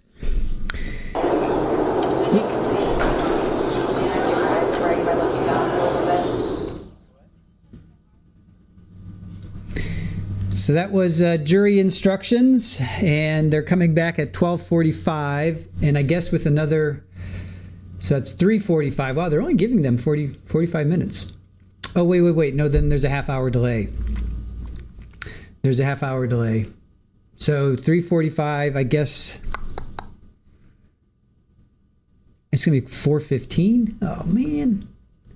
All right, I'm going to end the... I'm going to end that. I'm going to end the poll. Let's end the poll.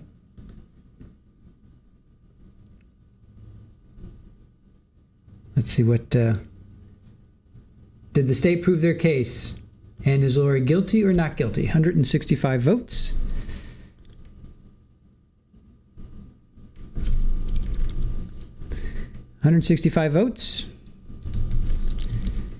We have 96 guilty, 3% not guilty. All right. Who voted not guilty? Oh, wait a minute. What the heck is this? Well, it's got numbered. Numbered different ways. It's going to be 200 and something. Okay, yeah, give me a second, I'll figure that out. Or your. And should we put it on a CD? Anywhere from 256 to 272. You'll have to figure out which one it is. But we can clarify that. Might have to look at the actual exhibits to determine which one it is. Yeah. Ladies and gentlemen, we're going to ask that you take all of your belongings with you for lunch. Anything else? That's all, Your Honor. So, Remind me to clarify which one it is when we get back from lunch, but your staff can look at or your team can look at the exhibits.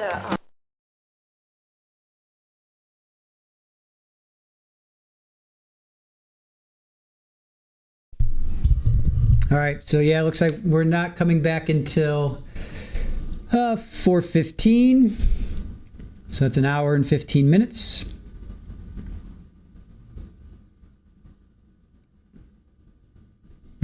Yeah. Hey, well, how did Lori manage to get a vote in there? Kind of all eyes out here at the courthouse as we wait and see. But interestingly enough, this jury, there's 12 of them, there's 2 alternates. So that's live. You hear the reporters are reporting there. So now we have to wait. The state rested in the case last evidence. Lori Vallow Daybell could have decided to take a stand and testify herself today, but decided against it. You hear the chatter. That's all the news reporters doing their newsing. All the reporters doing the reporting. That's what happens during these breaks. All right, so that thing, I think she was trying to get in her proposed evidence of number 20. That was the entire interview of her with Detective Yinkling. She tried to get that. She talked about that at the beginning of the day, and then that's her. I guess she's trying to bring that into evidence. I don't know. I'll have to ask Joe specifically about that. Sherry M., you missed the poll, but your vote is guilty. All right, cool. Reporters be reporting. Here, let's listen to them again. There was a line completely down the courthouse steps and down the hall here, just outside, even before 7 a.m., before the courthouse opened at 7:30 in the morning. There's so much public interest, and we do have some members of the public who did not come here for the rest of the trial, but thought, I'm going to come here for closing arguments and possibly the evidence. So there's so many people out here that want to... That's kind of obnoxious. RDB, they, meaning the jury, chooses the alternates. The jury will now go and they will choose the alternates. Here, I'll put this over here.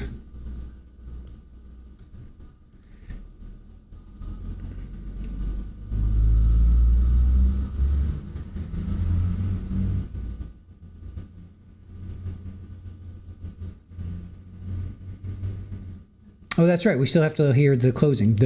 Yeah, we still have to hear closing. Sorry. Yep. We still have to hear closing. Sorry. We have to hear closing. Dwayne, never mind. I see the estimated return. Yep. You're welcome. We love you as well. Thank you, Dwayne. Yep. They'll be coming back another hour and 15 minutes. Yes, the jury picks the alternates. No, wait a minute. Oh, God, I'm sorry, you guys. Hold on. No, the judge is going to pick the alternates. They pick the foreperson. The jury picks the foreperson. Sorry. Okay, I got to get my head in the game here. Sorry. Yes, the judge. Hold on. Judge picks numbers out of a random. Yes. Jury does not. I'm sorry. I'm just going to shut up now. Judge picks the alternates. Jury picks the foreperson.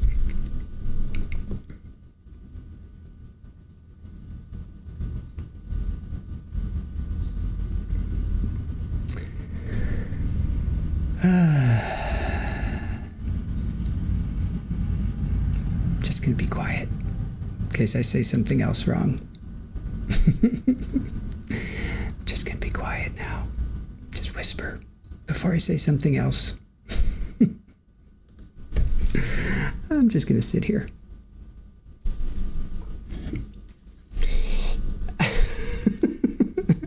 The jury imposes the sentence. I'm sure the judge will. Yes, it's one of those days. Thank you, Pammy. All right.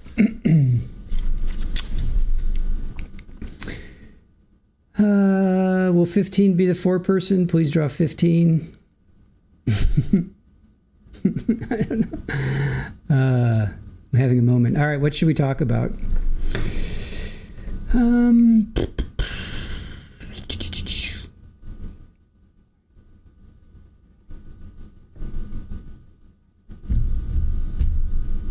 We were in the middle of playing her closing or her opening arguments, her opening statement. Then we cut that off. Q&A with Squeegee.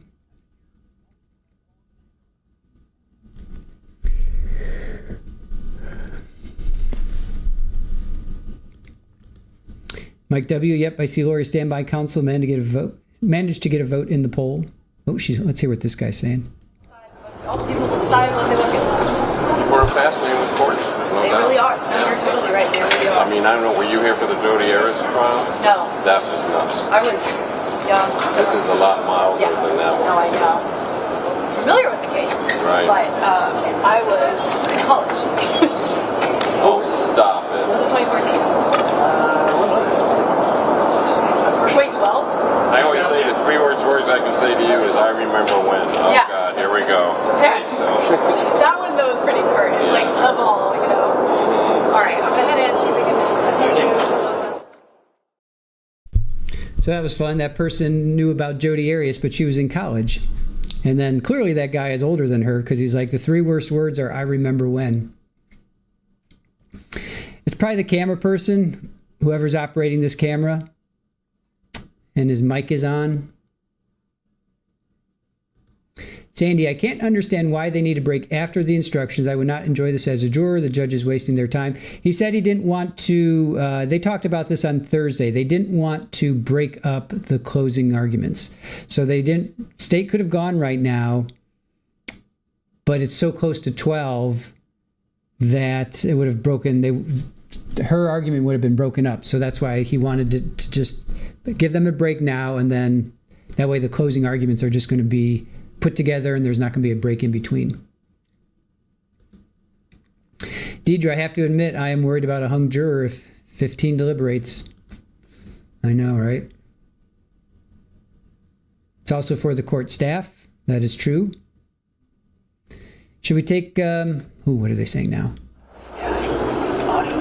So I work on Premiere a lot, we edit on Edius for GA, but I do the true crime stuff and special projects stuff, so we edit on Premiere. Premiere, you can put the kitchen sink in there. Yeah, it's great. I mean, you can tweak the audio. The problem is that it makes it sounds so crisp. It sounds unreal. I'm going to get off of Premiere pretty soon. I'm getting tired. All right. Joe has another Juror 15 story. We can't wait to hear that, Joe. Can you tease it now, or will we have to wait until tonight?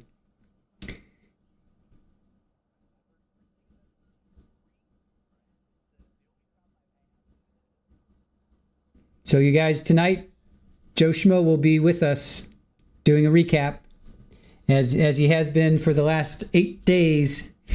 So, Tyler Fear, I'm late again. What's up with this Juror 15? Well, Juror 15 is in his 60s, white male, and he's been in front of the judge 3 times.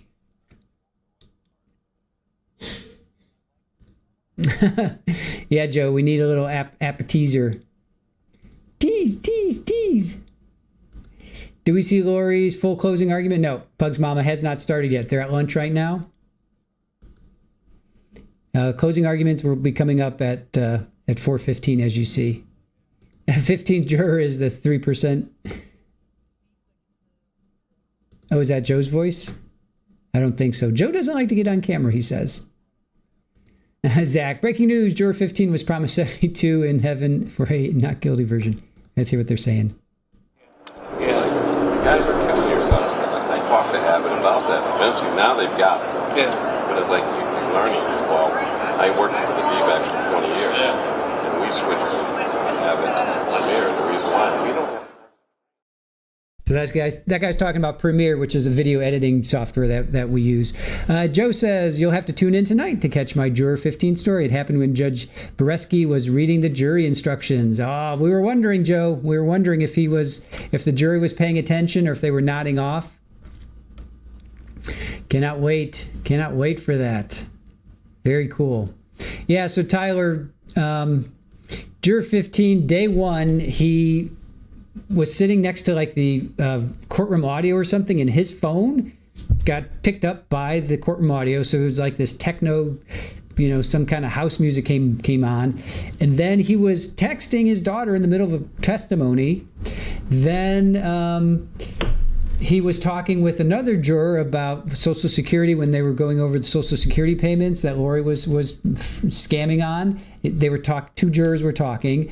And then a fourth thing, not in front of the judge, is that you're not, there's a lot of true crime people there, and they're talking about this case, and this juror kind of came up around them, and he was listening to what they were saying. So, yeah, Juror 15 is definitely... Oh, Christine, no. 15 probably thinks he'll be the 4-person. Dwayne says, you'll be asleep tonight. I only get 3 hours of sleep. Oh, that stinks. Yeah, we hope that he is an alternate.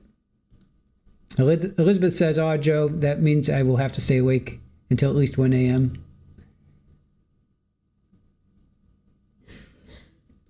Kimmy, I don't know, but I don't know what's up with this this judge and Juror 15, but he is. Bellatrix said, I'd be okay with either an alternate or booted from the jury. He just seems like too much of a wild card to deliberate. I agree. Lori will be praying 15 is on the jury. Maybe. And Mel, come on, Joe, how about a wee hint? Pammy, take naps now? Yeah, take a nap. Take a nap, you guys. Also, rewatch Crew. Yep, just make sure you talk about it first thing. Someone needs a cough drop. Were they coughing? I didn't hear.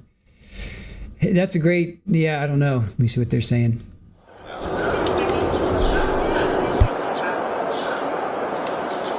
Yeah, so I was always editing, shooting, everything. Yes. I mean, I even... My brother's a director of 5. Oh, is he? Yeah, he started off before me. He started off in Live Short Driver at 5. We went into production. I took his job over and went into editing. But the director now is TV. The director does everything. He's amazing. So they're just talking about editing and... Gina, I'm dying to know what Juror 15 is doing. I know. Joanne, Jury 15 should have been zapped. Zach, breaking news. Juror 15 seen in heated discussion with Bigfoot. Butterfly Dana 15 actually scares me. He does seem to be a wild card. He may be like, who knows? He could be so far over here that he's just throws a wrench in everything, or he could be so far over here, and then he could be he could make things stay on track. Maybe he's really all for justice. I don't know. I really don't know. Yeah, Ken, they're definitely talking nerd stuff for sure. They're talking productions and video. Everybody's you'll be 60 in a couple months. Elizabeth is over 60. Bellatrix, if I get dismissed from the jury, I'm going to be so sad.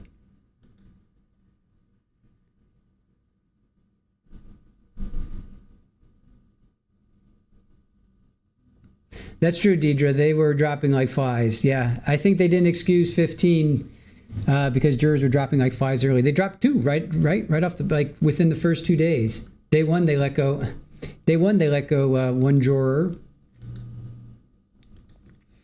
Right? Day 1 they let go. Let me see.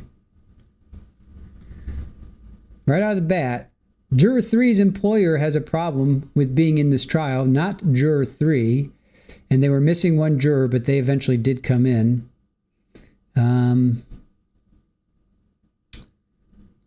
Juror 3 stay behind. Yeah, I think they eventually got rid of Juror 3.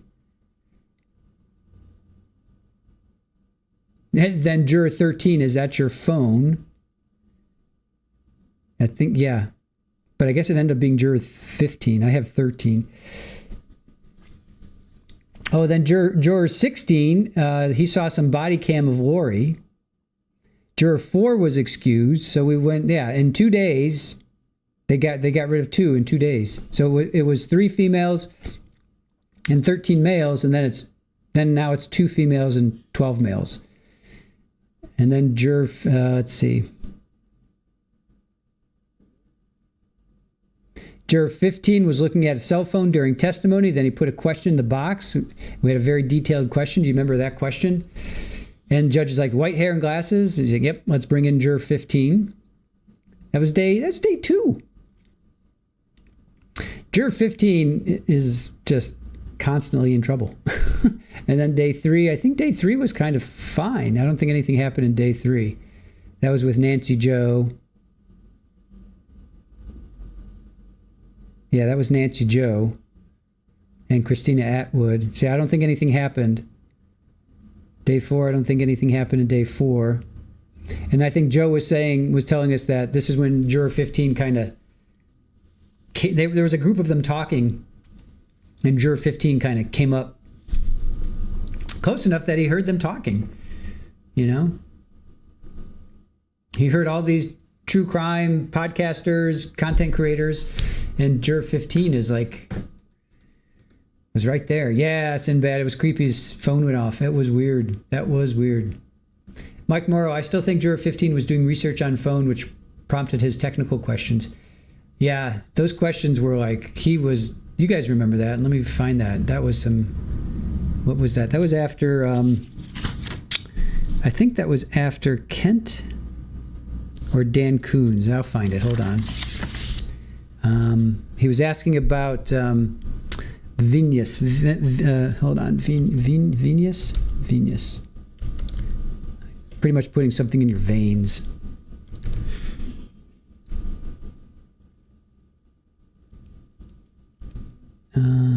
Oh, heck, what was it? Was it Venus? I'm never going to find it now.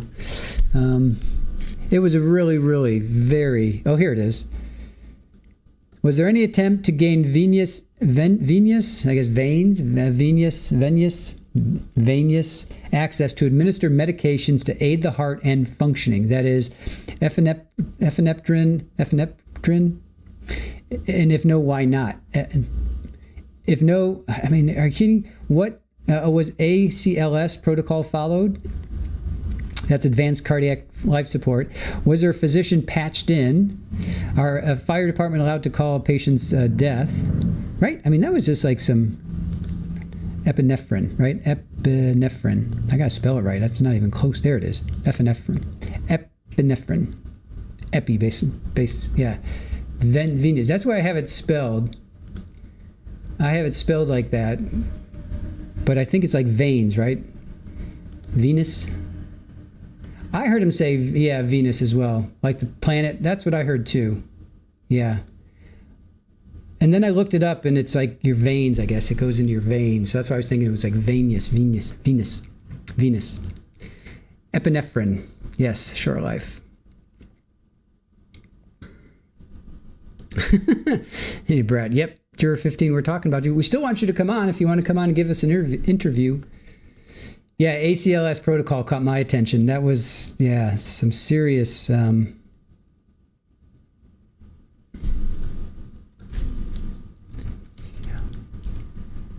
Yeah, it was ACLS protocol, and that's Advanced Cardiac Life Support.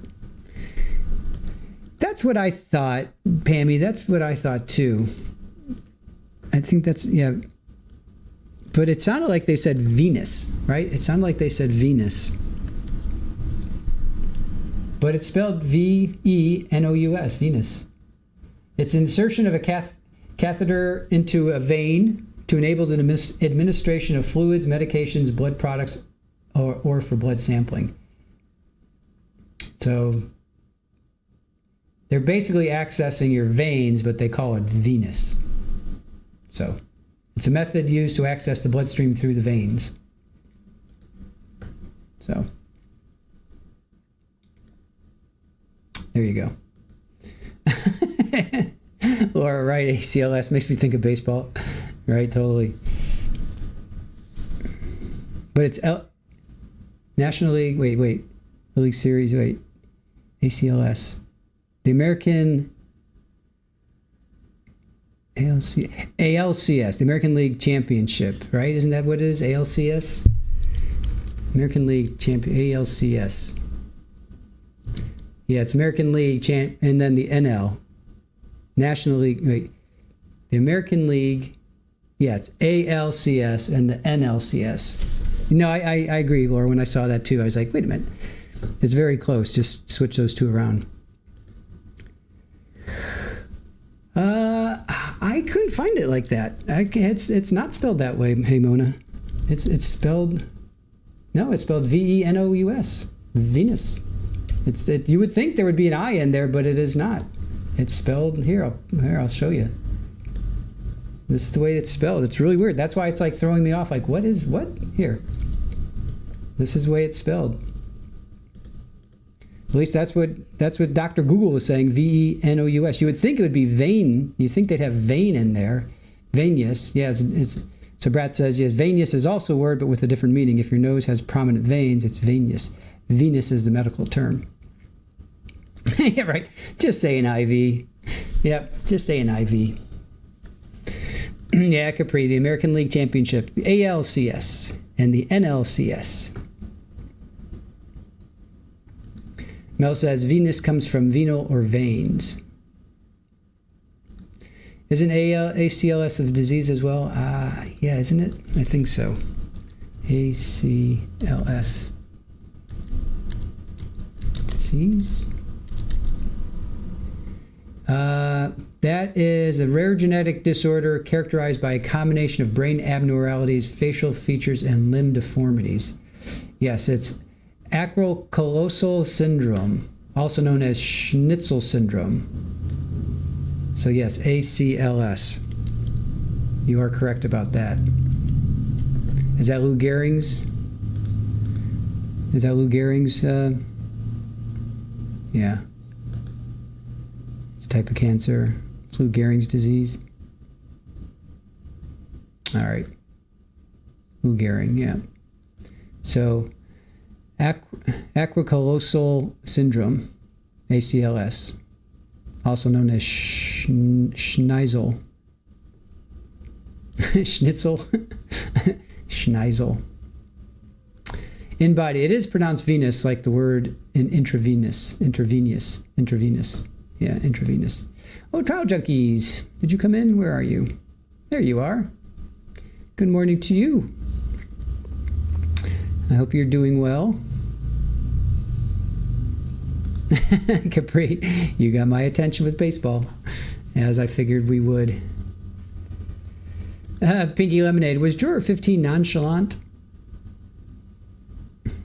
I think I actually asked Joe that. We asked Joe that. I said, how is juror 15 sitting? Is he sitting like this? Is he attentive? Is he like doing one of these? Is he, what's he? Has he got his hands behind his, what's he doing? So he said sometimes he's like this, sometimes he's attentive, Now you want chewy pasta? Susie, sorry to hear that. Lost your mother and uncle. I'm sorry. Here, let's check out what they're saying. I see him every day. Me and him work together a lot. Oh, he's awesome. And is he still married? Yes.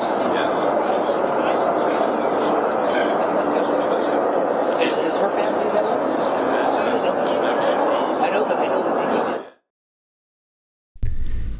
did. Just like to check in with what they're saying.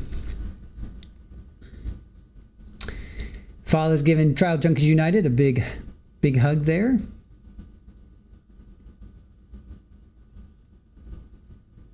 Pinky Lemonade. Did juror 15 find Lori's green chili chicken enchiladas nonchalant? Perhaps.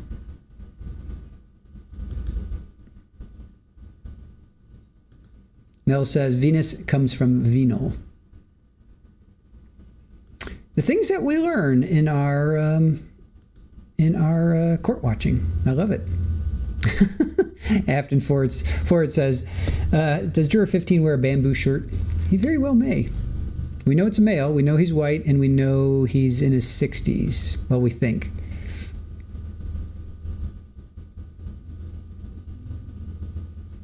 What are they saying?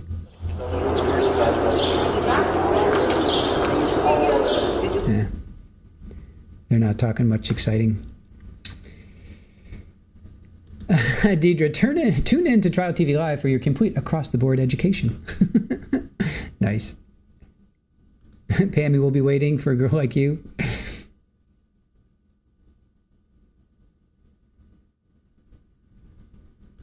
Pratt says, the medical term is pronounced like Venus. The non-medical term for what you can see, very visible veins, somewhat is pronounced veins, like veins, yeah.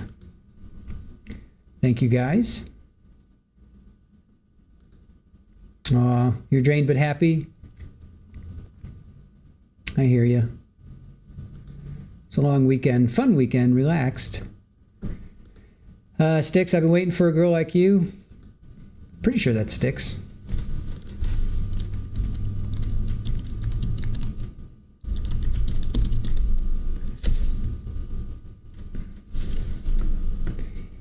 Oh, Foreigner. Ah, that's Foreigner. Yep, that's Foreigners waiting for a girl like you. 1981. Yes, Foreigner.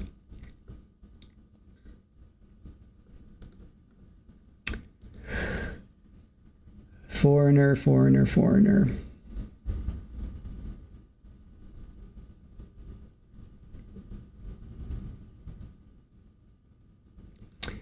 Yes, Mel, that's what I think we determined, that ACLS is also Lou Gehrig's.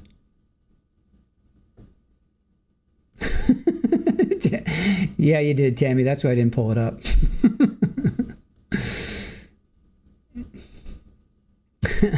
Zach, breaking news. Juror 15 has been translated. I'm not even going to try that. 81 was a very good year. I think every year's got a pretty good year in music. You just got to dig for it.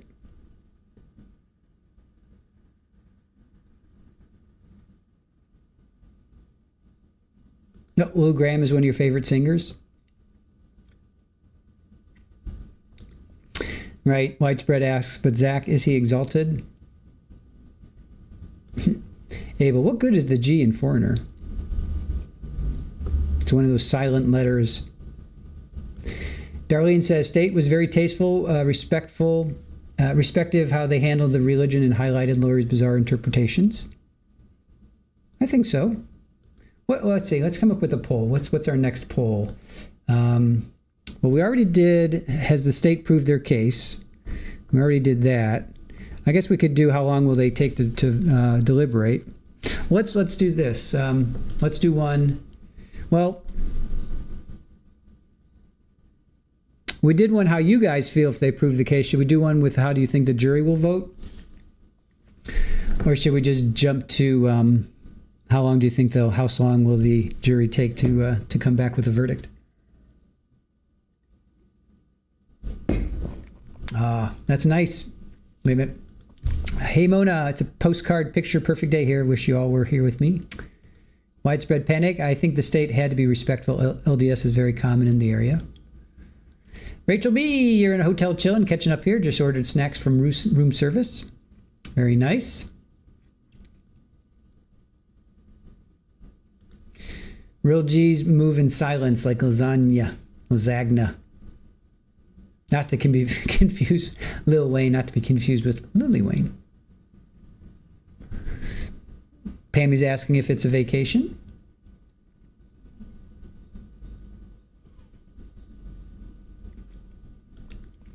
Elizabeth is asking, I missed the first part of court. Did Daybell what? How many times will she say okay? Mo Freedom. ALS is Lou Gehrig's. ALCS is the baseball championship. Yes. American League Championship Series. Oh, Sinbad, you saw Foreigner in concert twice with Styx and REO Speedwagon. We had third row center seat. That's cool. I think seeing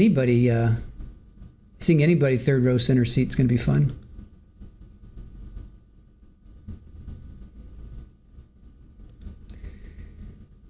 Let's see. Pinky, you want to vote on deliberation time? Is it time for a deliberation? All right, we can do that. Let's do how long will they take to deliberate? Let's start a poll.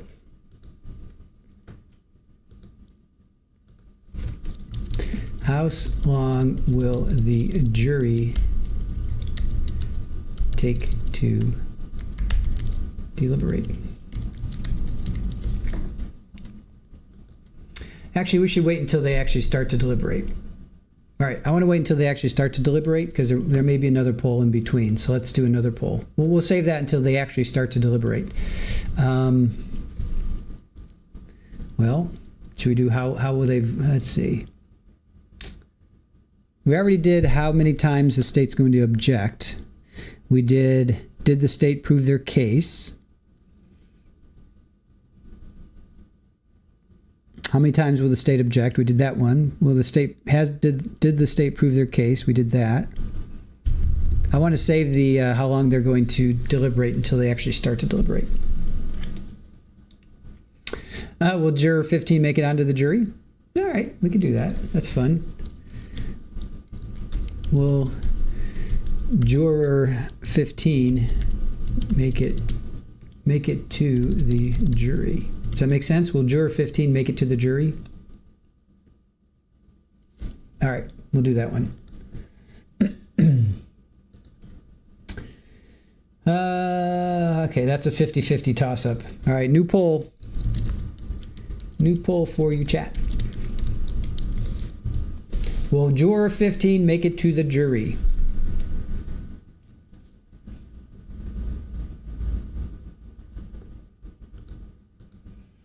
That's a good one too. How long for her to do closing arguments? We'll do that one next.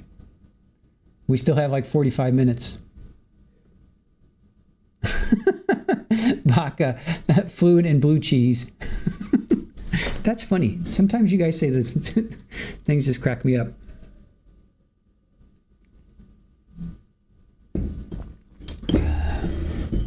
Sorry.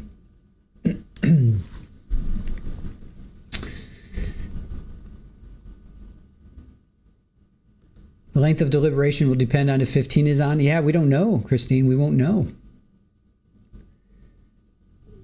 I think your 15 will be the holdout. Yeah. Pinky Lemonade. I love this chat. We love that you're in here. Irish Amy, I worry that juror 15 will rule the jury with his nonchalance. I know.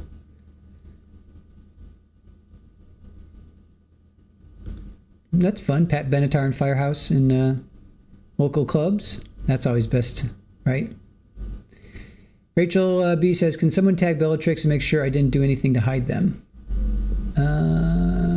Okay. What are you doing? You're ordering room service and you're deleting people? What are you doing? What are you doing over there?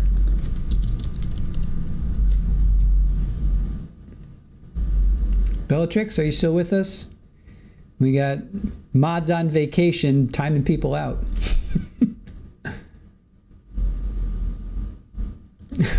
Oh no. Rachel. Focus on getting room service and your snacks. Bellatrix was unhidden by Fala. Okay. Fala unhid Bellatrix. Yeah. Fala unhid Bellatrix. All right, Bellatrix, are you there?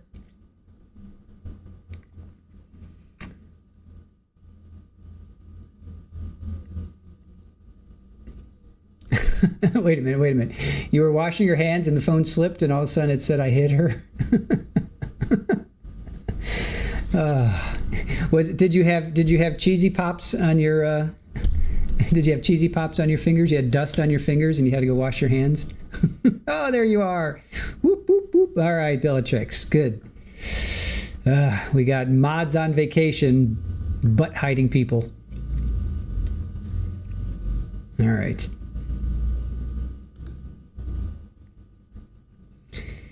All right, Rachel. Focus on your cheesy pops. There you, yes. Focus on your cheesy pops. A lot of people going inside. Remember, we're a half hour delayed, so he said 3:45. I'm sorry, 1:40. Wait, what did he say? Oh, 12:45. Yes, that would be 3:45. So they should be technically, you're right, sure life. They should be heading back. They should be heading back.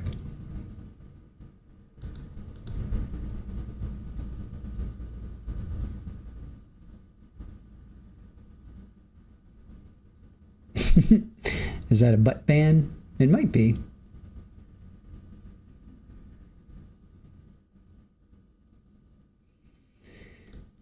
Let's see. Brat, rule number 1. The phone app versions of YouTube have been replaced with evil zombies.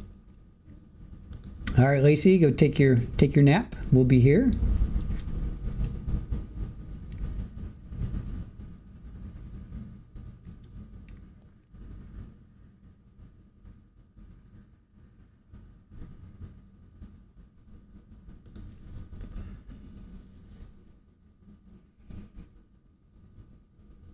Lori's trying to take over the mods, right?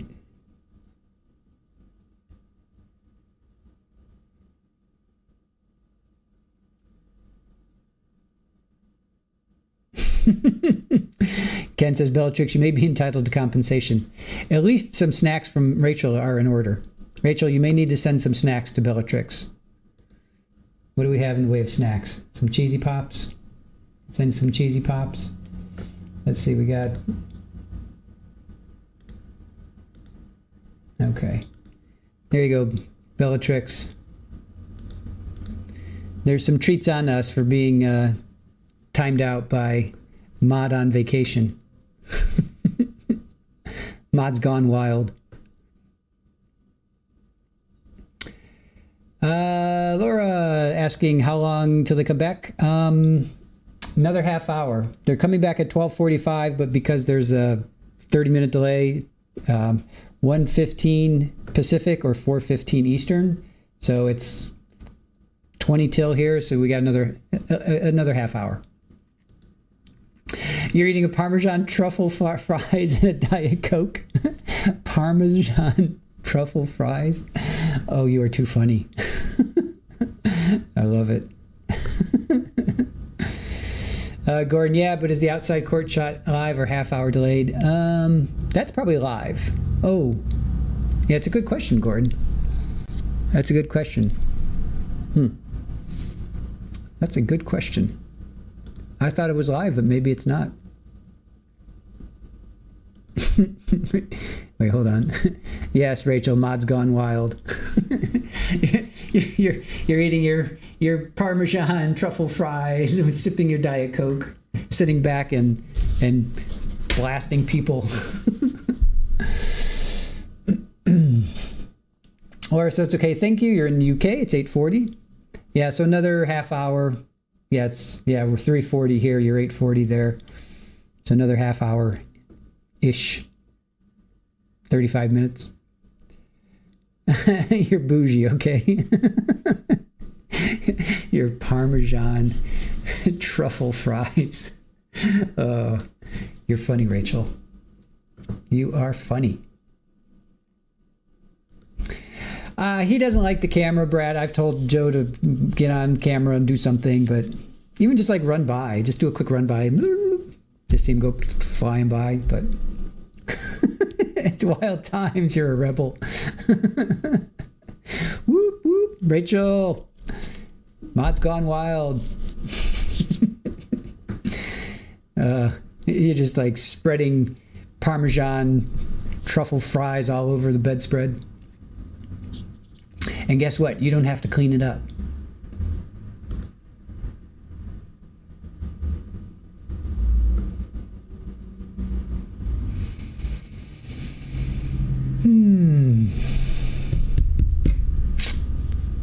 All right. Brat's a rebel without a clue. Baca, he could moon us. Well, we don't want him to go to jail, but he could very easily just do like a shark across the bottom of the screen. Just do like, just do the shark across the bottom of the screen. Therapist, what am I missing? Parmesan truffle fries. Sounds like a legit and delicious treat. That's your friend Rachel. She's hanging out in the hotel, ordering room service, deleting, timing out people, eating her Parmesan truffle fries, sipping on her Diet Coke. That's what we're talking about. Oh, thank you, Shore Life. Thank you so much for that. Appreciate that. We got Paulette Kelly, Sue's What, Sleepy Sloth, Christy Robinson. Thank you so much, Shore Life. Appreciate that.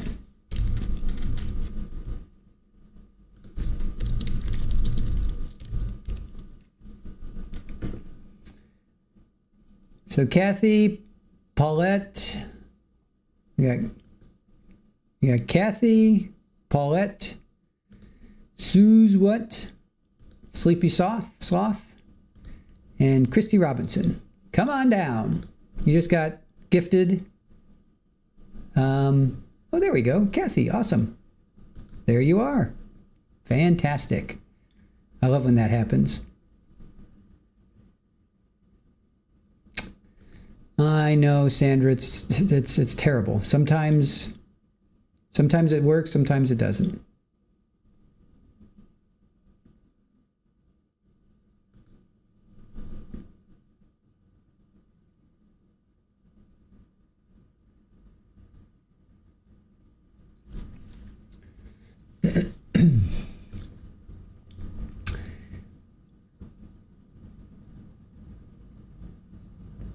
Bellatrix, you'll never get rid of me. All right.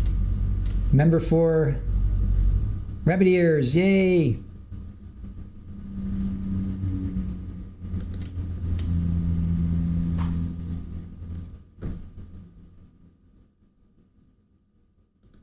Sinbad, you want Mac Bites after watching Nate and his wife? I missed that one. We saw RA. We saw Mr. and Mrs. Well, Scott and Mrs. RA doing their challenge, their green chili enchilada chicken enchilada challenge. That was fun. Did not see Nate though. Nate and his wife. What's his wife? Erica. Yeah, I didn't see that one. Missed that one.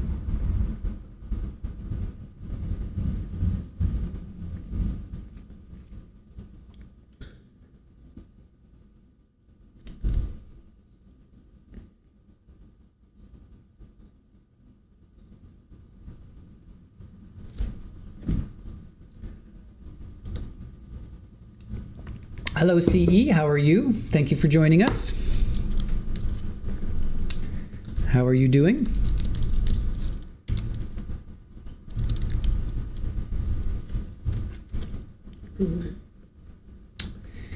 Dwayne says, I Can't wait until after closings. I'm going to bed. You know who kept me up before I dropped her off at 3:30. Oh my, plus hour drive. Wow. Yeah. Aw, Bellatrix, thank you for gifting one. And Laura, you won one. You got the gifted membership from Bellatrix. Thank you so much for that.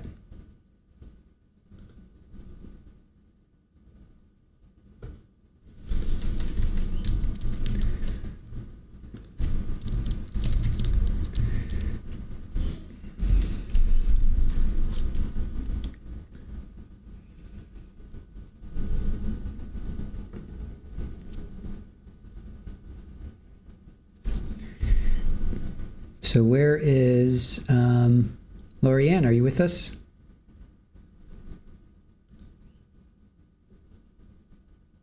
Aw. Thank you, Bellatrix. That was very sweet of you. Appreciate your support. CE, thank you for the fine welcome. Yeah, no problem. Shirley, how come I don't see Bellatrix posts? Don't know. Are you sure you don't have her blocked? Rachel, if anyone else would like to be banned, let me know. Oh, Rachel. I don't think so. Doesn't sound like it. Oh.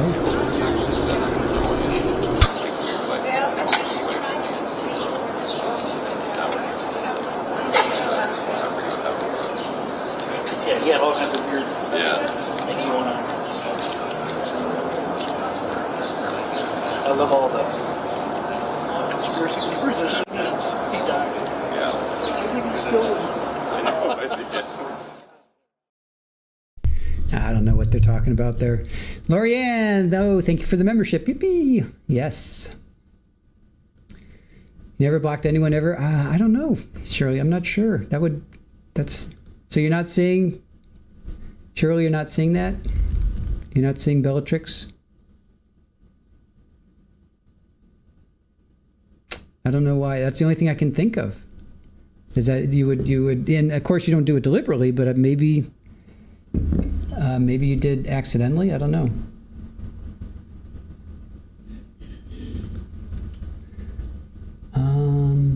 I don't even know how to unblock somebody, to be quite honest. I should probably know that.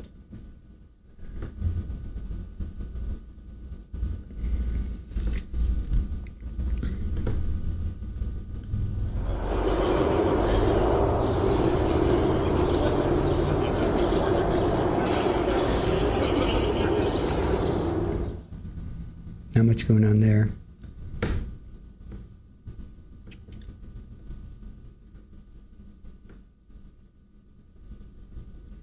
Hey, Billy, how are you? Good to see you. Thank you for joining us.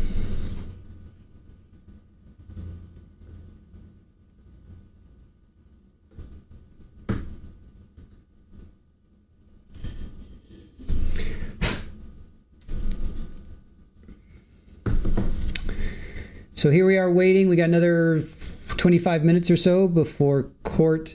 Well, it's resumed already, but it's we won't see it for another 25 minutes or so. Let me just see if our friend Joe has posted anything. Okay, nothing yet.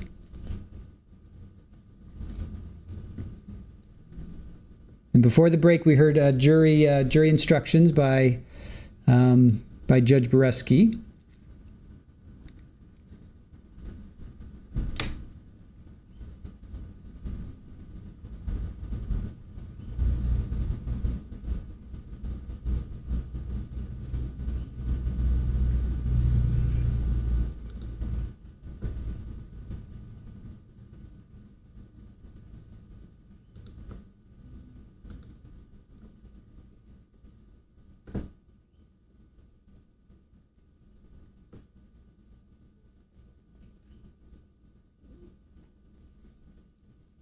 Hey, Dawn, thank you for joining us. Good to see you. Let's see. Dwayne says, Super Bowl, keeping me awake or sending me more toothpicks for my eyes. Sharon's wine and cheese has me singing How High the Moon. Yep, Super Ball's right here. She's chilling. Taking a little bath. Where's Kitty Ball? Super Ball? Kitty Ball? She's right here.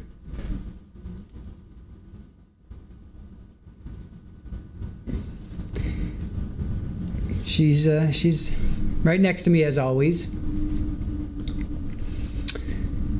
Well, CE, thank you for that. What are these guys talking about?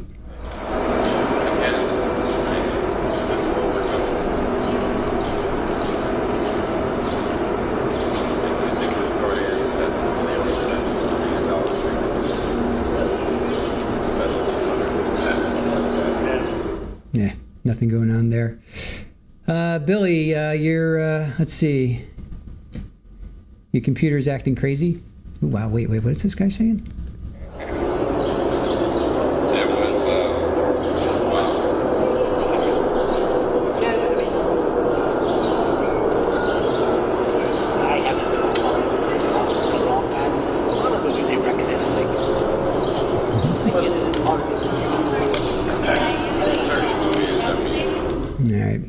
Talk about movies. Dawn, yes, she is the star of the show. She's all relaxed.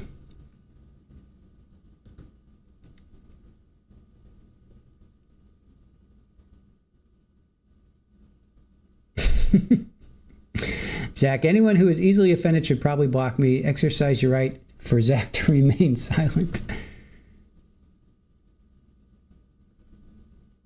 Oh no. Wait a minute. Rachel, Brad is making me AI images now of weird women eating truffle fries, banning people in hotel rooms. I gotta see that.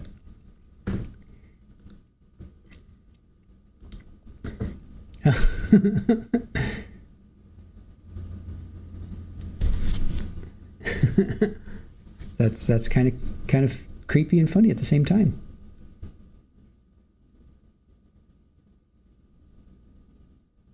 Oh, nice. Rachel, you're funny. We have the best mods, you guys. Our mods are so funny, so just hilarious and compassionate and keep us on our toes. Who's Zach? Is that Gilly? Gilly, is that you?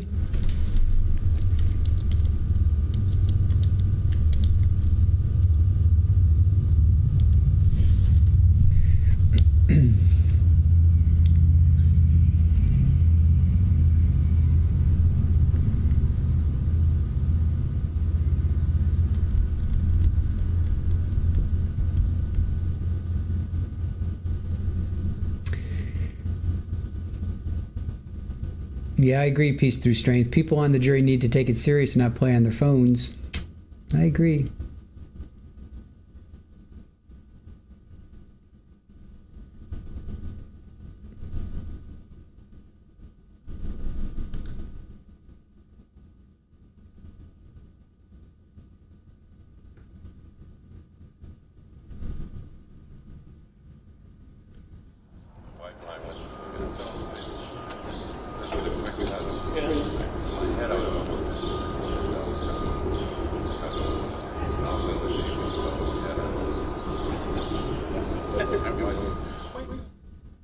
Yeah, there's talking nonsense.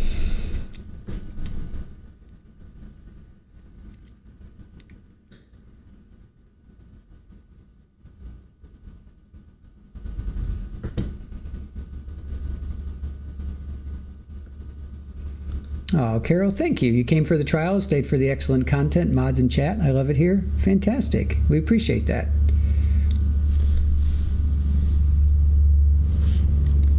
It's always great to have new people in our chat. Keeps. Sorry, that was me taking a screenshot. Yeah, it's always nice to have people coming and going. We've had some people that we haven't seen in a long time are back with us, and lots of new people as well. So we appreciate that.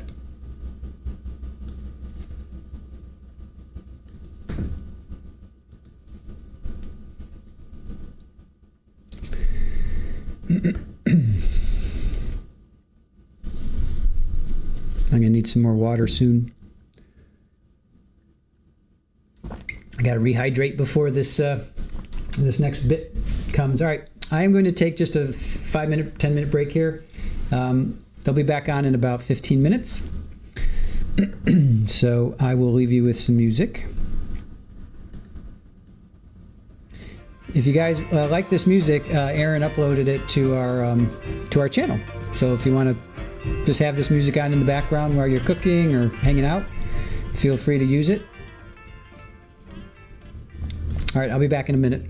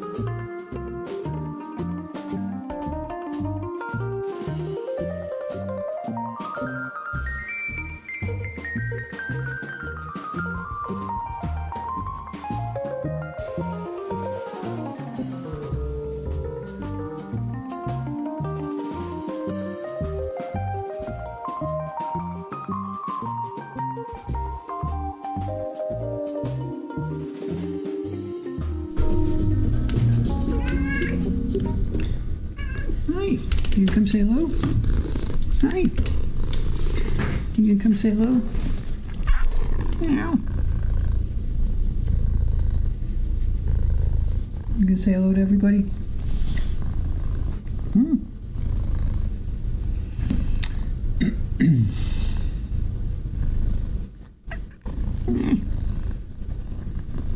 How's your day going?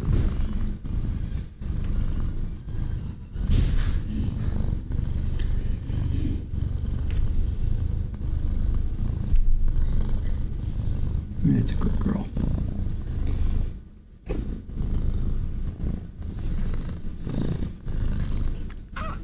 Yeah.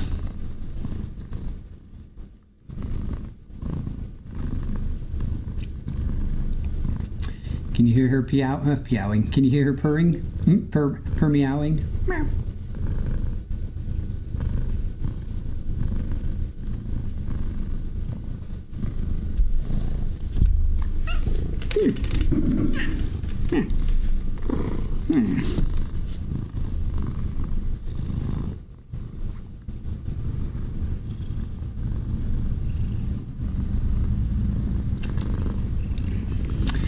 Yes, Super Bowl is in the house.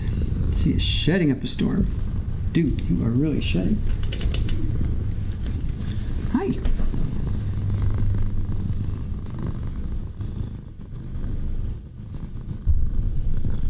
Peow. we have per meows and we have peows. All right, they should be coming back any minute. Let's just check in on our courtroom insider if there's anything going on there. Nothing there. Oh, lunch resumes. All right, 12:45 they resumed. Jury enters at 12:48. Yeah, so we got another 6 or 7 minutes.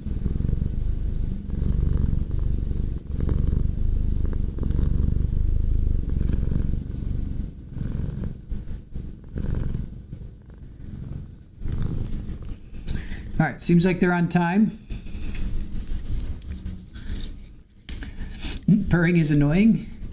Why is purring annoying?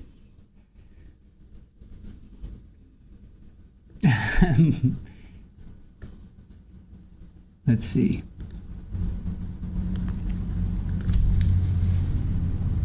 There's Super Ball.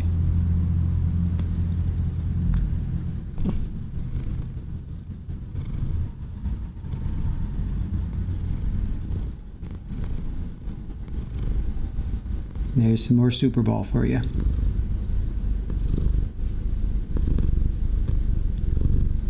Salty Girl, will there be a rebuttal from the state after closing? There shouldn't be.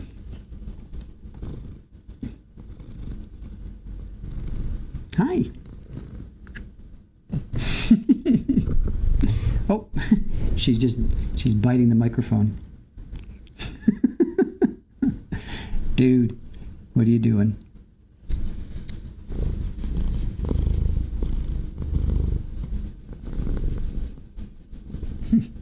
It's a good girl. All right.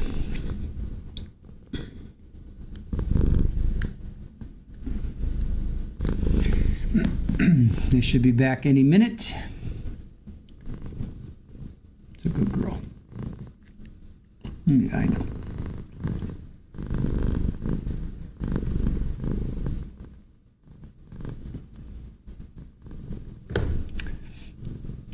Prosecutor said there would be a possible rebuttal. Well, usually the state goes twice. They go state and then the defense and the state again. So I guess that would be a rebuttal. If that's what you're talking about, then yeah. Right, Lily Wayne? Yeah, prosecutor said there would be possible.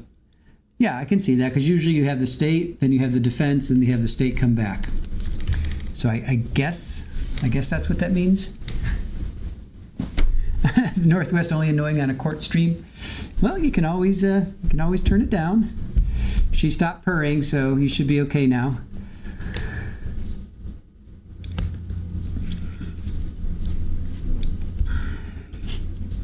Yeah, Dwayne, your chef, Super Ball Ramsey. Exactly. OnlyFan, yes, you are back for the good part. They should be starting in about 5 minutes. They came back in on time at 12:45, and then it took them about 2 or 3 minutes to get the jury seated. So, what is this guy saying? But it was a family. Yeah. And that was what was so cool about it. It was fun, baseball. I loved watching baseball. I loved working baseball.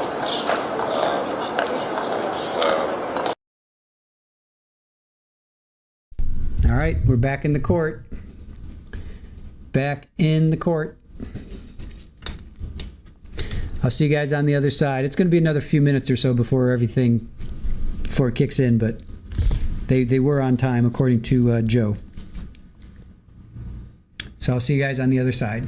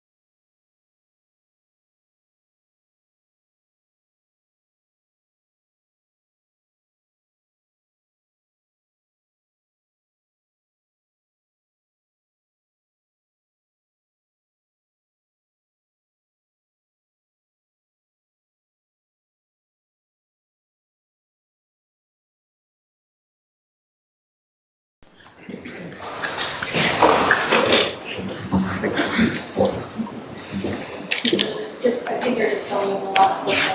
That's fine. All right, we'll go on the record. State of Arizona versus Lori Daybell, CR 2021-001704. Before our break this morning, the defendant moved to have an exhibit admitted for appeal purposes only. That exhibit number, the correct number I believe is 269. That's what I understand, Your Honor. All right, so it's ordered that 269 would be admitted for appeal purposes. It won't go back to the jury during their deliberations.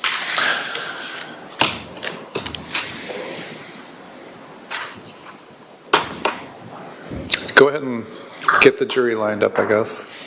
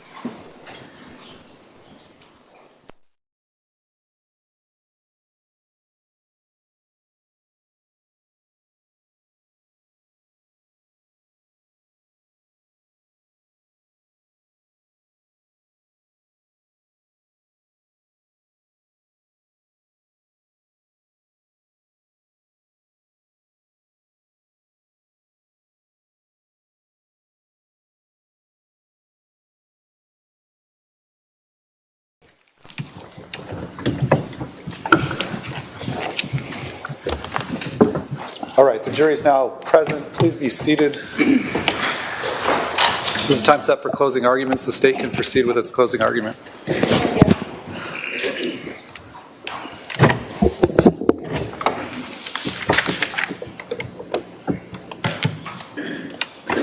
July 18th of 2019, just 7 days after this defendant and her co-conspirator Alex Cox shot and killed Charles. This defendant texted her soon-to-be next husband, Chad Daybell, about Charles's life insurance policy. Her words tell us that she was involved in this killing. Her actions and her words of texting Chad Daybell tell us the motives behind this murder: Chad and money. The morning of that 18th of July, Lori Vallow texted Chad and said, quote, "I just got the letter from the insurance company saying that I am not the beneficiary. It's a spear through my heart. Who do you think he changed it to?" Later that day, after she spoke with the life insurance company, she sent Chad another text. Quote, "So I talked to the insurance company. He changed it in March. Probably it was Ned before we got rid of him."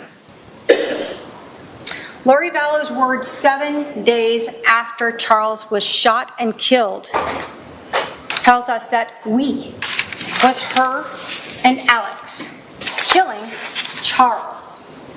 Why? For that money. But Lori Vallow's plan to kill Charles wasn't just known by her lover, Chad Daybell, and her accomplice and co-conspirator, Alex Cox. It was also known by her brother, Adam. Adam told us that he knew about Lori's beliefs. He knew what she had been saying about Charles's concerns for himself. And he told us that he knew about this plan for an intervention, to talk to a stakeholder.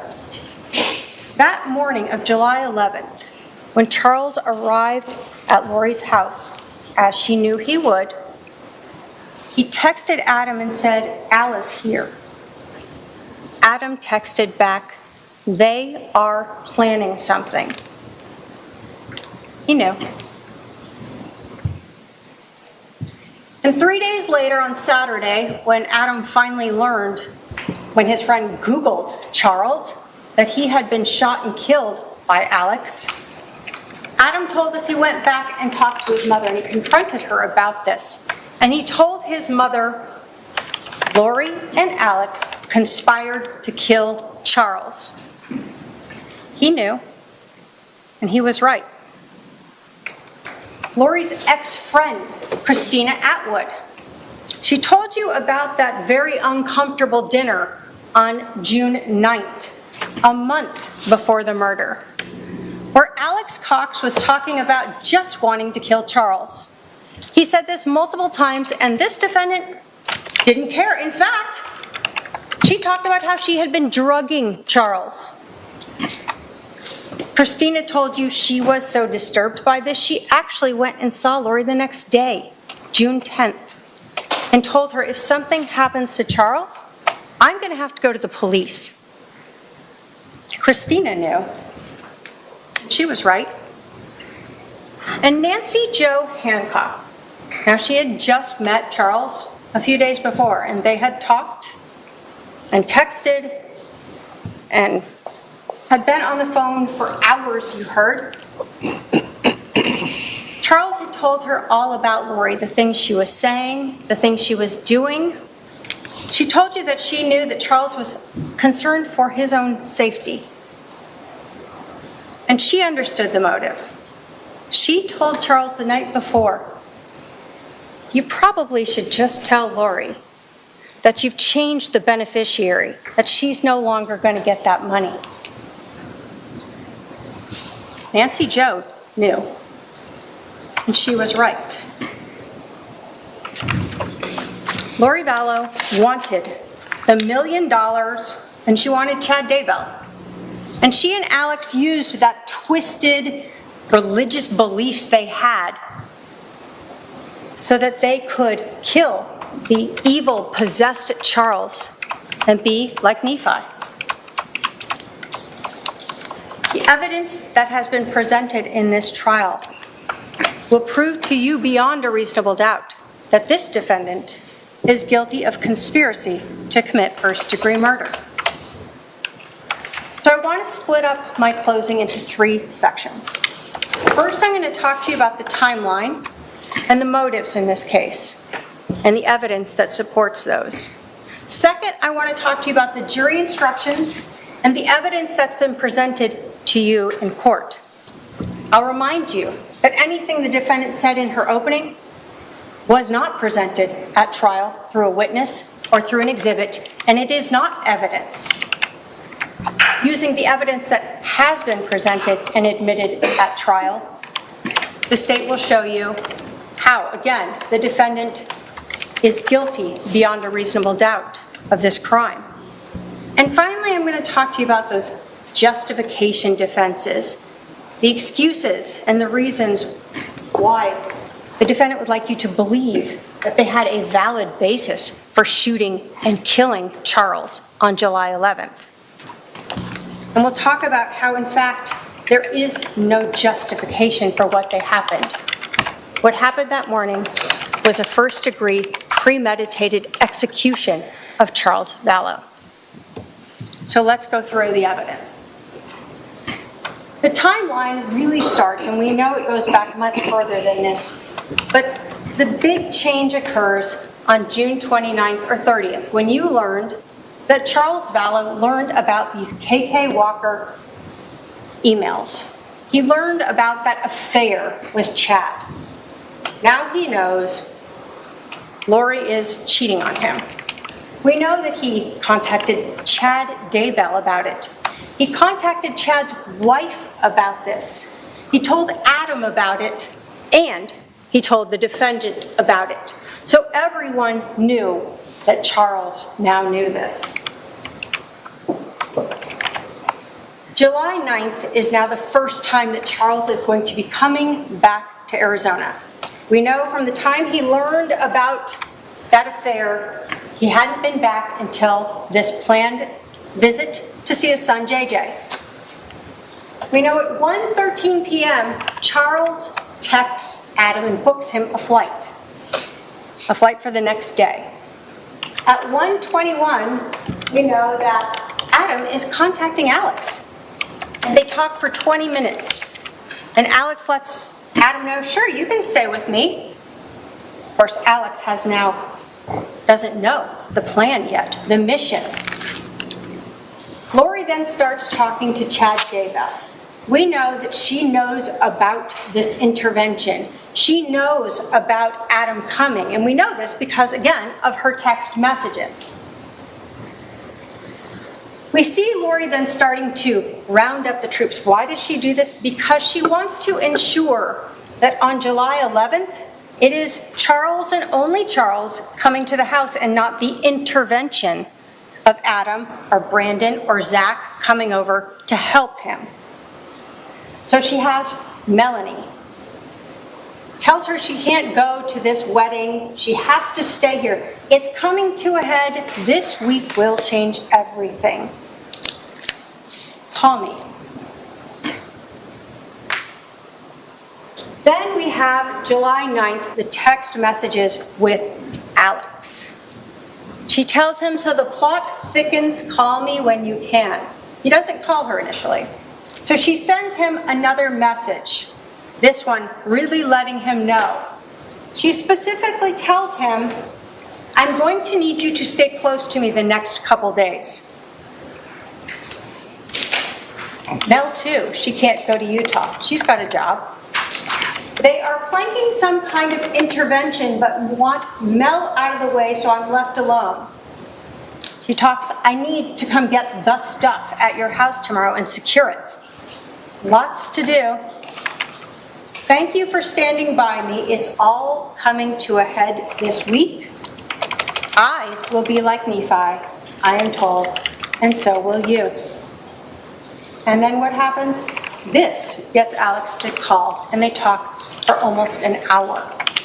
An hour planning how they're going to stop the intervention, how they're going to be like Nephi.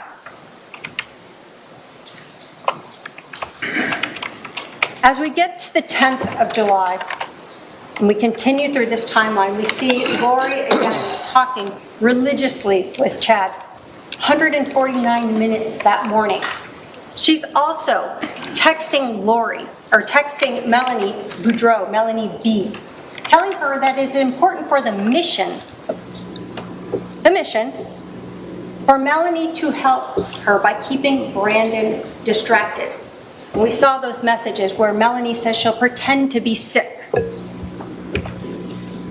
We know that on the 10th, Adam arrives in Phoenix. And now we have Summer helping the defendant, letting her know what is going on with Adam and Zach. Everyone is covered to ensure that Charles will be alone on the 11th. We have the continuing talks with Chad, her soon-to-be husband. As we get into the 10th in the afternoon, we know that per their agreement, Adam calls his brother Alex. Hey, I'm here. Brother doesn't answer. He sends him a text. I'm here. No response. Why? Because the night before, his sister Lori told him, we have a mission. We must be like Nephi. Charles is coming into town. You must stay at my house the night of the 10th so you can be here the morning of the 11th. We also know that Summer gave Lori an out. Hey, you can stay at my house. No one will know where you are. We're going to be out of town. You can hang out here. Lori doesn't take her up on that. She has a mission to do. As the night grows on the 10th, Adam continues to try to reach his brother Alex. Again, no response. And by 45 or so minutes after that last text by Adam, we know Alex is already at Lori's house. He's there with his gun and a garbage bag of some underwear. Why? That gun is important. a loaded weapon, 2 extra magazines of ammunition with him. He is ready for his mission. And again, Summer is updating her, telling Lori that Zach and Adam are still at her house. They're going to go stay at Mimi's. And she even tells him that Adam is still waiting for Alex to get back to him. Still, he doesn't understand. Why isn't my brother responding to me? I was supposed to stay there. And again, what does Adam bring over? A gun and a garbage bag of clothes. That's all he needs to be part of the mission. When we get to July 11th, we still have Lori talking with Chad. We see those text messages going back between them. And then we start learning from the GPS from Charles Vallow's phone as he arrives. 7:35 a.m., he arrives at 5531 South Four Peaks. That's where we have at 7:36, Adam texting Charles. They are planning something. There is no reason why Alex should be there. And that explains why Alex wasn't responding to me and didn't let me stay there. We see that last outgoing text message by Charles Vallow at 7:37.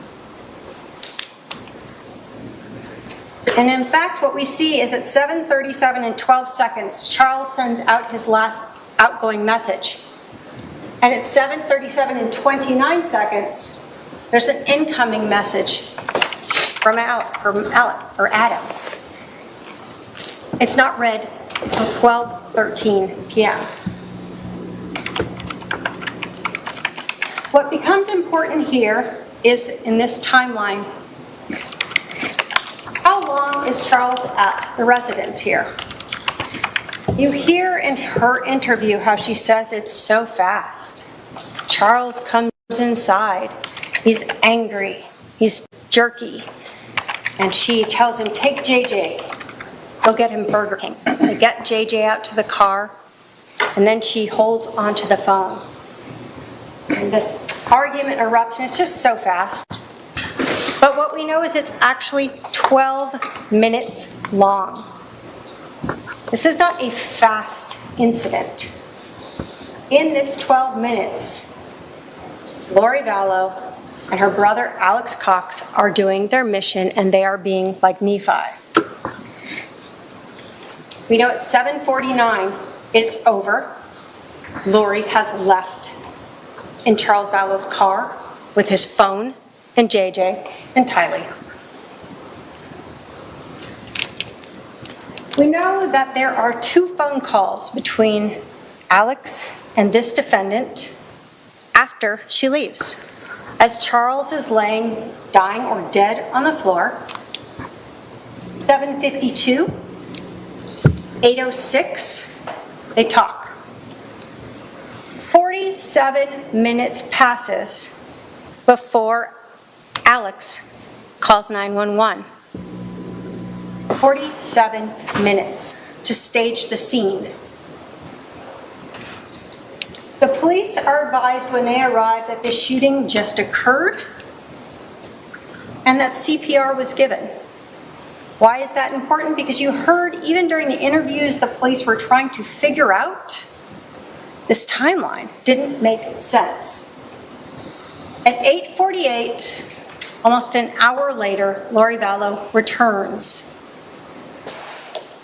And then we see that around 9:40, she is being interviewed at the Family Advocacy Center.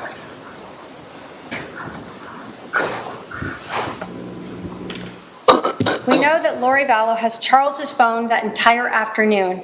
You saw the PowerPoint from Detective Werther showing that her phone by about 12:36 is already her phone, Alex's phone, and Charles's phone are all in the area of Alex's house out in Santan.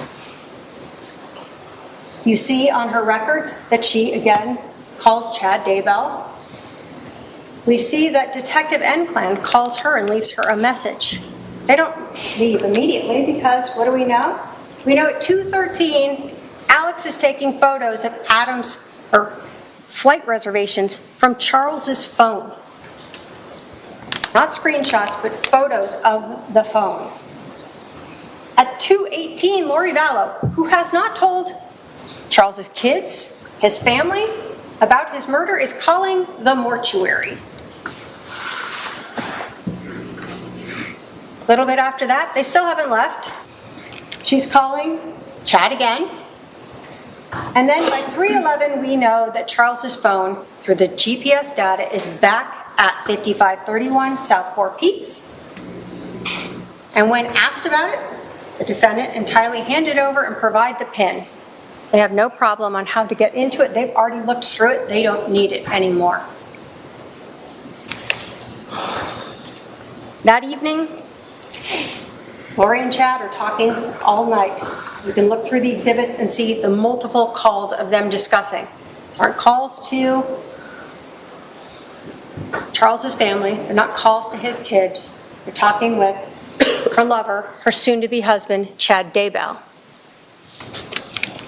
So let's talk about the motives of this case. Money. We see that from the text messages and the anger that you see through them when she learns that that's been changed and she's not going to get it. Chad Daybell. We didn't go through those text messages, but you can look at them. They are already very romantically involved by the time that Charles is murdered. And it's clear that Chad knows exactly what's going on because he's asking her about the car, about the insurance. All of those things Chad knows. And then there's that religious belief system. The zombies, the Z's, the possessed evil spirits. And her being like Nephi. All a reason and a way to kill someone, just like Nephi, a justified killing. There's that first call when we talk about money motive to Banner Life Insurance. And what was the cause of his passing?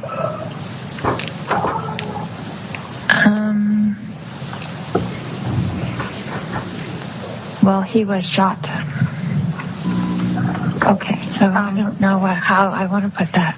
Okay, all right. And I hate to ask, but is it? Yeah, you can just say yes or no. Was it a homicide? No, it was an accident. An accident. So what we hear here is Lori Vallow being untruthful to Banner Life Insurance. We'll talk about credibility later, but it becomes very relevant that even in the smallest of things, this defendant exaggerates, minimizes, and is completely untruthful to various people. We all know that she was not the beneficiary. She didn't. But we also know that Charles Vallow was not accidentally shot. She told the police she was there. She knows that her brother intentionally shot him. Of course, they want to claim it's self-defense. There's no accident about that when you shoot someone twice. Motives for money. What we see again here is Lori Vallow talking to Chad about the motive. Telling Chad about the fact that it was changed. I just got the letter from that insurance company saying I am not the beneficiary. It is a spear through my heart. Who do you think he changed it to? Brandon? Or probably Kay? He left nothing for JJ. What do we know? Again, we see that Chad knows about all of these things. And what does he talk about in that morning as you have those entire messages in Exhibit 230? It would be interesting if he got changed after he had 2 bullets to the chest.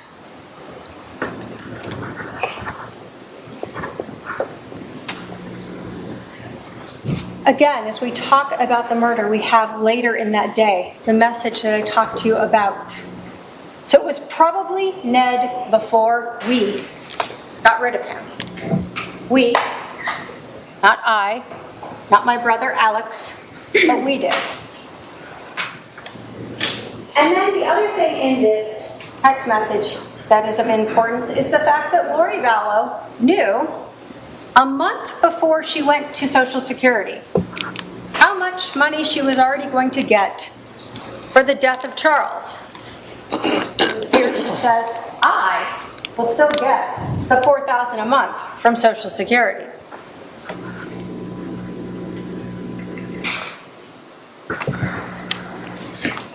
When we talk about that motive and the anger by this defendant over not being the beneficiary, we know that even on July 28th, so 10 days later, she goes into Charles's computer to find the change of beneficiary form. She texts that to Chad to show him, and she sends it to Kay and confronts her about it. Money. That's what she wanted. And Chad. So let's talk about Chad. The affair with Chad Daybell. We know that she knew him as far back as November of 2018 when he came to Arizona and stayed at Lori's house. You were told by Detective Duncan that there were recordings on her Lori for Style iCloud account of Chad Daybell here in Arizona for that Preparing the People conference.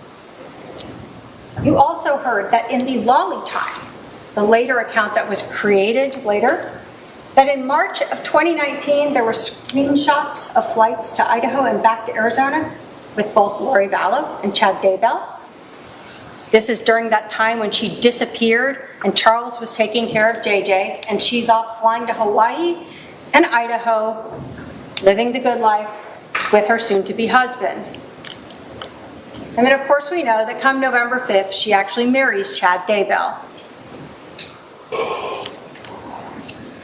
That KK Walker email address, this was that June 29th, big change. What do we know? That on April 21st, she created that account. She used her own phone number in creating it. And then she sent messages to Chad Daybell, Brother Daybell. You have that exhibit. She pretends to be Karen Walker and invites him to Houston, because that's where she is at that time. She offers to use Charles's money to fly him out there, and that he can stay at the house with her and her husband.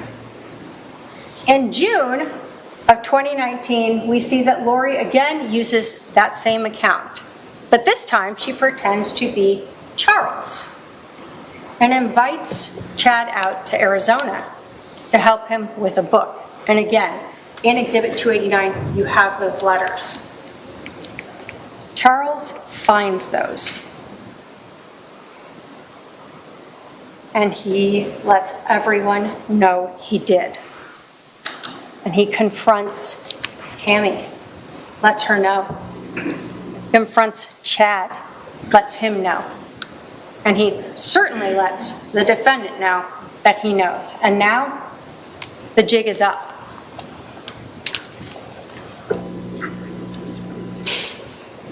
We see in these text messages that were recovered from the iCloud accounts, whether they're under the Bubby context or under the Melanie 2 contact, this relationship between Lori and Chad.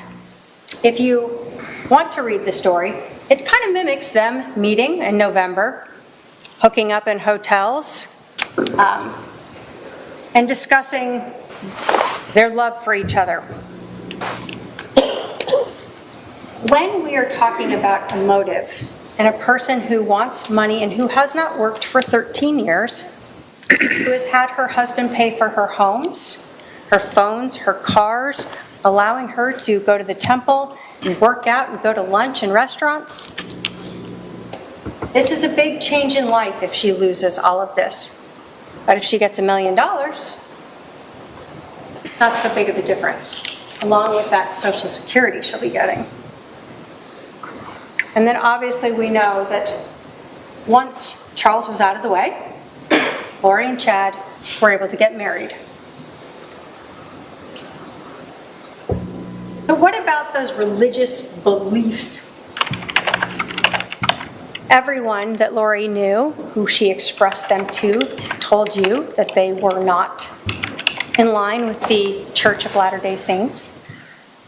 Everyone told you that she said things like she didn't need to repent, she didn't need forgiveness, she could do whatever she wanted now, that she was in a celestial state, translated, that she is spiritually and physically changing, that she's above the priesthood, that she knew who was dark and evil. You saw those text messages both about Charles and heard from people, as well as about Brandon and Zach and Adam. People who were helping Charles were also dark or Z's. And ultimately, what did we learn? That she associated herself with Nephi, a prophet, a holy man, who was justified and asked by God to kill Laban because he was an evil, wicked king who had the tablets that God wanted him to go get. Lori was just like that. She was justified in her killing. We heard from her brother Adam that their relationship had ended when she told him some things about her beliefs that he disagreed with. That she was turning into that celestial state, that she didn't need to eat, that she had more authority than the priesthood. Yes.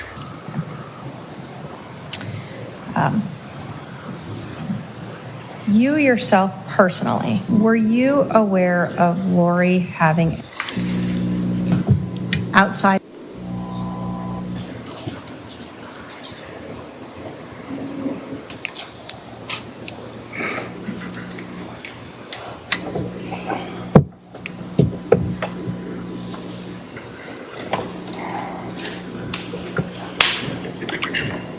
Lori having any beliefs that were outside of what is accepted by the LDS religion?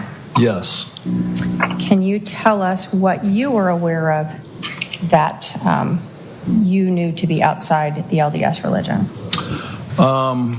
Lori told me that she was in the process of translating from a mortal human being to an immortal human being, a celestial state. That's something that the LDS religion supports? I haven't heard of it and that it's happened here on Earth yet. Serena Sharp told us about, again, the not repenting and Lori changing physically and spiritually. Members of the LDS Church? Yes. During this time, did Lori ever tell you things about her beliefs that seemed to go against what you understood or what you were taught through the LDS Church? Yes. Did Lori ever tell you that she did not need to repent? Yes, she did.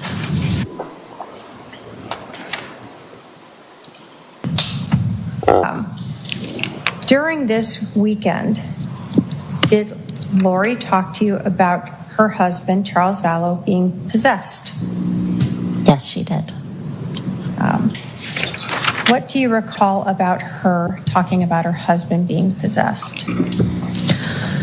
I recall that she spoke about her husband being possessed by an evil spirit, and she named the evil spirit. Do you recall what the name was? Yes. What was it? It was Ned. N-E-D? Ned? N-E-D. Now, Serena Sharp was someone who met Lori in November, texted or talked with her for a while, and then was invited to that girls' weekend. One of the jury instructions you're looking at, and we'll talk about more, though, is the credibility of a witness. Serena Sharp has no dog in this fight. She knew Lori for a little while. She was invited to, I'll call it the inner circle. The defendant told her some things that went against her religious beliefs, and she said pretty much after that the defendant stopped talking to her. How do we know she's being truthful? Well, we see Ned in lots of text messages. This just helps tell us that this is something Lori was telling lots of people, that her husband is possessed by this evil spirit, Ned. And we learn later that, like Nephi, she can get rid of him.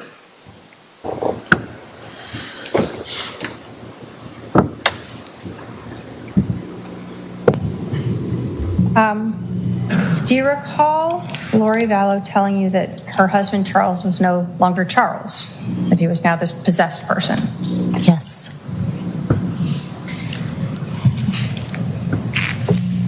When Lori was talking to you about Ned, was she explaining that this evil spirit was now in the body of her husband? I don't know if she used those exact terms, but that was the impression I got, yes. So the word she used expressed to you that idea that this evil spirit Ned was now in her husband's body. Yes. The other thing that Serena Sharp told us was Lori using that term zombie. You remember how upset the defendant got by her saying that. But again, why would Serena make up any of this? She has no reason to. What she recalls is that that is a term that this defendant used when speaking of people like her husband who were possessed by these evil spirits. We heard from Christina Atwood as well, the same concept that Lori Vallow repeatedly would say. Did she tell you, as well as the other women who were at this meeting in February, that her husband was possessed? Yes. Okay. So it wasn't just you in a private conversation? Correct. She was open about it? Yes. So again, we see this ongoing timing of Lori Vallow talking of her evil, dark husband, who she later is authorized under her religion to get rid of. We know as well from Christina Atwood that there is a progression of these beliefs becoming more deviated from the LDS religion as she is meeting with her between February and June when she finally hears those words. From the time you started meeting with these gatherings in February through to June, did you start to see sort of a progression of things that Lori was telling you that seemed outside of your faith? Yes. Did she make statements to you that you believed went against your religion? Yes. Did she at any point tell you that she did not need to repent anymore? Yes. What is that meaningful to you in your religion? We believe that every single person outside of Jesus Christ has reason to repent. Other than Lori Vallow, according to her words to multiple people. So let's take all of this, the motives and this timeline now, and talk about some of the jury instructions and all the evidence that supports proof beyond a reasonable doubt that this defendant is guilty.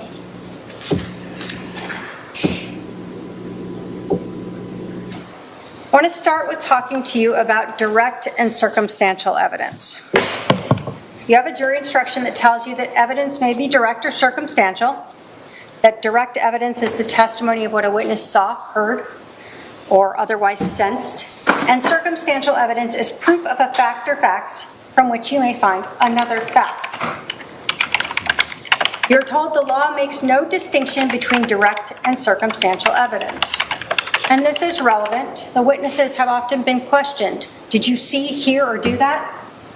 What you are told is you can actually use circumstantial evidence to convict anyone. But let me give you an example of this. Imagine you are sitting on a beach. Just you, it's quiet. Off to your right, there's some rocks and you can't see around that. While you're sitting there, a person walks by, you watch them walk by, and they go around the rocks and you can't see them anymore. And then someone runs up 5 minutes later and they say, hey, did you see someone come by here? You say, well, yeah, I saw them walk that way. That is direct evidence. You saw it. Now imagine you're on that same beach and it's completely empty. You close your eyes for 5 minutes. Just relax. Before you closed your eyes, the beach was completely pristine. And when you open them up, now you see footprints. You can see the toes facing off to your right, the heels, and you see them go all the way around the rocks there. Somebody again runs up 5 minutes later and they say, hey, did someone come by here? And you go, well, I didn't see them, but they must have gone by in the last 5 minutes because you can see their footprints. They went that way. That is circumstantial evidence. You can infer from that someone went by and where they went.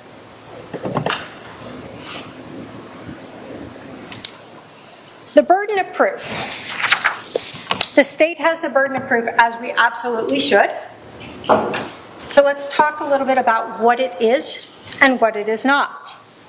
You're told that the burden of proof is proof beyond a reasonable doubt. And the instruction tells you that leaves you firmly convinced in the defendant's guilt.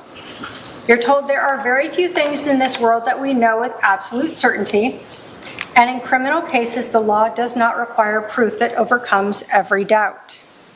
If, based on your consideration of the evidence, you are firmly convinced that the defendant is guilty of the crime charged, you must find him or her guilty. So, I want to start by saying what proof beyond a reasonable doubt is not. It is not proof beyond all doubt. It is not proof beyond all conceivable doubt. It's not proof beyond all possible doubt, and it's not no doubt. You're told that there are very few things in life we know with absolute certainty. So just because someone says, what if? That is not a reasonable doubt. What you're told is it's proof beyond a reasonable doubt. As we go through the evidence and apply it to the crimes, we will show you that there is no reasonable doubt as to this defendant's guilt.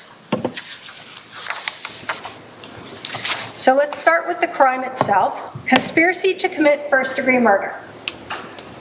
There are 3 stages in this, or 3 things the state must prove. 1, that the defendant or her co-conspirator caused the death of another person. Well, we know that Alex Cox shot and killed Charles on July 11th of 2019.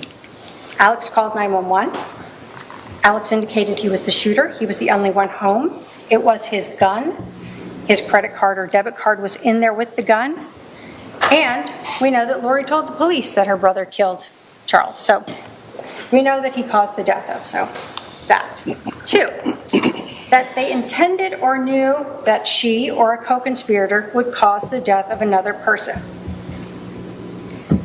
When we are looking at this case, we are looking at the defendant's words, actions, and motive. The words and actions of having her brother Alex come over on the 10th with a gun so that he would be there when Charles came over to pick up JJ. The actions that day of taking Charles's phone, ensuring that he could not leave, that he could not take his son to school. The defendant told the detectives how angry and screaming Charles was about the phone, but she didn't just give it to him, throw it at him, tell him to get out, whatever you might do. She held on to it and told the police that she walked away with it as he's trying to grab it. The defendant's actions and words show us that she is the only reason why Charles stayed in there and the only reason why Charles was shot. Then there's those 12 minutes. Defendant tried to pretend that this was a quick, angry scuffle. But Charles is there for 12 minutes. The defendant is there for 12 minutes. Alex is there for 12 minutes before she leaves. We look at her actions when she came back. She told the police her brother was hit in the head with a bat. She never asks how he is. She's not concerned about his injury. She's not concerned about her husband being dead on the floor of her house, her child now without a father. The lack of words that she said there and her demeanor show again that she was well aware of what was going on and part of this incident. We look at her words to Chad, that Charles changed his life insurance policy before we got rid of him. They show her intent to kill Charles. And again, we look at the motive, money and Chad. When did this happen? The first time Charles came back into town after he found out about the affair. Finally, the state has to prove that the defendant or the co-conspirator acted with premeditation. So I'm going to talk to you about premeditation. You have a jury instruction for it, and it tells you that the defendant or the co-conspirator intended to kill another human being or knew she or the co-conspirator would kill another human being, and that after forming that intent or knowledge reflected on the decision before killing. It is this reflection, regardless of the length of time in which it occurs, that distinguishes first-degree murder from second-degree murder. You're also told an act is not done with premeditation if it is the instant effect of a sudden quarrel or heat of passion. This is where you remember those 12 minutes and the calmness of her walking around with that phone and her demeanor. You're told the time needed for reflection is not necessarily prolonged, and the space of time between the intent or knowledge to kill and the act of killing may be very short. So I'm going to give you an example. It's a lot of legalese, and then we'll talk about what we really have here. So imagine again, you are driving your car. You do every day, and you're coming up to an intersection and you see the light turn yellow. And in that second you think, do I want to run it? Or do I want to slam on my brakes and hit it? Stop before I go into the intersection. You think about that, and then you decide, I'm going to slam on my brakes, and I'm going to stop. That is the time it takes to reflect. That is the time it takes for premeditation. But we have a lot more than this because we have planning, not just premeditation that morning. So when we talk about the premeditation that we see, it starts at least back in June, when we have Christina telling us about Alex Cox saying that he wanted to kill Charles, Lori having no reaction to that, and instead talking about drugging Charles. Did you hear Alex making some comments? Yes. And you told us that they made you uncomfortable. What were these comments? He stated he wished that he could just kill Charles. Okay. Was Lori around when he was saying this? Yes, one of the times. Okay. So he said it more than once? Yes. Can you describe for us part of his demeanor when he's saying this about wanting to just kill Charles? It was jocular, just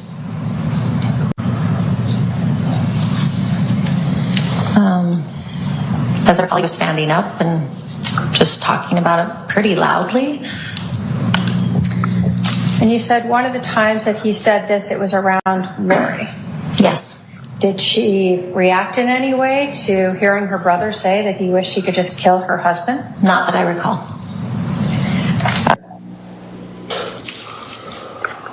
By July 9th, or when we start having this planning that we're talking about, we know that Lori Vallow is living in a house paid for by Charles Vallow. We know from even her statements to Detective Enclan that she doesn't like Charles, is what she says, but Charles won't file for a divorce. We know from her words and text messages that she wants to be with Chad Daybell, but Charles is her cash cow. She hasn't worked. He pays rent, car, cell phones, her travel.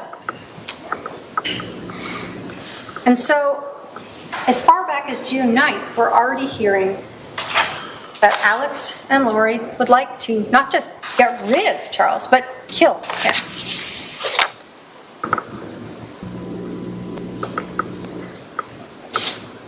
But if you think that June 9th wasn't the beginning of this planning, this idea, this concept that Lori and her brother have of getting rid of Charles, this evil, dark, possessed person, that we know on the 9th that there is definitely a plan by this defendant. And we see that through those text messages with Melanie, with Summer, with Alex, where she speaks of the mission, where she talks about telling Melanie, you can't leave. You got to pretend to be sick and stay here and keep track of Brandon so he doesn't come help Charles. He can't be in the picture. We need to stay here to defend ourselves from an intervention.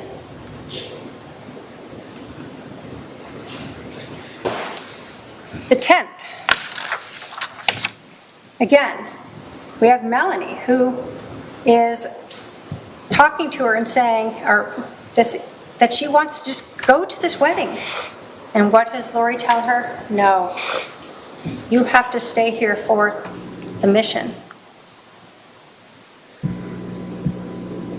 The mission of stopping an intervention? No.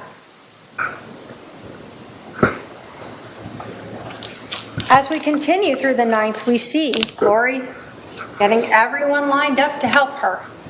Alex, where he again is told that he will be like Nephi, just like her.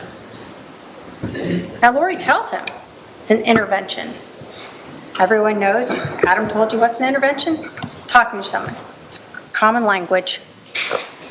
But that's not what the defendant wants to happen. She doesn't want Charles to divorce her and lose his money. She doesn't want this intervention to happen where she loses her temple recommend. What she wants is to be like Nephi and get rid of her husband.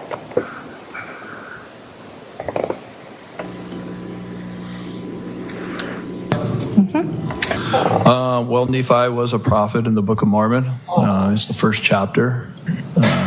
He was a prophet, very humble and faithful servant of the Lord. Ironically enough, his brothers tried to kill him at one point. But he actually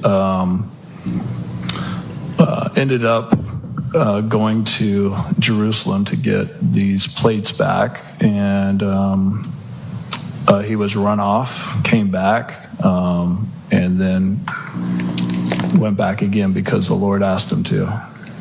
And when he did, the King Laban, who was actually a wicked king, was laying on the ground drunk in front of him, and Nephi was told to kill Laban. Who was he told by? The spirit, or God. So God was using a Holy Spirit to tell him to kill Laban, and Yes. did he? Yes, he did. Was that something he anguished over? Yes. But ultimately, it was a justified killing. Yes. You heard from Detective Duncan that everyone he spoke with gave this same story. And again, the defendant questioned others about this story. But what we've heard is, from Detective Duncan and from Adam, that Nephi is this justified killing. When we think about her religious beliefs and what she's been telling people about not needing to repent, about telling people who is dark and evil, a zombie or a Z, that she is above the priesthood, It makes sense that she feels justified in determining who should live or die, just as she told her brother on the 9th. And we know that in fact we're talking about a justified killing because Alex brought a gun over. He didn't bring the Book of Mormon to talk to Charles about something. He didn't bring a friend to try to record Charles saying something. He brought a gun with him. And then he waited there for his sister's husband to come into the house so he could kill him.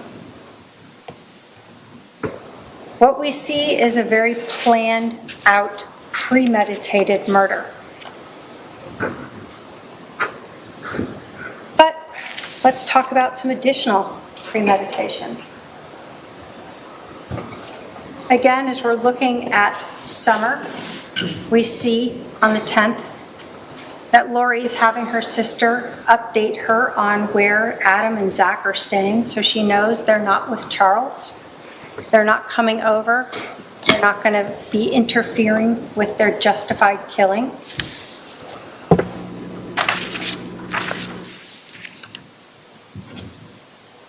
And there's that 12-minute time where the defendant desperately wanted to rewrite the timeline as they told the police that day. This just happened. It was very quick, but it wasn't. It was 12 minutes. Charles arrives at 7:37 and Lori leaves at 7:49. During this time is when that plan, that premeditated murder occurred. So let's talk about that as well. The evidence at the scene, the physical evidence, supports this premeditated murder. Alex fired 2 shots. One of them went through Charles' center mast, exited out his back, and went into the floorboard. The second one, Charles was on the floor, on his back, bleeding out, still able to move, and we know that because he had blood on his left hand, and he was executed as he lay there on the ground. In that time, when we talk about premeditation and reflection, as Adam had to move his hand down, reposition the gun, and discharge and pull the trigger one more time, that is premeditated first-degree murder, no matter what you believe before that.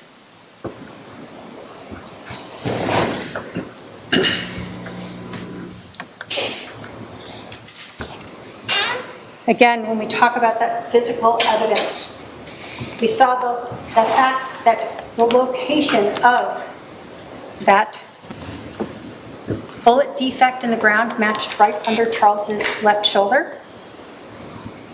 And we heard from Dr. Baumgartner. Dr. Baumgartner told you that this was a classic shored wound. And no matter how many questions could be asked about him of maybe a bamboo shirt might stop a bullet in one location but not in another, or how many matrix-like hypotheticals where maybe Charles bounced back up and then on his way down the bullet slowed down through him and waited till he hit the ground again before it exited. Dr. Baumgartner told you, no, those hypotheticals, those issues did not make sense. He's never seen a t-shirt stop a bullet in one location or at all. And we know Charles didn't bounce because we know he had no injuries to the back of his head. This also tells us a little bit about the shooting itself. When Charles was shot that first time through center mast, he did not fall straight back and land onto the ground laying there on his back. If he had, he would have had bruising, abrasions on the back of his head when he hit the ground. He didn't have anything on the back of his head. Where did he have abrasions? On his knees. when he fell to the ground after being shot. Do we know how long it took him to roll over, to fall onto his back, before he was then shot a second time because he's still alive? You heard it could take up to 2 minutes for Charles to have died, and that he could have spoke and moved during that time period. What we do know is that he eventually ended up on his back. And while he was on his back is when he was shot the second time by Alex. This defendant and her brother in that house waiting and making sure that Charles was dead. Murdered, executed. Words, actions, motive, and physical evidence all tell you what happened that morning. So let's talk about conspiracy. And I know there are a lot of layers here, and I'm just building them up for you. You're told in your jury instructions that conspiracy requires proof. 1, the defendant agreed with one or more persons that one of them or another would engage in certain conduct. So again, we look to Lori Vallow's words. What she had been talking about for months, Charles being possessed, being dark, wanting to kill him, the discussion on June 9th, poisoning him or drugging him previously. And then when we got to July 9th, it is all coming to a head. We will be like Nephi.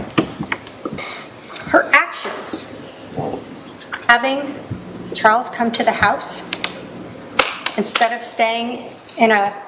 him staying there, she had him stay away. Why? Because if Charles stayed at the house, you couldn't have Alex come over with a gun and be ready to shoot him, right? You got to have him come in. Her actions of inviting her brother over with a gun the night before so he would be there. She knew when he would show up. He texted her, "I'll be there at 7:30. Pick up JJ." But most importantly, why did Charles stay in the house? Lori told the detective that Charles initially was like, "Oh, I'll just stay here for 20 minutes and then I'll take JJ to school." Well, she wasn't going to kill him in front of JJ. No, take JJ to Burger King. Get him out of the house. Go put him in the car. And he does that. But then she takes his phone. And she won't give it back. What she told the detective was, before this alleged Tylee bat, whatever thing you want to talk about there, that she had Charles's phone and was asking him about texting Adam. Of course, that's interesting because how would she have known that? But we know she had the phone actually for a while before she did that interview. She tells the detective numerous times that Charles is telling her to give him back his phone, and she will not. That she's walking around as he's trying to get the phone. She won't give it to him. Why? Because she needs Alex to come out. He brought that gun over for a reason.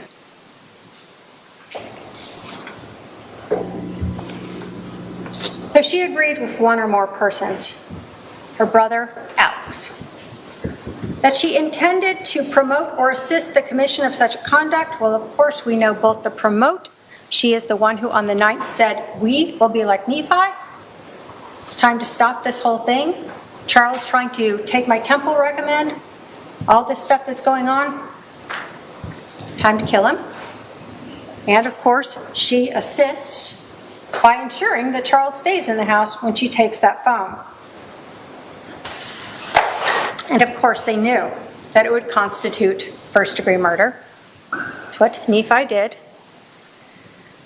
Only unlike Nephi, where it was justified, here, ladies and gentlemen, this murder was not justified.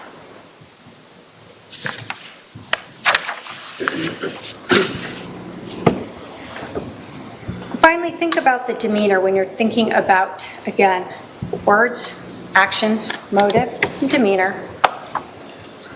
When Lori comes back to the house, she is very, what did we hear that word many times? Nonchalant, calm, no questions about her brother, no questions about her husband, no questions about the house, just laughing about her neighbors.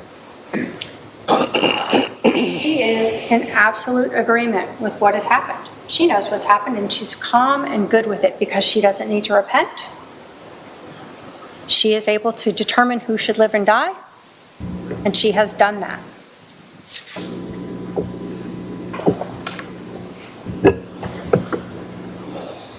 So when we talk of the scope of conspiracy, you're told that to prove a conspiracy, it is not necessary to show a formal meeting or express agreement.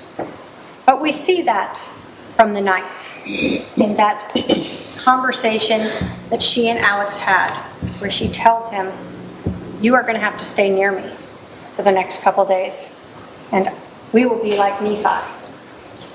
You're also told that a conspiracy may be inferred from circumstances showing a common criminal objective. So, just because you don't have someone who says, I heard them say, we shall conspire, you can infer that from the conduct. The conduct of what happened on the 9th, the conduct of what happened on the 10th, and the conduct of what happened on the 11th. All infer to you a conspiracy of Alex coming over with his gun to shoot and kill Charles.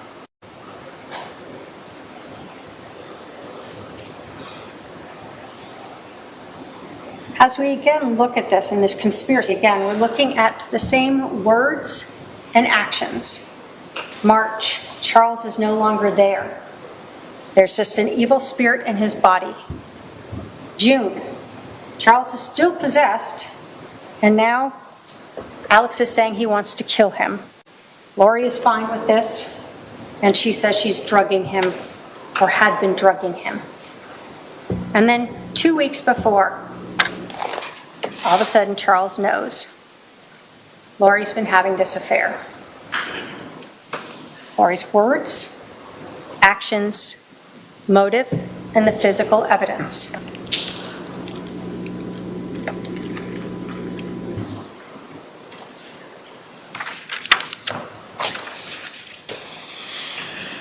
Conspiracy again, we see that Lori and Alex know exactly when Charles is showing up.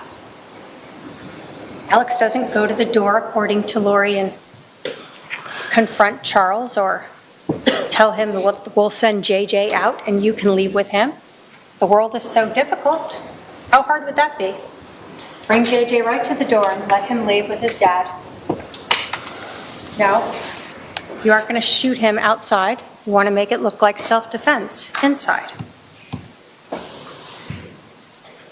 As you go through this and we think about what's going on, the defendant doesn't even care. She wants her husband killed so bad that she's willing to let her brother bring over a loaded gun in an unlocked gun case in a house with a 7-year-old autistic child. That's fine. When the defendant was questioning Detective Enclen, she was talking about how hot it was outside. JJ's out in the car. But she has no problem with an unlocked gun in the house with the kid, and she's worried about her child out in the car? She's not. We know that because she's the reason Charles doesn't go back out into the car and leave. She keeps him there in the house. She is why JJ's out in the car alone.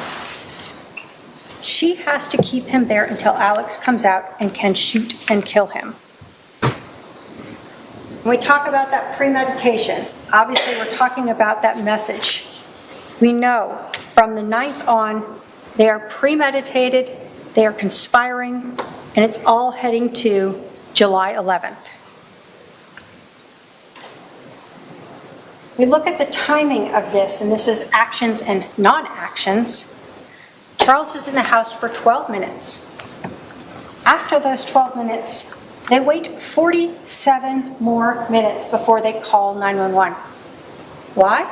To stage the scene. No CPR is performed.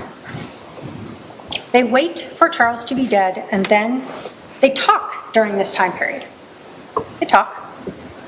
They could call 911, but nope, they're going to just talk. So again, you're looking at their actions, what happened and didn't happen, and the motives.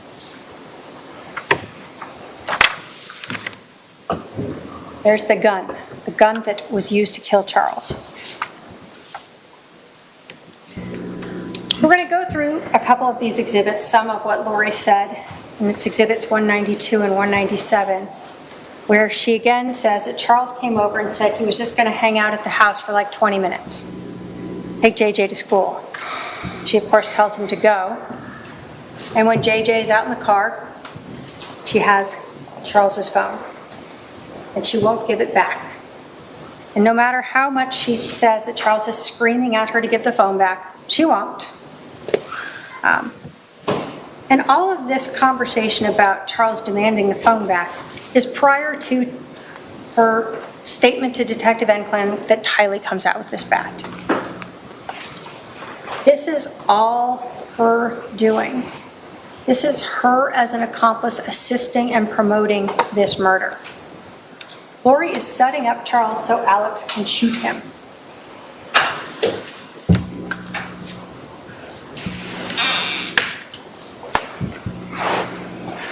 And with JJ? And so he put them in the car, in the driveway, and then he came back in. Right? So I kissed JJ goodbye. He came back in, and his phone was on the counter, and I had his phone. And he was like, give me my phone. And I was like, why don't you show me your text that you've been texting, blah, blah, blah. You know, whatever. Because he's like acting really weird, like he's plotting something against me. Like, I'm like, why are you even here? Like, what did you come here for? You know, he's been talking to my other brother, and my brother came into town at the same time last night, and I haven't talked to my brother in a while, my other brother, and I was like, and so he was texting him on the phone when he first got to my house, and I'm like, why are you texting Adam? Like, do you even talk to him? Like my other brother. So when you listen to these clips and the interview of Lori Vallow, you have to put into context, this is 9:52 in the morning when this part of this interview is occurring. And she's telling the detective that she confronts Charles about texting her brother Adam. Now, she's had the 47 minutes she's been driving around, and then that time at the house when she's waiting outside to learn all of those texts and what's been going on between her brother and Adam and Charles. And so she is now mixing this in to her interview. And so when you're listening to her interview, we know she's trying to work out this, what happened, how did this go? You can watch her demeanor as well. And as you're going through this, see how she's just telling a story here, like what happened, almost chuckling about it. Okay. So this morning he comes back in and... He comes back in, I wouldn't give him his phone. He was screaming at me to give him his phone. He was very worried about whatever was on his text that he did not want me to see. And so I was just holding it there, and he was screaming at me. And I was kind of walking towards around the house with it, so he couldn't get it. He's like reaching for it and stuff like that. So again, JJ's in the car, Tylee's not out, Alex isn't out, and she is making sure that he doesn't leave. She's walking around the house, holding his phone, refusing to give it to him, making sure her autistic child is sitting out in the car even longer so that she can ensure that exactly what they've been planning happens, that Alex has time to come out with the gun that he brought over and shoot and kill Charles. This defendant is the only reason why Charles didn't leave with JJ. This defendant is the one who provoked Charles by taking his phone and refusing to get it back. This defendant is the one who ensured that Charles was inside without JJ so Alex could shoot him. And this defendant is the person who set up Charles so that her brother Alex could shoot him. So let's talk about staging the scene. We know obviously from the first responders that when they arrived, no CPR was given. You heard from Officer Wierzbecki that when he felt Charles's neck, he thought he was dead already, but they still let the first responders in because they've been told CPR had been given. And what do we know? That they arrived within a few minutes. No one had ever tried to save Charles. No blood had been pushed out of him from CPR, whether strong or light. He had been dead for quite a while. His skin was mottled when they started cutting open his shirt and looking to the back, and lividity, the blood pooling, was occurring already. So they kind of knew something was off with that timeline. So what about the scene itself? The bat. It is placed to the right of Charles to look like he was using it. He got shot and it went flying behind him. Well, obviously we've heard from Kay, Charles's sister, that he was left-handed. We know from the blood evidence on his hand he was left-handed. There's no damage to that mirror. There's no damage to the drywall. There's no damage anywhere, like this bat is being swung around in this horrific fight that's going on of grappling. The injury to Alex Cox's head. You heard it was a small 1-inch cut that he was using a paper towel to pat, and at times, as you watch that Exhibit 1, rubbing it, making sure it stays bleeding. There is no blood at the scene from this giant grappling thing going on that Lori Vallow wanted them to believe. His head is bleeding and they're grappling around and he's being beat with this bat, and yet not one drop of blood on the floor. Not one drop of blood going down the hallway when he put that gun away. Not one drop of blood on the gun itself. And then the shoes, left by the door to look like Lori Vallow had run out in fear after this horrific incident that they planned. But what we know from the Walgreens video is that she did enter the store with shoes. Something on her feet. So we're going to go through. We know Charles, again, left-handed. Field with your brother. Yeah. What position did your brother play? He was a pitcher. He was very, very good. He was a left-handed pitcher, and they're very hard to hit against. Okay. Did he bat right or left-handed?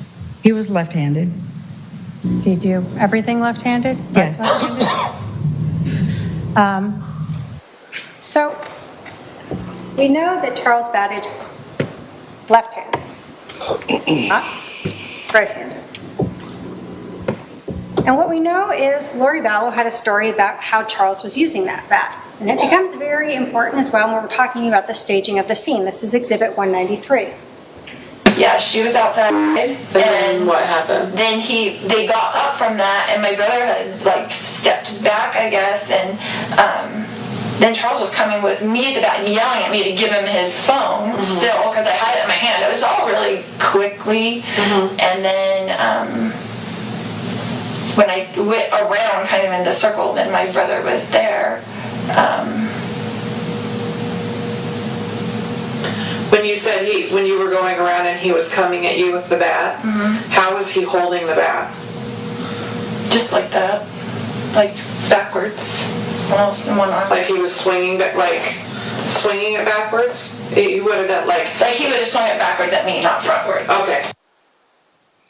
So Lori Vallow tells Detective Enclan that Charles is swinging the bat backwards. Now, if the bat was like this when he was shot, the arm would have been shot. Covers his center mass. So we know he wasn't here.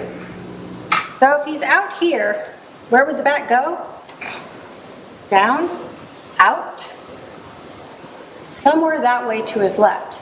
It would not end up thrown up above him. And if it wasn't there again, Charles would have been shot through the arm. Obviously, Alex forgot that Charles was left-handed. So when he placed that, like he was coming at him with a bat, their stories didn't quite match up with the evidence. So if we rely on Lori's story of how Charles was holding the bat, then there's zero way that that bat would end up where it ended up. And again, we know he's left-handed from not only Kay, but his own admissions of that blood on his hand. So we see the scene is staged, this bat that is so necessary to try to ensure this justified killing is legally justified and not just spiritually justified. When we talk about the scene as well, and you're looking at where Charles was, at least when that second shot went through him, you can see in the photograph to the right, the shot to Charles's chest, right between his nipples, and the shot to Charles's abdomen, down lower.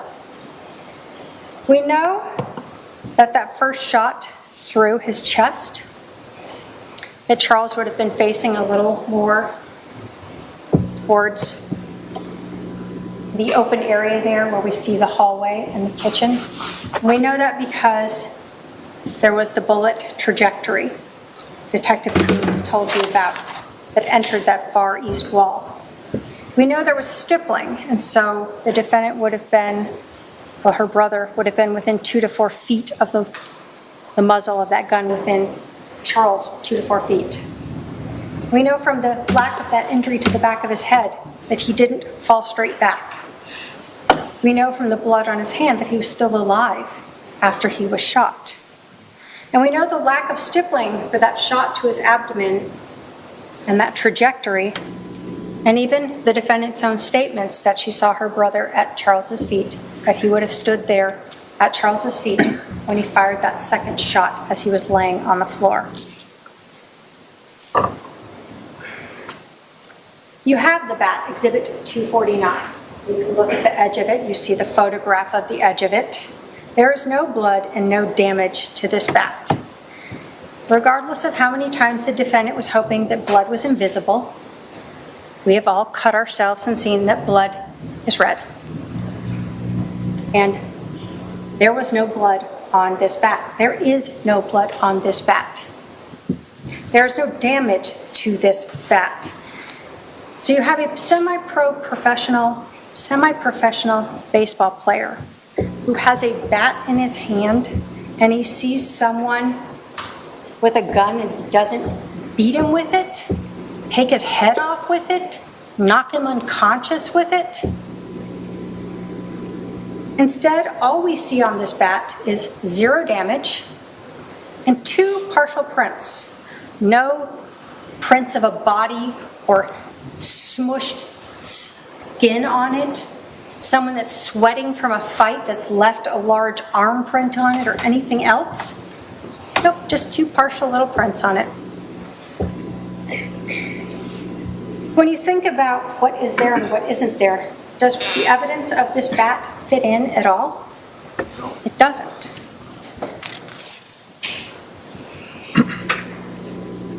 We look at Charles's watch. No damage to it. No scratches to it. No dings to it as he's grappling on the floor like Lori wants you to believe.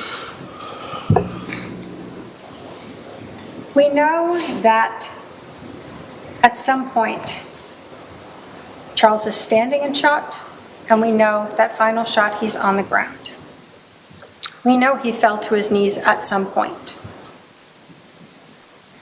And when you look at that physical evidence and the lack of damage or anything on that bat, again, what makes sense is that Charles fell to his knees after that first shot. We know that there is 12 minutes where the defendant and her brother are still together there, so that Alex can get this 1-inch cut to the back of his head that's barely bleeding, that he uses a paper towel to dab at and rub. The shoes that the defendant ran out of on her way out. You have the exhibit. You can see black straps across her toes as she enters and exits the Walgreens. And then you see that she's wearing the flip-flops when she comes back to the scene. What do we know? That the police did not search Charles's rental car.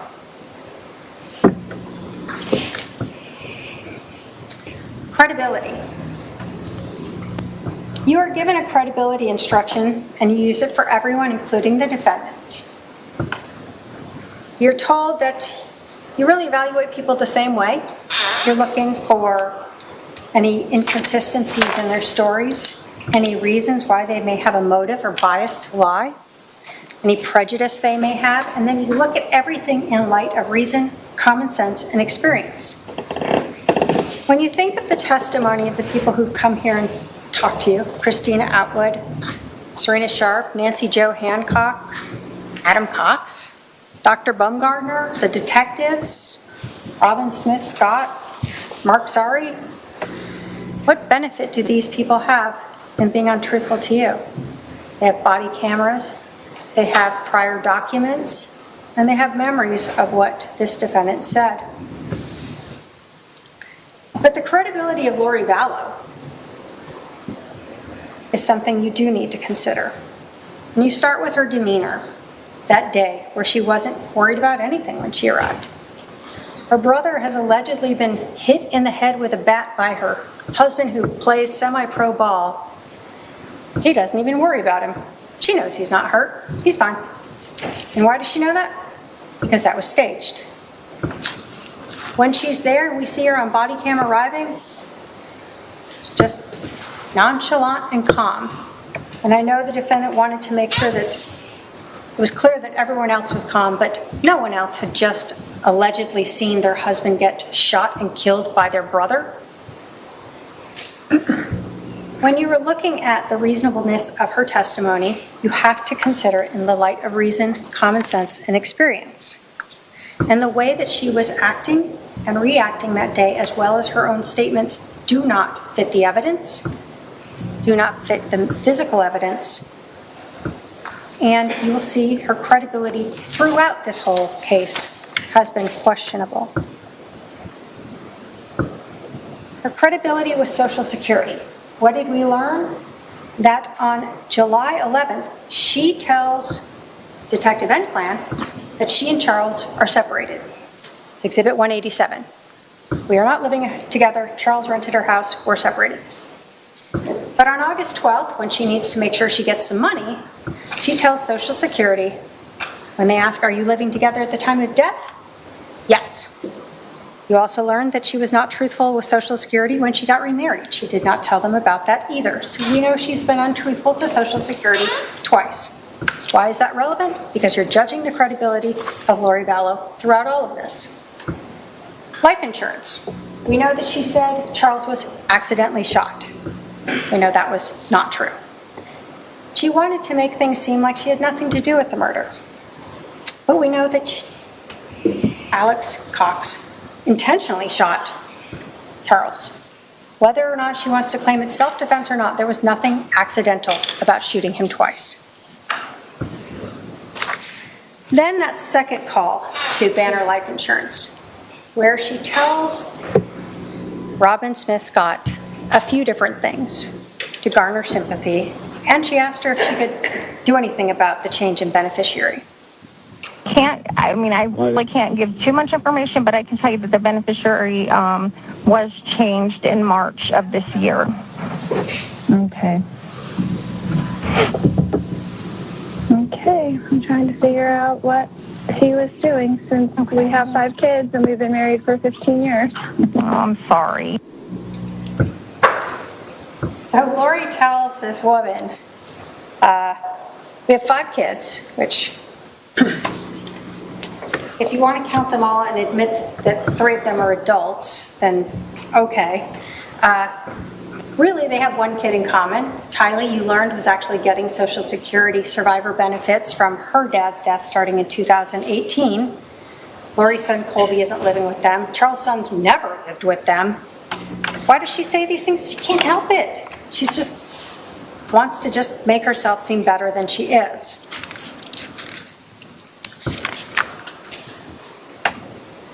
What about the credibility of her interview, even during the police interview? We've talked about a few things, but One of the things she told the detective. That I didn't file anything or whatever. And then he filed something against me and said I'm only going to get supervised visits because I'm crazy and blah, blah, blah, you know, the story.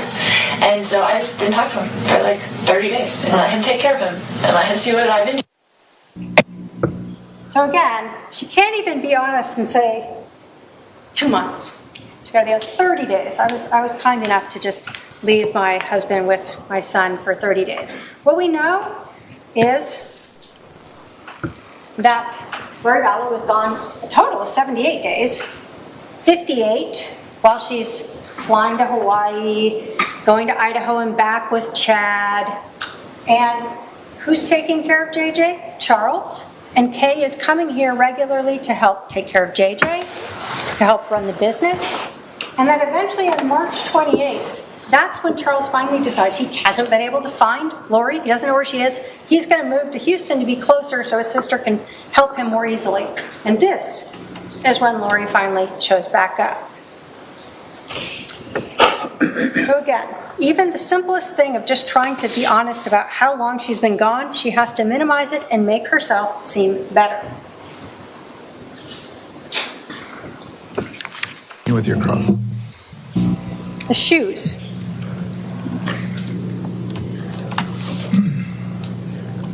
Oops. If this will play. When she was questioning Detective Enclam, she was asking her if it was hot in July and if she would need shoes to go take her son to school. But of course, what we know is that we saw her with those shoes on as she went into Walgreens. So again, it's continued trying to garner sympathy and just being untruthful about whatever she feels like being untruthful about. And then we look at the credibility in that timeline, that body cam. You know, now that you're not in Santan, this is your home? Right, Gotcha. right. Okay. We just moved in here. Gotcha. How long have you guys lived here? I'm sorry? How long have you lived here? Like 3 weeks. Oh, geez. Yeah, okay. That's why the neighbors don't know us. Gotcha. Like, hi neighbor, sorry. Are you working? So here she is, 47 minutes after leaving the house, laughing and smiling with the detective about the fact that her husband is dead inside the house. Her brother is sitting on the curb, allegedly with this very serious injury from a baseball bat. When you look at that credibility of the defendant, you have to look at everything together and what fits, again, with the physical evidence and what doesn't.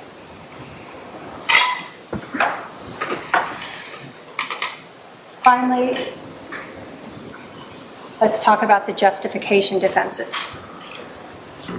What we know is that Lori Vallow thought she was like Nephi, that she was justified in killing Charles. That her brother, who was supposed to be like her, was also justified in killing Charles. But Lori Vallow is not justified under Arizona law, nor is Alex. So let's go through the different justification defenses. First thing that you have to consider for every one of these, self-defense, defense of a third person, or crime prevention, is the non-justification for use of deadly physical force. You are told if a person is not justified in using or threatening physical force or deadly physical force against another in response to verbal provocation alone. So Charles yelling and screaming at her to give his phone back does not justify you shooting him. Or a person is not justified in using or threatening deadly physical force if the defendant or co-conspirator provoked the other's use or attempted use of unlawful physical force. So we know here Lori provoked Charles by taking his phone and refusing to give it back. So again, when we look at every one of these defenses, you'll see not only do they not apply, but none of them is the defendant entitled to. This is not self-defense.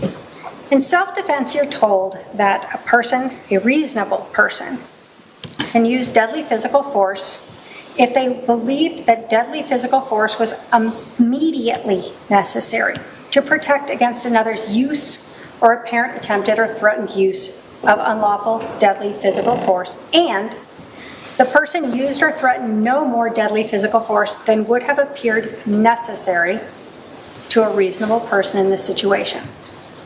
We know that Lori Vallow used Charles's phone to get him to come back inside, and she used his phone to keep him inside and give her brother time to come out and shoot and kill Charles. We know from the physical scene itself that Charles did not use a bat. We know from the physical evidence of Alex's 1-inch cut to his head and the lack of blood or concussion, the lack of damage to the mirrors, the walls, the location of the bat in relation to Charles. They all tell us that Charles did not use a bat. We know that Charles was a semi-professional baseball player. This would not have ended that way if he had had a bat.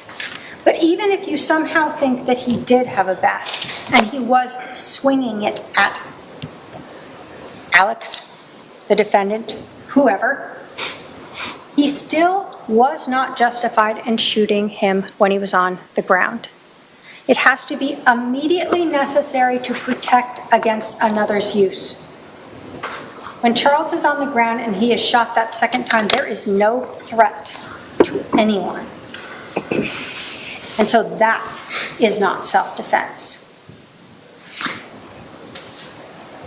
Counsel, I need to give my court reporter a break unless you think you'll be done in the next 5 minutes. Okay, go ahead. When we look at the physical evidence, again, we know that Charles was on the ground, shot, and so this is not self-defense. And we know from the physical evidence at the scene, the projectile into the floorboard, this is not self-defense. Third party. You're told that a person is justified in using or threatening deadly physical force in defense of a third person, I presume here Lori Vallow. If a reasonable person in this situation would have believed that deadly physical force was necessary to protect against another's use, again, of unlawful deadly physical force against a third person, and they used only what was necessary for a reasonable person under the situation. What do we know? Lori Vallow told Detective Enclan that she wasn't even in the room when she heard the shot, that she had gone around into the kitchen. Who's he protecting at that point? What third person that's no longer there is he protecting? You can't protect against a future, what might happen, or what already occurred. It has to be now. And Lori Vallow herself put herself outside the room when her brother shot Charles. So there is no third-party defense. But again, the same thing applies. Even if you thought so, that second shot removes any possibility of being justified. Crime prevention. This is the exact same thing, only in a slightly different stated way. But like self-defense, it allows a person to use deadly physical force against another to the extent a reasonable person would have believed that deadly physical force was immediately necessary to prevent Charles from committing aggravated assault against Lori Vallow. We know she's not in the room. Even if he had that bat and had been coming at her and then she left the room, that crime is over. And again, even if you believe he had the bat, you cannot shoot him while he's on the ground. That is not what crime prevention permits you to execute a person. Finally, there's mere presence. You're told that guilt cannot be established by a defendant's mere presence at the crime scene, mere association with another person at the crime scene, or mere knowledge that a crime is being committed. Lori Vallow wasn't just present at this crime scene. She brought her brother to the crime scene. She ensured that he brought a gun with him. She ensured that JJ was outside, and she ensured that Charles stayed inside. She was not merely present. She was a person who was actively participating in this crime. Ladies and gentlemen, we have talked about the evidence in this case. Evidence that was presented to you through witnesses who took the stand, and exhibits that were admitted for you to review.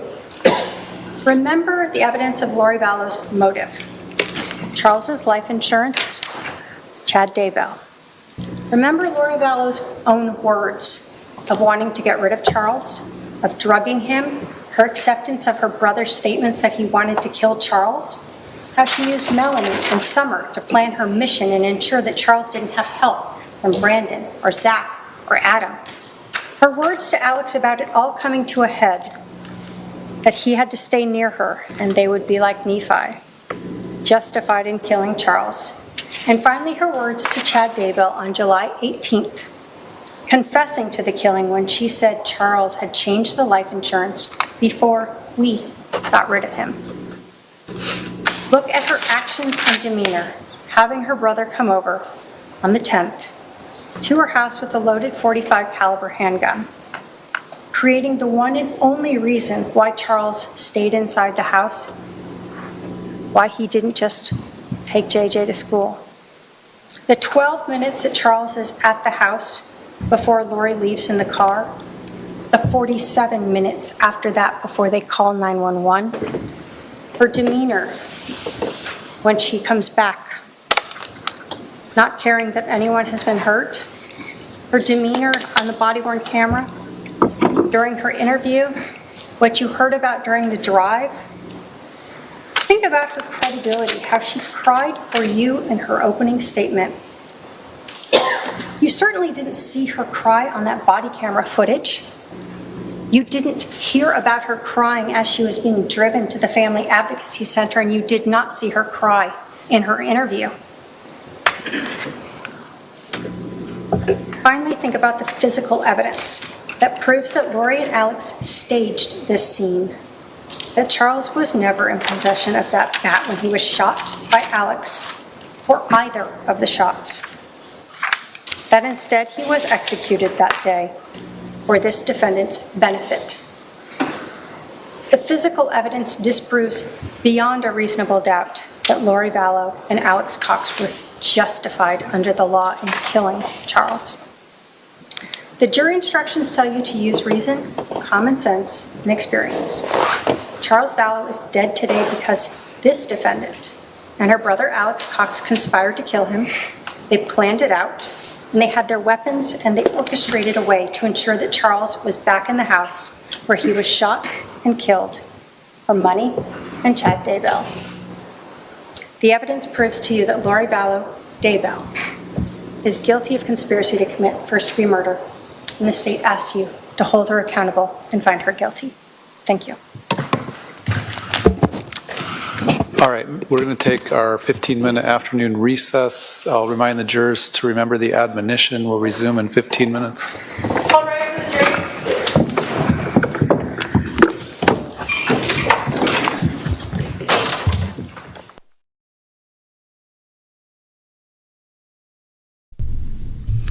All right, so 4:20, let's say, to 6 o'clock.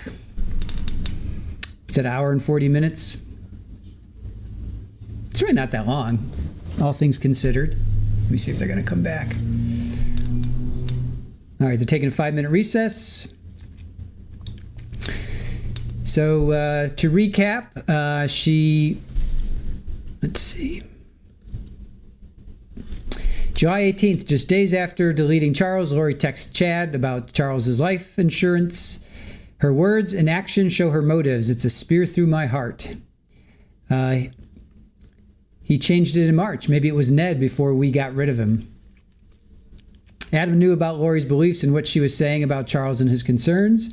Alex texts Adam that day, and Adam texts back, they are planning something. I did like the way she played the testimony. I thought that was good. Instead of just going over the points, which she did, but I like the fact that she then would play testimony, right? She talks about Closing will be in 3 parts: timeline and motives, jury instructions, and then justification for defenses. She talks about the KK Walker emails, that Charles found those, and that's when it kind of switched. Charles talked to Tammy, talked to Chad, talked to Adam and Lori, and they all knew. They all knew that Charles knew. All right, I'm trying to see, when did... she talked about Melanie Boudreaux's mission was to keep Brandon distracted.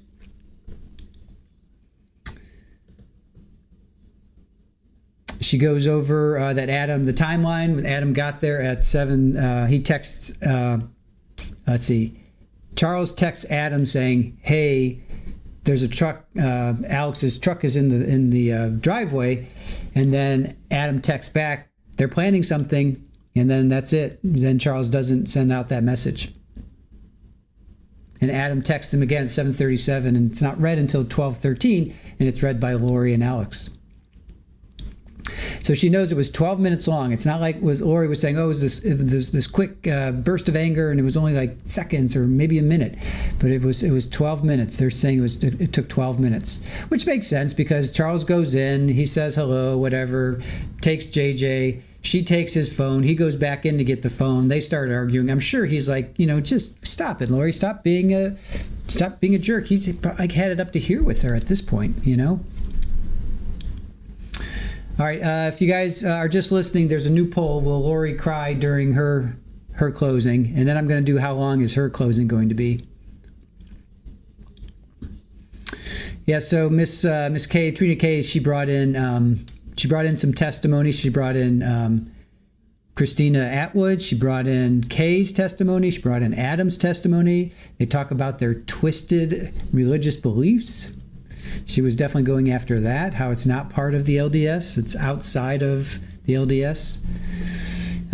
She talks about drugging Charles, right? Christina Atwood said she was uncomfortable at that June 9th dinner because Alex was talking about deleting Charles and Lori's talking about drugging him. We remember that.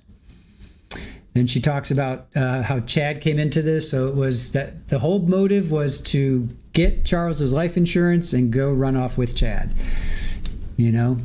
Money, Chad, and that religious belief system. That was the motive. We heard the call to ban her life, or she replayed that. I like the fact that she would say it and then she'd replay the testimony. I never heard that before. Some of you agreed with me. I think hadn't seen it before. Nanar, I think you said you had seen it before. I never saw that before. I thought that was pretty effective, in my opinion. I thought that was pretty effective. Because this jury has sat through, 8 days, 9 days now? We're into day 9. So they sat through... 7 solid days, 8 days. Day 8 wasn't anything. So they sat through 7 days. And then the weekend. And then now, Miss K is like explaining it. And then she shows the testimony. I thought that was pretty good. I was okay with that. And once you get past an hour, you do kind of start to lose, unless it's like a really spectacular closing, which this was good. I've seen better. I've definitely seen worse. It was good. I thought I did like the fact that she showed the testimony. After she would say something, then she'd show the testimony. I did like that. She's talking about, let's see, the credibility of the defendant, right? She talked about, then she showed Lori. She threw Lori's, her interview with Detective Yinkling back in her face. I thought that was great. How she was gone for 30 days. No, she was gone for like 55 days, 56 days, and then 78 days altogether. She's saying, then she's so worried about JJ and Tylee. JJ was with Charles. Charles was taking care of JJ. You were off gallivanting in Hawaii with Chuckles there, with Chud the Spud. Then they showed the body cam video of her just, hi, we've only been here 3 weeks. Hi, neighbors. And her laughing. She's almost chuckling like during her interview with Detective Yinkling. I thought that was really good. I thought that she's throwing Lori's words right back in her face. I thought that was good. Oh, the mosquito got in.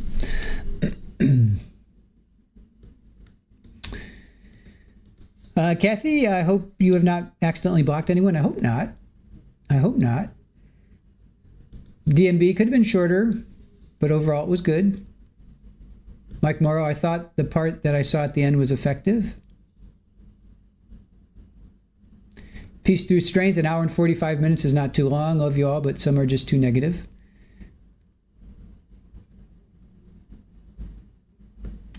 Just Shamrock, what's everyone watching tomorrow? We are going to be picking up on the Dr. Turek, which is in the same courthouse as Karen Reed. We'll be picking up on that next week.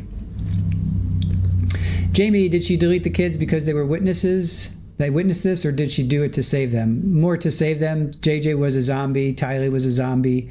She released them. She put them into a better place. Her words. Dwayne, yep, 58 days, 72 days altogether. Thank you for that. Mel Stiller, Chud the Spud. I didn't come up with that. Somebody else, you guys were talking about that. All right, Barry, you're saying even juror 15. What about him? Hopefully he'll let's see what 88 keys. I wonder if Lori will use her whiny baby voice or her I'm pissed off about all this voice. Holly Mack, she hit all the points she needed to. I think she did well. I think so too. Deidre says, I thought it was excellent. She didn't want the jury wondering about any of the instructions Lori wanted in. She covered every single one of them. Peace through strength, she did great. I thought so too. Anything that's, you lose interest here and there, but I thought it was necessary. She did it. Juror 15 has a question. Is this going to take long? Nice. Mallory says, if Lori tries to repeat anything in her closing that she did in her opening, the state could object facts, not in evidence. Absolutely. Absolutely. Yep. No spoilers, Sinbad, but so you'll be watching Karen. Okay. Yeah, no worries.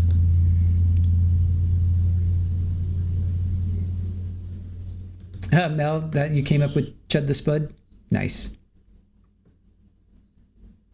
Lori's obsession with zombies, the walking Ned. Yep.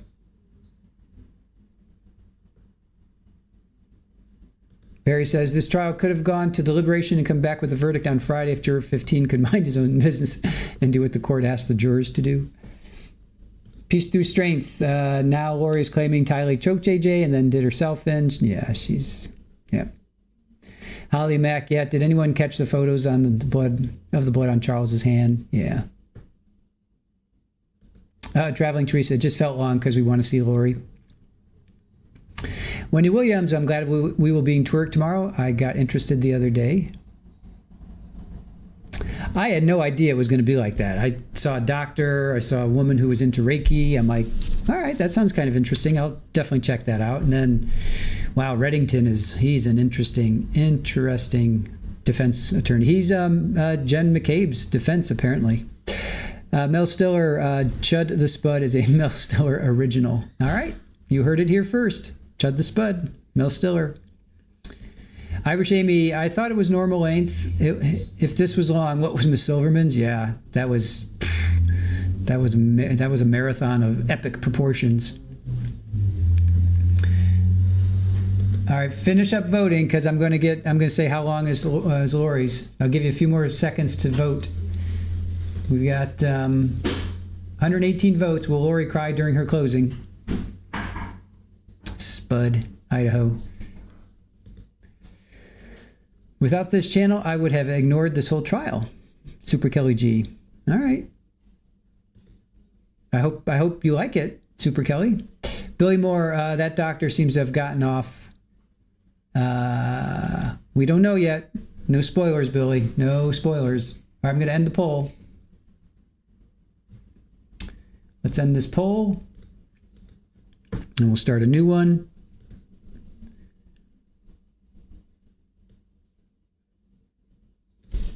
Yeah, no spoilers on Turek, guys, please.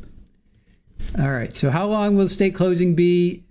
We said 60 plus minutes. 36% of you said 60 plus minutes, so good job, guys. 30% of you said 60, 36% said 60 plus minutes. So you guys win. And then will Lori cry during closing? 72% of you said yes. All right, let's take another one. New poll. Well, I can get rid of this. It's no longer state. It's going to be defense closing. Defense closing arguments are coming up. And then let's do a poll. How long will Lori's closing be? Closing take. How long will Lori's closings take? Let's go 0 to 15, because she only did a 16-minute opening. So I'm going to go 0 to 15 minutes. We'll go 15 to 30 minutes. We'll go 30 to 45 minutes. And then we'll do a 45. I don't think she's going more than an hour, but I'd be shocked if she does. I'll go 45 to 2 hours. No, hour. If she goes more than an hour, I'll go 60 minutes. If she goes more than an hour, wow. Okay. 0 to 15, 15 to 30, 30 to 45, 45 to 60. All right. New poll, guys. New poll. All right. New poll for you, chat. New poll for you, chat. Now, keep in mind, she did, I think, around 16 minutes. Excuse me. She did 16 minutes in her opening. So if you want to use that as a bellwether, Miss K went 46 minutes, and she ended up talking for an hour and 40 minutes. So we'll see. We'll see if Lori does more. There are going to be a lot of objections, right? We took it. We took a poll. How many objections are there going to be? Right? Did I? How many times will the state object during Lori's closing statements? We had 9 plus objections. 38% of you thought 9 plus. 27% thought 3 to 6. 27% thought 6 to 9. And then 6% thought 0 to 3. I think I did 3 to 6 objections. Well, we'll see. You know Lori's going to try and get all kinds of things in. You know that's going to happen. And then don't forget, guys, we're going to have Joe Schmo recapping tonight at 9 o'clock Eastern, 6 o'clock Pacific. So he's going to, if you have any questions you want to ask Joe, he's in the courtroom. Definitely come and join us. 6 objections, 42 minutes.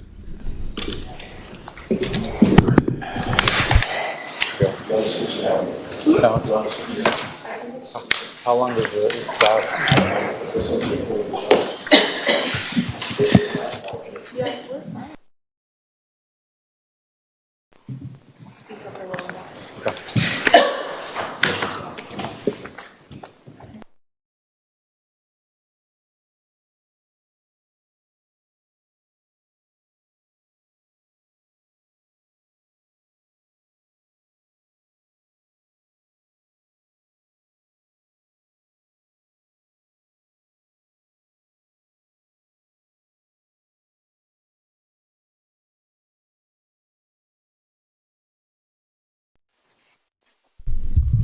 Well, it sounded like they were back there. I'm sure they are. Did Joe ever give us the tease? No, he did not. No, we got to hear what he had to say. We did not get the tease. Squeegee. House long, yeah. You have to, right? I have to, Billy. I can never say how long anymore. I always say house long. All right. I will see you guys on the other side. Seems like they're going to be starting soon.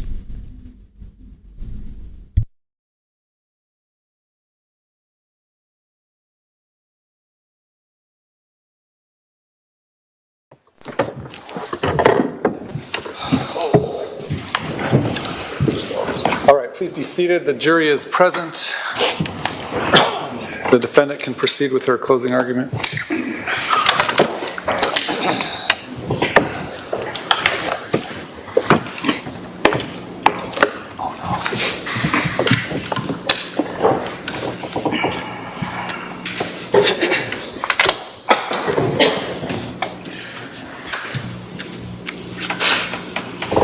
gentlemen of the jury, the state of Arizona has the 100% burden of proving that I committed a crime, a grievous crime, conspiracy to commit premeditated murder of my husband, Charles Vallow. The state has the burden of proving to you that this event was not self-defense. In your jury instruction under the instruction, use of force and crime prevention, the last line reads, if the state fails to carry this burden, then you must find the defendant not guilty. In the law, under your jury instruction titled Justification for Defense of a Third Party, the last line reads, if the state fails to carry this burden, you must find the defendant not guilty. Under your jury instruction titled Justification for Self-Defense, the last line reads, if the state fails to carry this burden, you must find the defendant not guilty. In your jury instruction, under presumption of innocence, it states, the law does not require the defendant to prove innocence. Every defendant is presumed by law to be innocent. Under the burden of proof, it explains that the state's burden is this. Proof beyond a reasonable doubt is proof that leaves you firmly convinced of the defendant's guilt. If, on the other hand, you think there's a real possibility that he is not guilty, you must give him the benefit of the doubt and find him not guilty. In Arizona, self-defense is defined as not being a crime. So let's look at what we've learned in this trial. We learned that a shooting occurred and that 911 was called, that law enforcement was notified.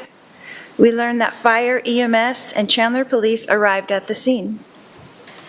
We learned that my brother, Alex Cox, came out of the house with his hands up as directed by 911 and was questioned by the police in the driveway.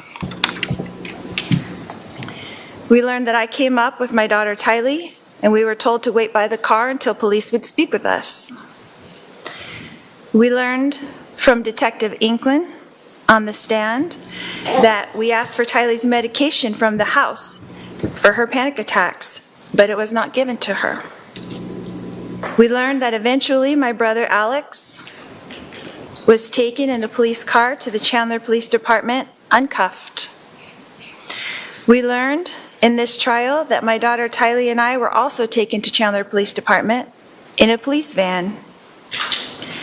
We heard from Detective Inklin's testimony that her goal was to make small talk with us. And states the facts. The jury will determine what the testimony did or did not show. Go ahead.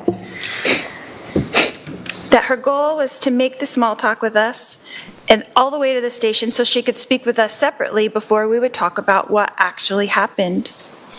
We learned that all three of us were separated and taken to 3 interview rooms where we each told police of the events of the day, each from our own perspectives, and answered all questions asked of us. We saw snippets of that interview in the trial here. The state did not show you the entire interview. Most of my police interview is admitted, though, into evidence in this exhibit. It's number 286. And I would encourage you to watch that entire interview when you start your deliberations. It is important. It is important for you to determine for yourselves my demeanor and not listen to anyone else. You can see it with your own eyes and hear it with your own ears. We heard from several witnesses that because this event was almost 6 years ago, that their memories of the events and statements were probably better back then. Well, my police interview happened that very morning, and I told the police the events from my perspective at that time. It is admitted into evidence and will answer many of your questions. You did not see Tylee's interview, but we did learn from Detective Inklin that she did an interview that morning as well. You did not see Alex's interview, but we learned that Alex was interviewed that morning by Detective Moffett, the original case agent, whom we did not hear from in this trial. The state chose not to show you those interviews Objection, Your Honor. or let you listen to the 911 call. Has to strike. The jury shall disregard that last statement. Okay, the jury can only consider what was admitted into evidence. We learned in this trial from Officer Kautheim's testimony that Alex was injured on the back of his head with a bump and, according to his testimony, a 1-inch laceration. We did not see those pictures documenting that injury as well. We learned in this trial that we did not know, the three of us, that our interviews were being recorded. We learned that Alex's phone was taken by police and put into an evidence bag, according to Detective Duncan, and that no digital copy of Alex's phone was taken by the Chandler Police Department, even though this is their normal protocol. We learned that Alex's phone was returned to him that same day with no further inquiries. We learned that after my interview and Tylee's interview that we were introduced to a victim's advocate and that gave us further instructions in another room where Tylee and I were reunited. We learned that soon after that, all three of us, Alex, Tylee, and myself, were taken in another van and dropped off back at our house. We learned that we were instructed at that time that we could not enter the house yet, that we were directed by law enforcement to take the rental car, since all three of our cars were inside the police tape. We were directed to return later in the afternoon when the scene was cleaned up. We learned in this trial that we did as directed and left the house in the rental car close to 12 p.m. We learned that we did not return to the house until contacted by Detective Inkland to return to the house so that Alex could walk the detectives through what they call a walkthrough. We learned that many detectives were present during that walkthrough with Alex. We learned that Detective Duncan was there, Detective Coons was there, Detective Moffat was there, Detective Werther was there, and an officer with a body cam was there. And yet, we were told by Detective Duncan, the case agent on this case, on the stand, that because of some problem, the walkthrough is not recorded. Detective Duncan also informed us that he does not know if any of the people present wrote a report about it. We can infer from Detective Duncan's testimony and the fact that we don't have in evidence any body cam footage of the walkthrough and no reports talking about it, that there are none, even though this would be crucial evidence for you, the jury, to have. I would ask to strike that and disregard. Sustained. The jury should disregard that comment. Again, the jury can only consider evidence that was admitted into testimony. Testimony that was admitted into evidence or exhibits that were admitted into evidence. The state of Arizona has the obligation to show you evidence to prove that this event was not self-defense, as stated by the only three witnesses. So why not show the jury all the evidence that they gathered? Again, sustained. The jury can only consider the evidence and testimony that was admitted into evidence. We learned in this trial that Alex fully cooperated with law enforcement. We learned that my daughter Tylee fully cooperated with law enforcement. We learned that I fully cooperated with law enforcement. We learned that law enforcement treated all of us that day kindly and courteously on July 11th, 2019. That law enforcement treated us that day like this was self-defense. We were not given instructions to stay in town. We were not given instructions that we were under investigation of any kind. On July 11, 2019, we were interviewed by Chandler Police and released with no further instructions. We learned that Chandler Police put out a press release that day on July 11th. I'll sustain that objection to the extent the jury is to determine what the facts did or did not establish. Under Arizona law, I had the right to self-defense. Tylee had the right to self-defense. Alex had the right to self-defense.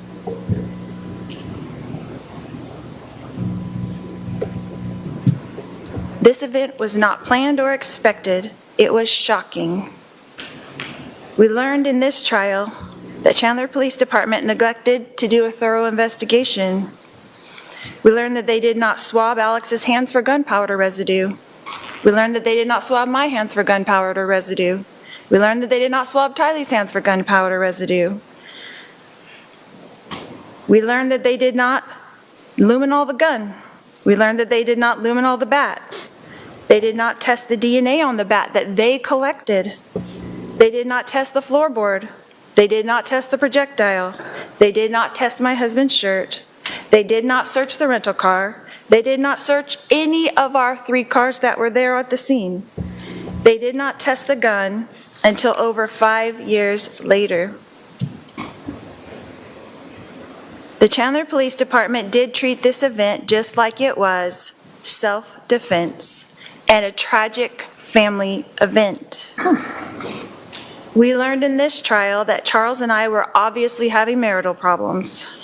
Regardless of what was happening in our marriage at the time, on July 11th, this was self-defense. When Tylee came out with the bat to protect me, her mother, Charles did not have to take the bat from Tylee and start swinging.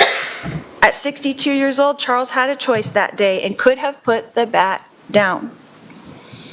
A 2-minute period changed our lives forever. How are you supposed to choose between 3 people you love?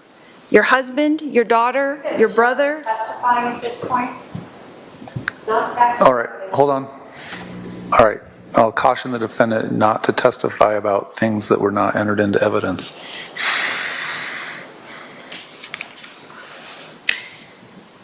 How can you decide for another person if they feel threatened? Why does the state want to blame to someone? It's a reasonable person standard, not the standard of the person. I'm sure you'll point that out in rebuttal. I'll allow the argument as that inference. Go ahead. Why does the state want to blame someone for this tragic event? What evidence did the state show you in this trial that I wanted harm to come to my husband? We learned in this trial that I was praying for my husband. We learned in this trial that even though my husband and I were having marital issues, that we were both trying to do the best things for our son with special needs, JJ. We learned in this trial that I was shocked that Charles had changed his life insurance policy, but I was not angry as the state alleges. In the phone call we heard from the insurance company, we heard that I was disappointed for our children, our grown children, as well as our children still at home, but I was not angry. My husband Charles was providing for our children still at home. I had no motive to change that. We heard a lot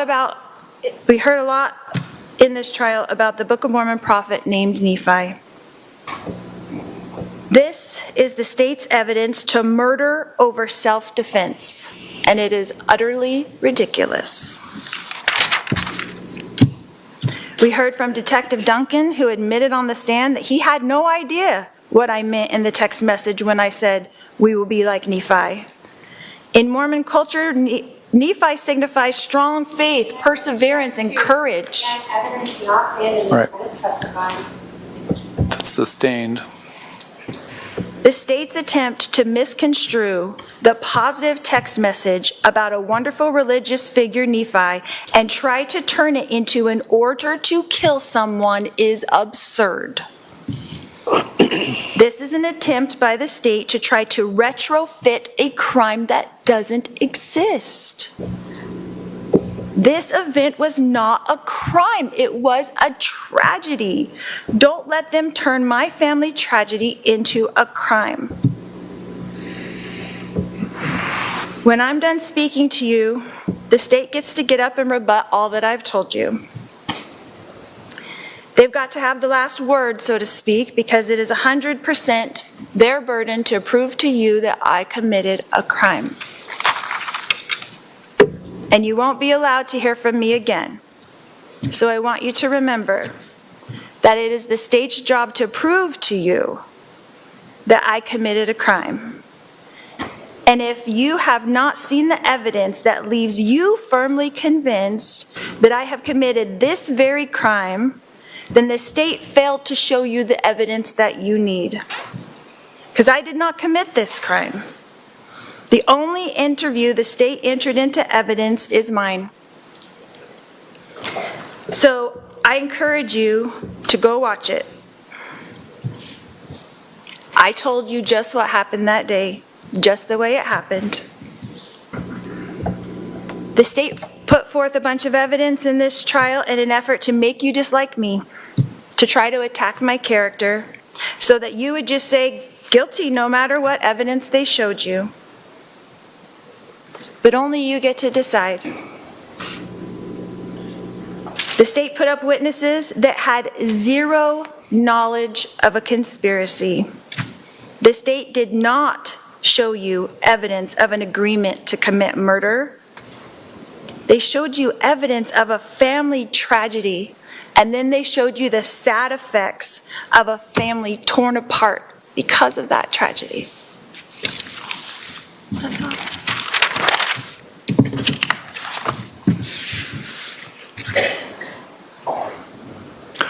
All right, the state does have the burden, so they have the right to open and close the argument. Do you want to give a rebuttal close? Go ahead. The execution of Charles Vallow is not a family tragedy.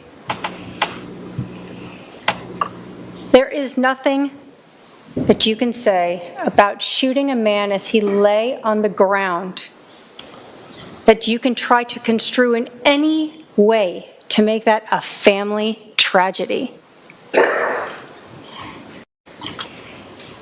This case is about the defendant, not Alex Cox.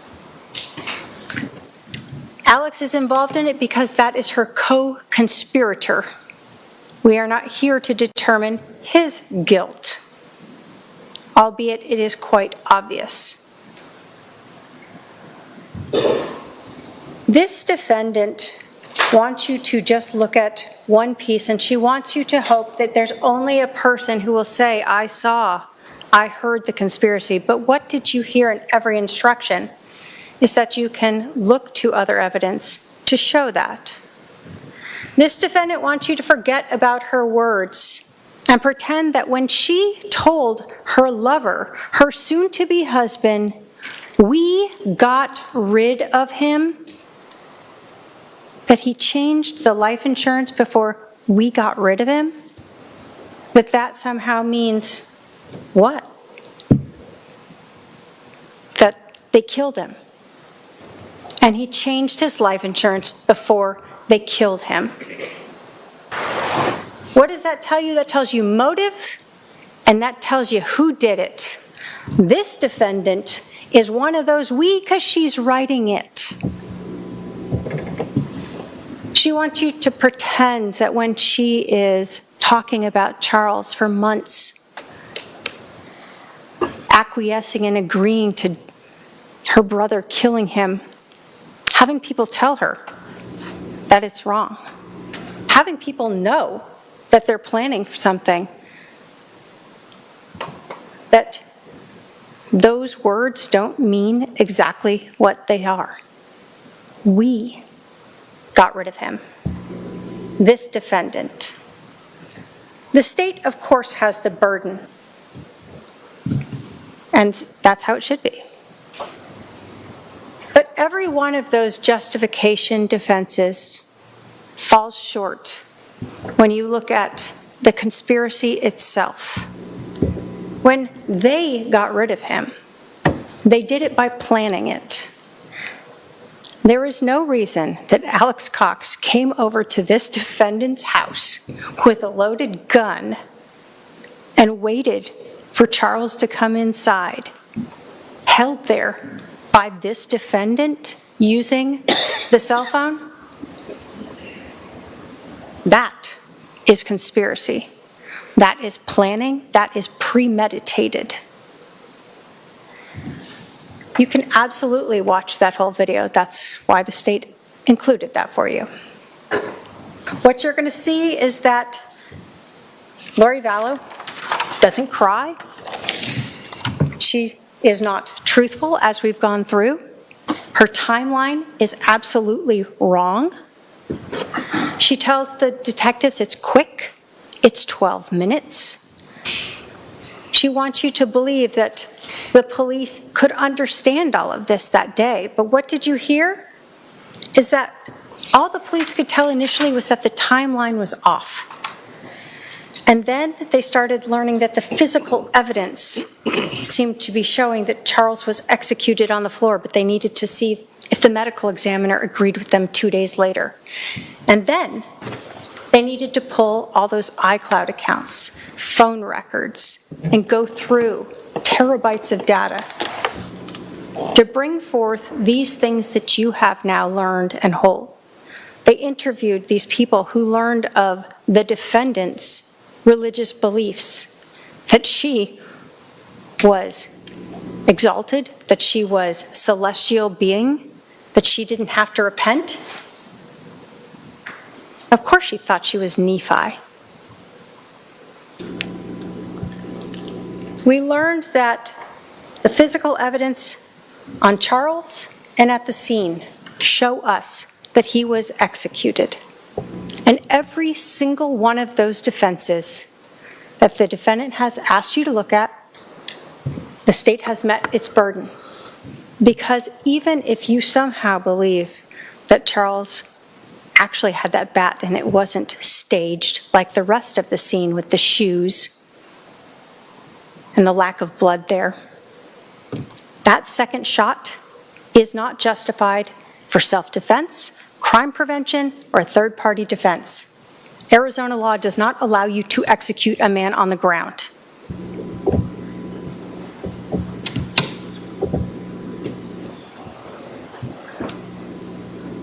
The defendant wants you to believe she was shocked and surprised by this, and yet she goes wandering around, goes to Burger King, Walgreens, drops off her kid, comes back and jokes about her neighbors. Not one action of a person shocked, surprised.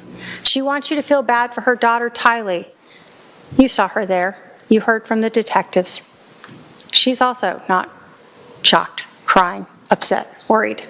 And you saw Alex. Same demeanor. Why? They've had 47 minutes to work it all out. Go through Charles's phone, figure out what they're going to say. They've talked on the phone twice in this time period. This case relies upon all of the investigation that the police did. That day, when they knew that timeline was wrong, that day when they started to understand that the physical evidence at the scene was staged and wrong and didn't match what the defendant was saying, and then all of the evidence after that, culminating when this defendant told the man that she married later that she was having an affair with, as many times as she wants to say Charles was my husband. She didn't want him as her husband. She wanted Chad Daybell. She wanted that life insurance policy, and yes, she was angry about it. And she said, we got rid of him. That is her confession to you. That is why she is guilty of conspiracy to commit first-degree murder. Thank you. All right.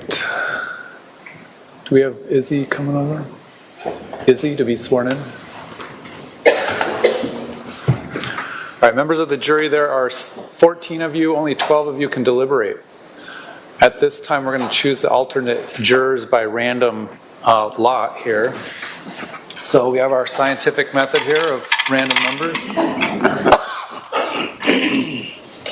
14. Juror 14.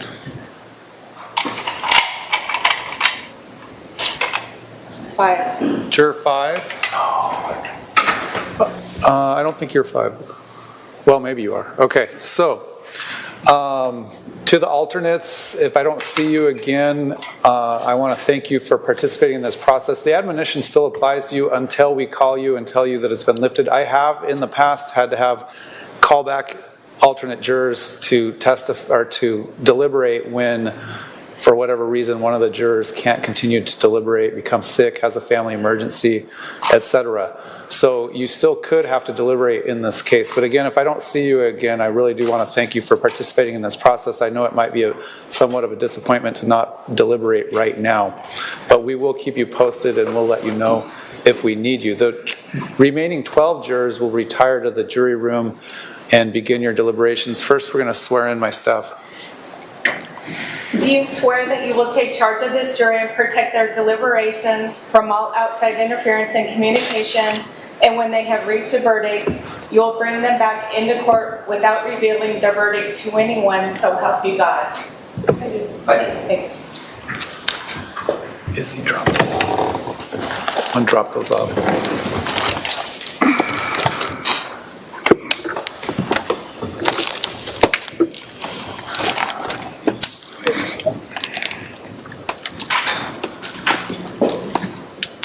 All right, to the jury.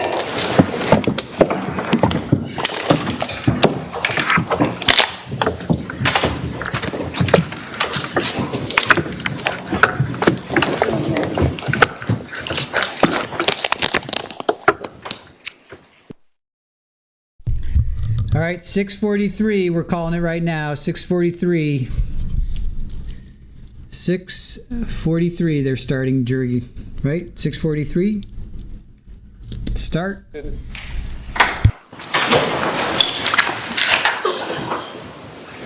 The jury's no longer present in the courtroom. I've passed out proposed aggravation phase jury instructions in the event that there is a verdict of guilt. The state elects to proceed with an aggravation phase of this trial. So I'll let the parties review that. It's not too long. I think there's a spelling mistake on page 3. That's as a 3 in it. Got it. All right, we'll be at recess until we hear from the jury. All right.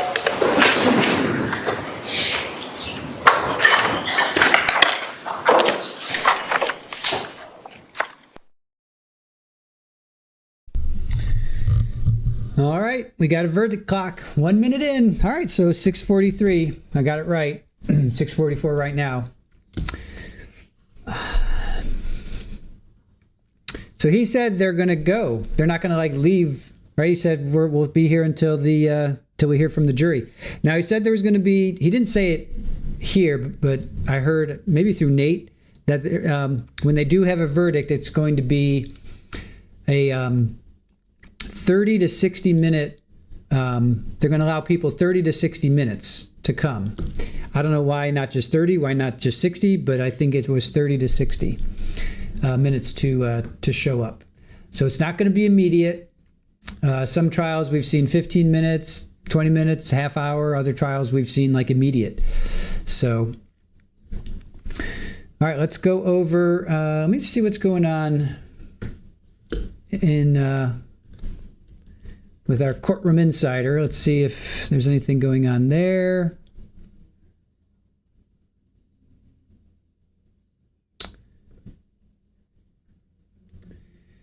All right, so Joe did say something. I'm not going to say it because that's a spoiler, so we'll just stick around here. Sorry, hold on. Let me just... Okay. All right, let's go through what we heard today so far.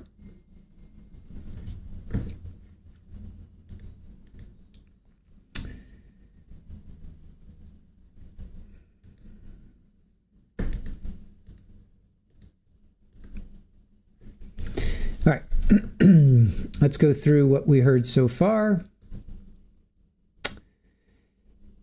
So how long will the state closing be? 202 votes. We had 53% said 30 to 60 minutes, 36% said 60 plus, and 9% said 0 to 30. So those that said 60 plus definitely won that one because she went for an hour and 40 minutes. Yeah, she went for like an hour and 40 minutes. Oh, now we have to figure out how long will the jury... Okay, here, new poll. Will the jury come to a... Well, hold on, let's see.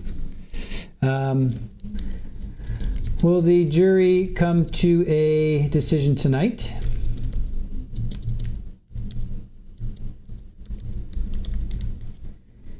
Is that a good poll? Will the jury come to a decision tonight? Or should we go how long? We'll go how long. How long will they take to... How long will the jury deliberate? 0 to 1 hour. 1 to 3 hours. 3 to 6 hours. Now we'll go to 1 to 2. 1 to 2 hours. No, I'll go 3 to 6. 6 to 9 hours. I don't think they're going to go more than that. God, I hope not. All right. You want to go out there, buddy? All right. New poll for you, chat. All right. Come on.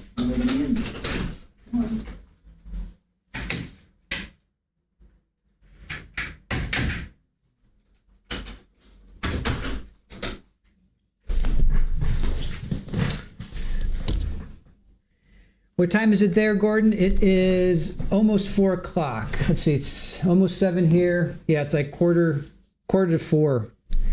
They normally go home at 4:30.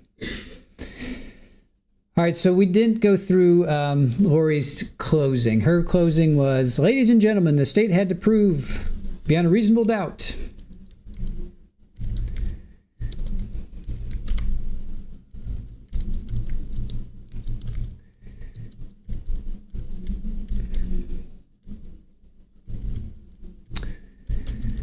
If the state fails to carry this burden, then you must find the defendant not guilty. And then she goes on to say, the last line in this jury instruction, the last line reads, the law doesn't require the defendant. The last line, the law doesn't require the defendant to prove innocence. This leaves you firmly convinced of the defendant's guilt. In Arizona, self-defense is not a crime. We learned that, she says, in this trial, we learned, that's instead of the evidence will show, she'll say, we learned.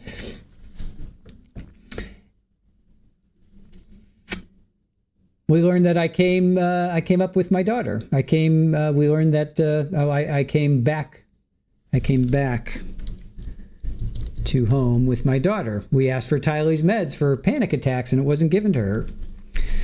We learned that Alex was taken to the station uncuffed. She just kind of goes over everything. Detective Yinkling made small talk. That was objected to. Oh, how many objections did we get? Did we count how many objections?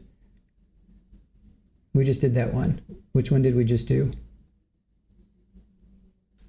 Which one, Mel? We just did which one? Which one did we just do? It's JS_media. JS_media. Do not go and come back with the spoiler, because he's talked. And I'm not going to spoil it. So please do not go and find Joe and then spoil it. Appreciate it. DMB seems to be 8 or 9. All right, let's count them because I did them. Let's see how many objections there were. I got 1, 2, 3, 4, 5, 6, 7, 8. I have 8. I have 1, 2, 3, 4, 5, 6, 7, 8. I have 8 objections. I counted 8. You got 9. I counted 8. Terry has 8. Sinbad has 9. Sinbad, you recounted. You have 9. All right. You have 8. Yeah. Bubbaloo, it's ironic how she expresses concern for how JJ was treated. Yeah.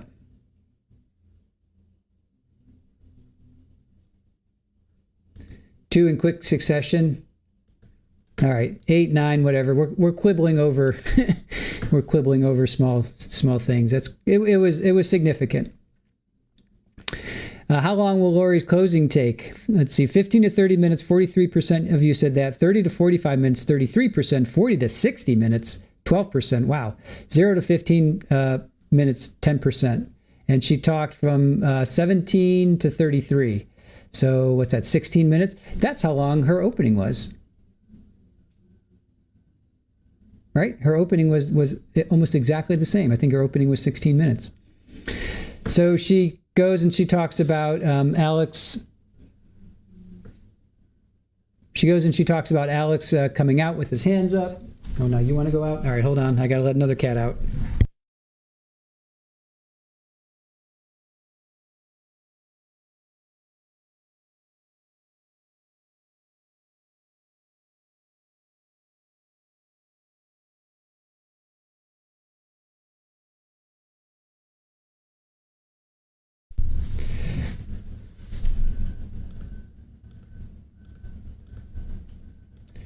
Guys, no spoilers. We're going to remove if you spoil.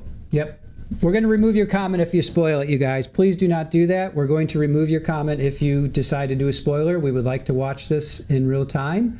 Please do not add any spoilers. We will remove your comment. Okay? And if you do it more than once, we'll probably take other action. So please, please, please respect the chat. Respect the fact that we want to watch this live. Okay? Thank you. Alex came with his hands up. We learned that I came home with my daughter. Oh yeah, panic attacks. Okay, here's the, so Detective Inkling made small talk. That was objected to. The jury will make the determination what is evidence. All right, we will remove your comment, and if you do it again, we're gonna take severe action. So just consider that a warning. I'm not kidding around. We've had this happen before, and it's not cool. So please, no spoilers. Okay? Thank you. And if you can't adhere to that, we'll let you go. It's as simple as that. We will take down your comment, and if you do it again, we'll take further action. Thank you. Please respect us.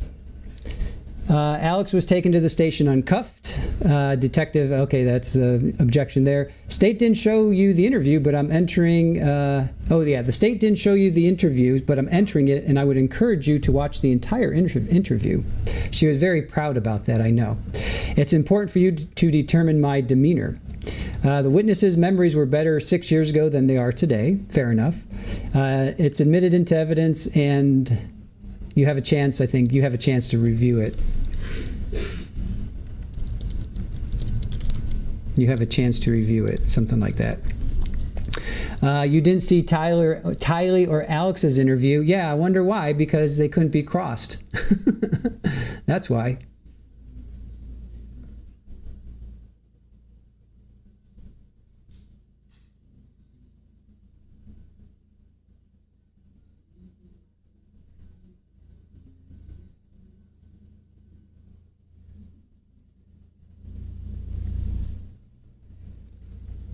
All right. You didn't see Alex's head injury.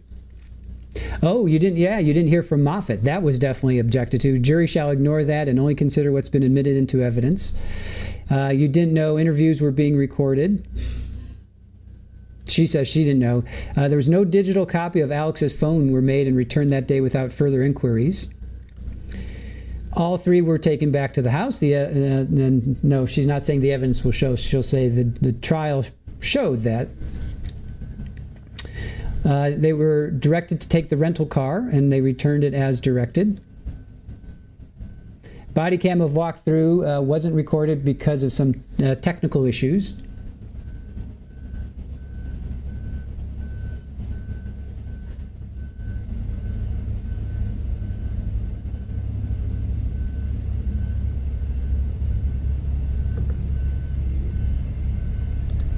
Yeah, Holly Mack. Imagine how the jury will feel when they learn the whole story. When they get released and they go Google, oh my goodness. Yeah.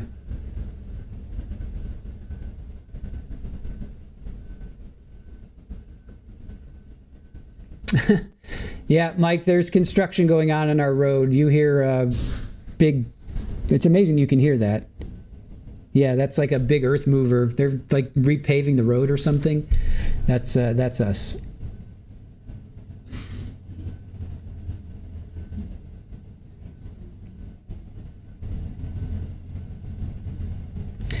Robin, so jurors have no clue she's in custody for the other? No, they do not. That would be too prejudicial to know, oh, she's been convicted of 3 life sentences. Or 3, she's been convicted of deleting 3 other people, 2 of her children, and then Chad's wife, Tammy.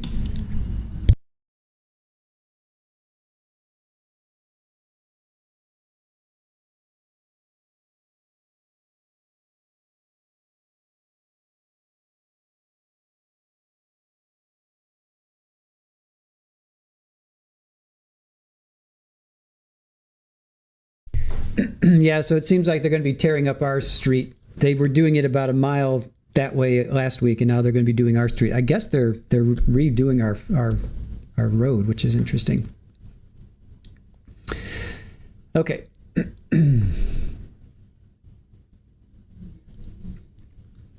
No sarcasm, but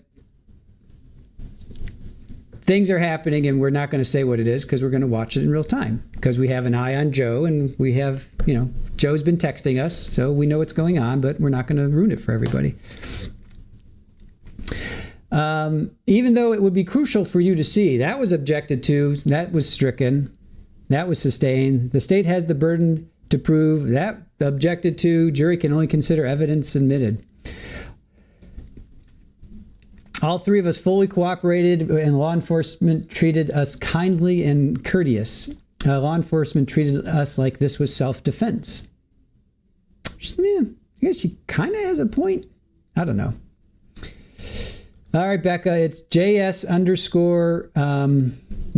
JS_media. JS_media. Miss Lurker Extraordinaire, hello to you. Thank you for joining us. Oh, is Jags Girl with us? There you are. Hey, Jags Girl. Am I correct in that I heard Lori will be going on trial for the attempted murder of her niece's ex? Absolutely. That's Brandon Boudreaux. He will be testifying, and that is going to start June 2nd. That is June 2nd, Jags Girl. Squeegee says, all police stations have signs that say all interviews, interrogations are subject to recording. Yeah, I mean, she's acting like, oh, they didn't tell us it was being recorded. I mean, what, really? Seriously? Yes, Sinbad. Joe and Nate have the deets. I can't wait until Joe's show tonight. Shirley Roth, this is our chat. We can wait. Please no spoilers. Yeah, we like to find out in real time. Just be cool. Don't be that person. Let me just put it that way. Just don't be that person. Because if you are, we will delete your comment. It's as simple as that. All right. So we go on to they had the right to self-defense. This wasn't planned. It was shocking. Law enforcement didn't swab Alex, Tylee, or her hands for gun residue. I'll agree with that. I'll give her that one. And Joe and I have talked about this. Why did they not swab? They didn't swab the bat for DNA. They explained that. They didn't search any of the vehicles. They didn't search the victim, Charles. They didn't search his vehicle. There's definitely some questionable. You could go back now and be like, why didn't you guys do that on a law enforcement side? So I can see she's trying to get that in, and she did get it in. Why didn't they luminol the bat? Why didn't they test for DNA? Why didn't they search for any of the cars on the scene? Why was the gun tested 5 years later? Those are all good points. And if she had an actual lawyer, if she had proper counsel, they probably could have really hammered away. There were definitely probably like a handful, 5, 6, 7 times on the stand where she could have, if she had proper counsel, they could have definitely attacked the law enforcement. Why didn't you do this? Why didn't you do that? What are you telling me that you didn't search the victim's car? Why not? Especially knowing that 2 people that were in the house took that car. I mean, she had openings and she brings them up, but like Joe says, she just couldn't land the plane, you know? So let's see. Charles had a choice that day. See, this one I did not agree to this. This was a low blow, but this is what Lori's all about. Charles had a chance that day. He could have put the bat down. Yeah, that one. That's. I don't agree with that, but that's her.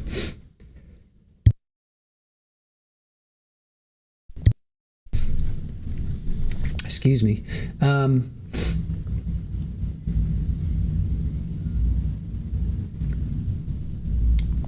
Let's see. Real happy. Love the no spoiler rule. Think I'll stay here. Yes.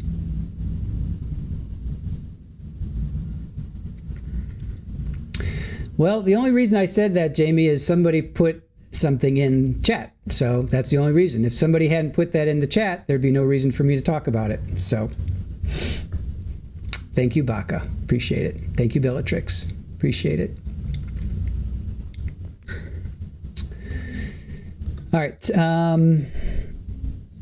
Then there were 2 objections in a row, right? This was, then she pounds the podium. She's like, law enforcement treated this like it was. It was self-defense. It was a family tragedy. This was self-defense. And she literally pounded the podium. And then she sighs, or somebody sighs. I think it was her. Charles had a choice that day. He could have put the bat down. And then the objection testifying, and then he cautions her about testifying against items not put into evidence. Then there was another objection. Then he allowed this argument. Why does the state want to blame someone for this tragic event? I was praying for now she says, I was praying for my husband and we were trying to do the best thing for JJ.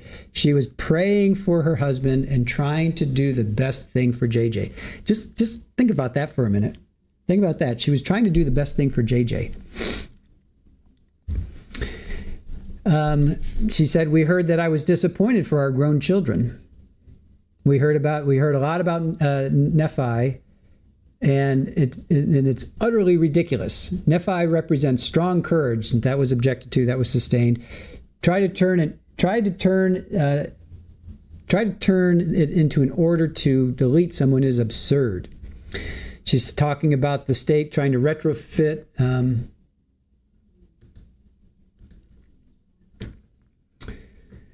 She's trying to, she says the state is trying to retrofit, the evidence. This is a tragedy. It's not a crime. Don't let them turn a family tragedy into a crime. You won't be allowed to hear from me again. They're probably saying thank you. The state has to prove to you, and if you haven't seen the evidence that I committed this crime, the state failed to show you that I committed this crime. She encourages them to watch the law enforcement interview. The state tried to attack my character. The state put up witnesses that had zero knowledge of a conspiracy. This is a family tragedy and a family torn apart. Then she's like, that's all. Oh, Nephi. Did I say it wrong? Did I say it wrong? Did I say it wrong? Nephi. Did I say Nephi? Nephi. So then state rebuttal. She got up for 8 minutes. So in total, she was 1 hour and 40 plus 8 minutes. So she's like 1 hour and 50 minutes. She was just shy of the 2 hours. Yeah. Pinky Lemonade, the statement, best thing for JJ and praying for my husband. I know, right? Oh, did I mispronounce it? Sorry. Nephi. We don't get them on many trials, but I love them. Baca, I have Nephi in my right knee. Cortisone works. Nice. Tomatoes. What did I say? Nephi? Nephi. DMB, 21 minutes. How long does it take to check the guilty box? I know, right? So then the state rebuttal, this was an execution of a man. This was not a family tragedy. I thought that was pretty powerful. We got rid of him means what? Yeah, what does we got rid of him? And she could talk all she wants about, oh, that was just a euphemism. That was just us, talking in analogies, even though she didn't say that, but she could have. That we deleted him and he changed his life insurance before they deleted him. Alex coming over was premeditated and it was planned. You can watch that video, she says. Trina K says you can watch it. That's why we included it. Lori's timeline is wrong and it's a lie. Lori wants you to think she was shocked, yet she wandered around. She joked. She went to Burger King. You saw Tylee and Alex. They weren't shocked. They had 45 minutes to work it out. Like 47 minutes, but yeah, basically 45 minutes. She kept saying, my husband this. You heard that. She said that all the time. My husband this, my husband that. And Trina K says she didn't want Charles as a husband. She wanted Chad. Then the judge comes back and says, chooses the alternates by random, his scientific method, which is in this old tin. It's like Altoids tin or something like that. Yeah, DMB, Lori's timeline was a hot mess. I agree with that. Oh, Lena Ray, thank you for joining us. Selena says Nephi is, so there's a Nephi, Utah. I guess that makes sense. Mel says, just think, we know from the evidence that Lori had gone away for many days. How could she be worried about JJ when she had no trouble leaving him with Charles? Yep.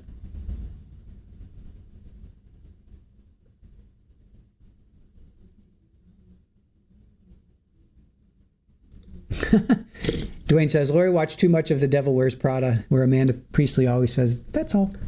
Oh, I know. It's just so annoying. Hey, Donna, hello, how are you? Oh, Fala, thank you. Thank you for the 5 gifted TV Live, Trial TV Live memberships. Who do we got? Miss Lurker Extraordinaire, CE, Lisa Vogel, Donna E, and Carol. Come on down. Awesome. Thank you so much, Fala. You are the sweetest and the best. Thank you. Thank you for your generosity. We really appreciate that.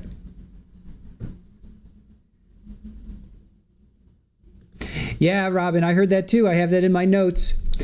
So he chose the alternates. We heard number 14, then we heard number 5, and I heard it too. I heard somebody go, no. I heard it too. That's funny. I have that in my notes.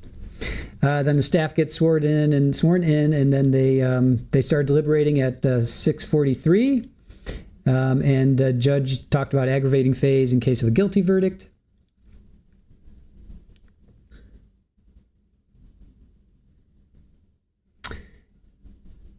I need to record it for Rachel.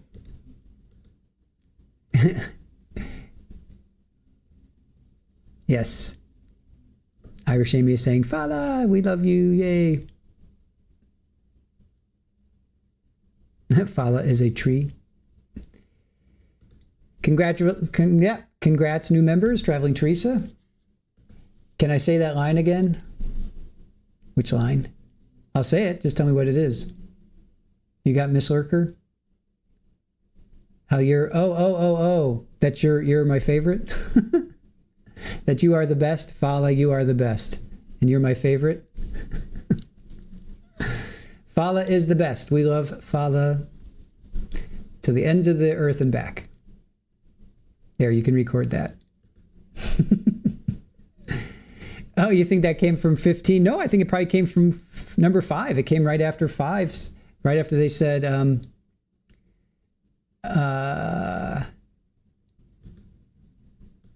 it came right after he said juror number 5.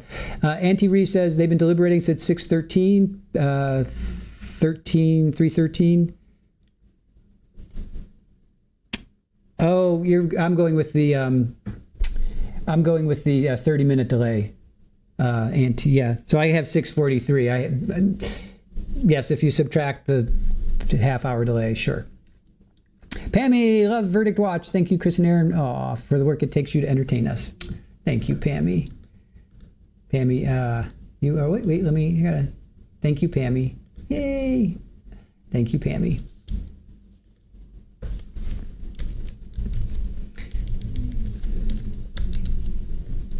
Let me see. Sorry if I'm typing, guys. I just want to say thank you to Pammy. Wait a minute. How come it's not coming up? All right, hold on.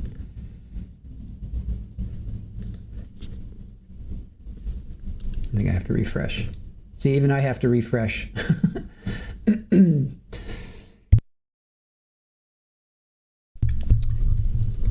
Yeah, if you guys have any problems, just refresh. You know, like I said, even I have to refresh, and it's considered quote unquote like our stream, and I still have to refresh every once in a while. All right, let's see. DMB, so 30-minute delay just confuses things, Judge. We don't want to do math.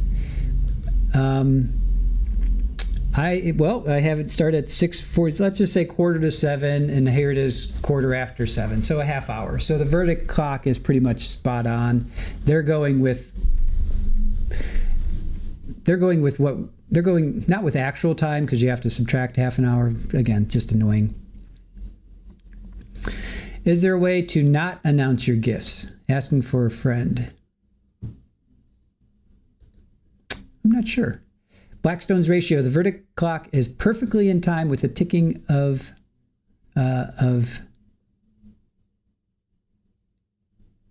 your clock.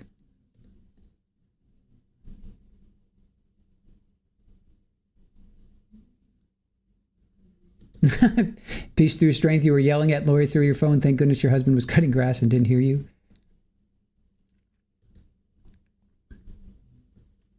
Oh, Mallory, thank you so much.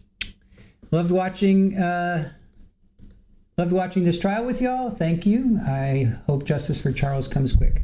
Thank you so much for that. We appreciate that. And we agree with you. We hope that, and yes to Charles.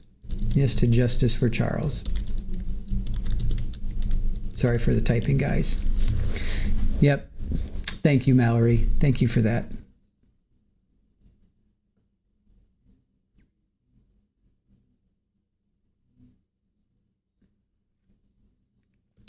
Yes, I heard that as well. There will only be a 5-minute delay when a verdict does come in. Shirley Roth, we love watching with you.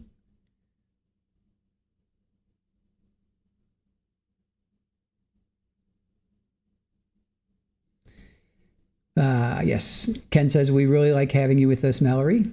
Yeah, we have such a great community. You guys are great. Darlene, I think it's 4:30. I think that's when they go home, 4:30, which is, they're coming up on 4:30 pretty soon. But the judge said, we'll be here until the jury comes back. Right? He said, he didn't say, okay, we're going to leave at 4:30. He just said, we're going to be here until the jury comes back. So, Robin, what will we cover next? Well, tomorrow, if we're still in verdict watch, we're going to be doing Dr. Turek, who deleted his wife. She was a Reiki master. We started it on Friday because there was no trial for Lori, so we started that, and it just ended like April 10th. So it's relatively new. So we missed it when it happened live. So we're going to cover it this coming week. And then after that, I'm not sure. We're going to have to figure out. I'm going to tell you we're not going to do Karen Reed. Aaron and I decided we are not going to do Karen Reed. So Sherry M., I'm here till the end with y'all. Awesome. Mel Stiller saying, aw, thank you to Irish Amy. Tammy and KS, I'm watching on my TV and reading chat on my phone. We do that often too. If I'm not at my desktop, then we watch on TV and then we chat on our phone. Baca said, Nate said this morning the jury can deliberate as long as they want.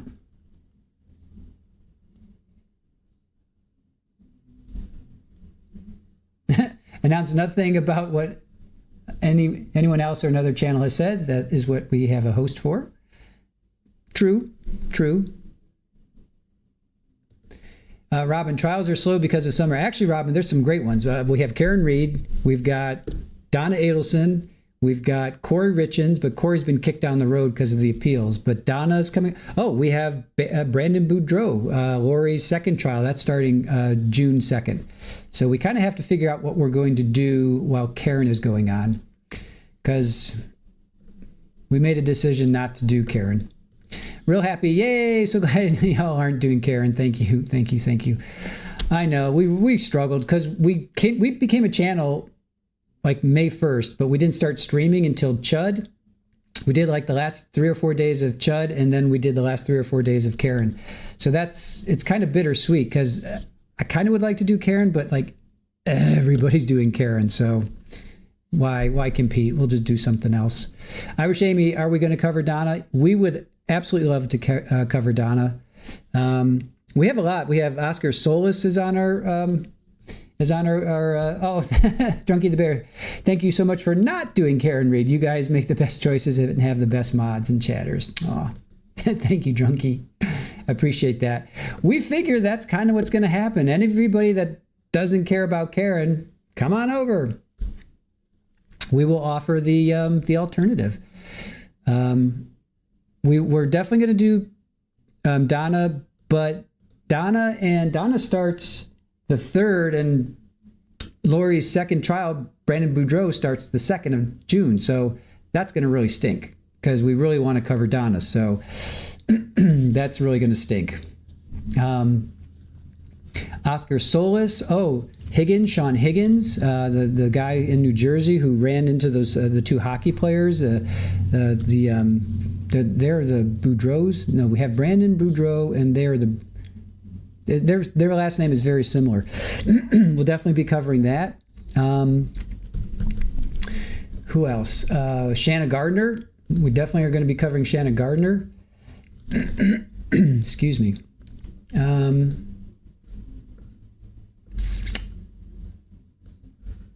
The Kendall Mims. Remember that? Was that Brandon, that guy? We're going to cover him.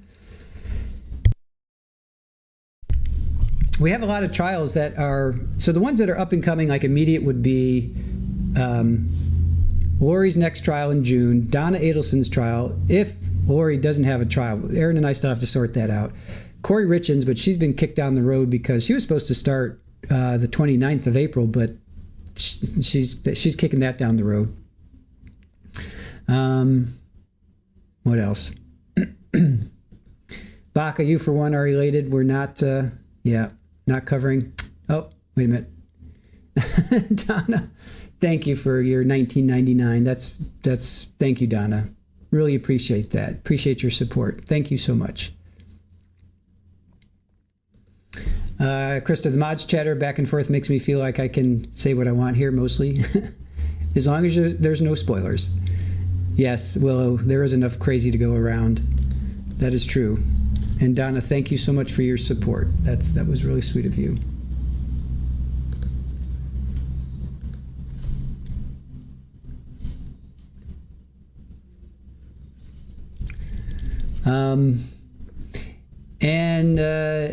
Shanna Gardner is very similar to Monica, except for the custody instead of money as the motive. Yeah, that's Donna Adelson and Shanna Gardner are roughly within our zone of possibly going to cover live. So we have to figure that out. We may end up at either one of those. Vallow, we love chatting with chatters. We are chatters too. Yeah, therapist, I really worry about all these people's sanity when Karen Reed is over. They've made this trial so much of their identity. That is true. Donna Buchanan has covered pizza night. Yes. Mel Stiller, Karen Reed case exhausted me beyond belief. We were really into it. I mean, I was really into it. To do it a second time, I don't know. Are you doing Kohlberger? Probably not. For the same reason, because everybody and their grandmother and their aunt and niece and cousin, second daughter, husband's wife, neighbor is going to be covering it. Rastelli. I do not know Rastelli Afton. Please tell me more. You're excited for Karen Reed, so you'll be watching Karen? That's cool. Let's see. All right, Mike. Thank you. We need a Trial TV Live community calendar. All right, OnlyFan, what's going on? OnlyFan is dropping some knowledge on me. Where are you dropping knowledge?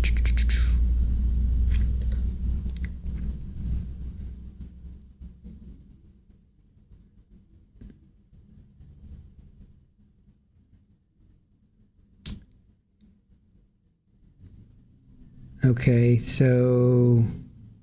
Oh, Donna might get stayed too because of document dump. 8,000 emails state just... okay. All right, thank you, OnlyFan. So Donna might get... Okay, well, that'll make our life easier. Then we'll definitely do Brandon Boudreaux. We'll do Lori's second trial for sure.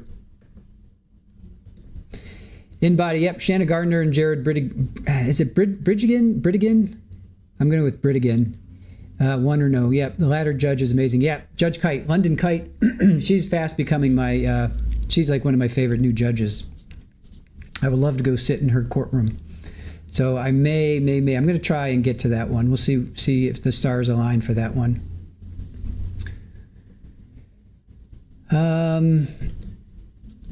Lindsay, I saw, that would be Super Bowl, I'm assuming. Yes, we are in verdict watch, Debbie. Robin, can you give a quick recap on who this Brandon Boudreaux guy? Yeah. So Brandon Boudreaux was married to Melanie Boudreaux, right? Melanie is Lori's niece. So Stacy, who is the older sister, had Melanie Cox, I guess, right? That was her name back then. Then Stacy passed away, I think, when Melanie was like 7 or 8. So I don't know who raised her, but Melanie eventually went to go marry Brandon Boudreaux. Brandon Boudreaux was shot. He was part of, you heard in this testimony, in this trial, that he was part of this intervention of Lori. So it was Adam, the brother Adam. It was Charles. It was Brandon. They were going to have an intervention on Lori to just get her to stop doing what she was doing, right?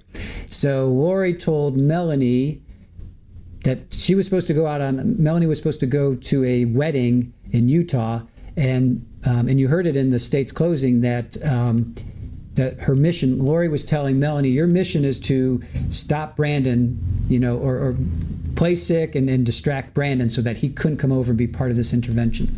So Brandon was shot at by, we're pretty sure it was Alex and Chad. Chad was driving this Jeep. Alex took a shot at Brandon.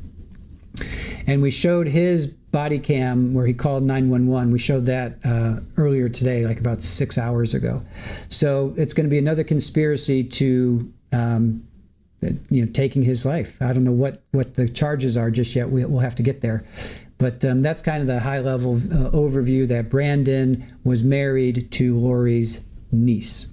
And that Alex, we think it was Alex, took a pot shot at him with some kind of gun, maybe a BB gun or something.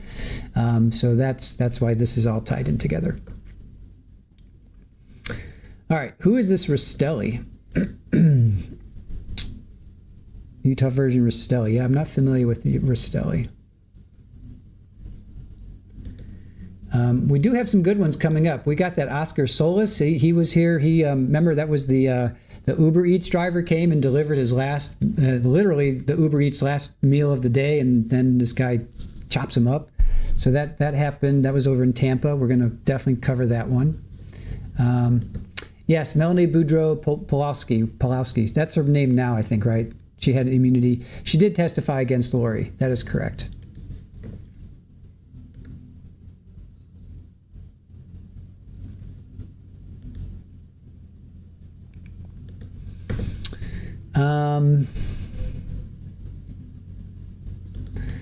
Robin, is that trial immediately when this is done?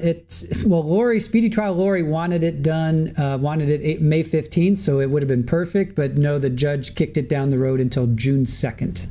It starts June 2nd. So we need to figure out something in basically in May. We got to find a trial that we're going to cover in May. That's kind of where we're at right now. Oh, okay. They just cut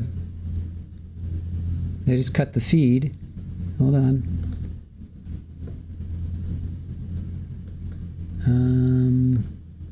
Okay. Let me just see why they cut the feed there. Very strange.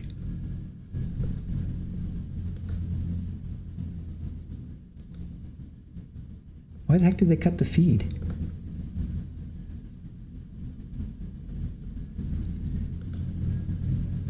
All right, hold on.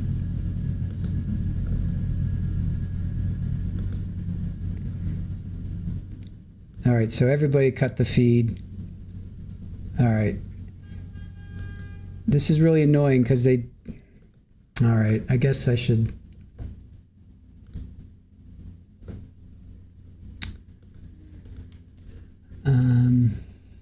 Hold on a sec. So they cut the feed on us, and I know why, but I also want to see if there's anybody that's... Let me see if, hold on, see if Nate's doing anything.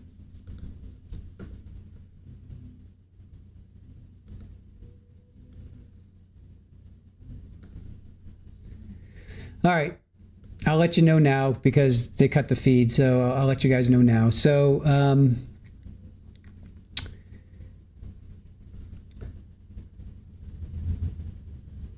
all right, I'm gonna, it's not a spoiler because they cut the feed, and so the jury has left the building. There will not be a verdict today, so I guess we'll call it at 7:30.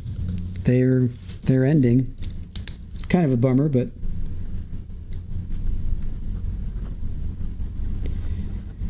I wish the judge would have at least, I wish the judge would have at least said, we're sending you home. I mean, they didn't, I hate that. Direct and circumstantial evidence. Sorry. It is. That's not now. Yep, feed just ends. All right, so they're done for the day. That's not what I want. Hold on a sec, guys. That's what I want. All right, so for those that are kind of fresh to the case, we've got Charles Vallow. He was shot. He was married to Lori Daybell. Alex is the person who shot. And then you got Adam Cox. He's the older brother. He testified. You got Tylee Ryan. She was the daughter. She's deleted. JJ's not on here. But JJ was 7 and he was deleted. Then you have Melanie Gibb. She did not testify, but she was, we did watch her. I don't have Melanie Boudreaux. I should get Melanie Boudreaux's face on here too. That was Lori's niece. So, all right. So are we going early? Let me see.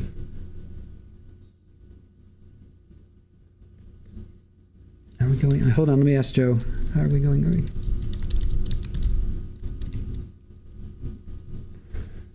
I'm asking Joe if we're going to go earlier than 9 o'clock Eastern, which is another hour and a half. We might go early. Let's just see what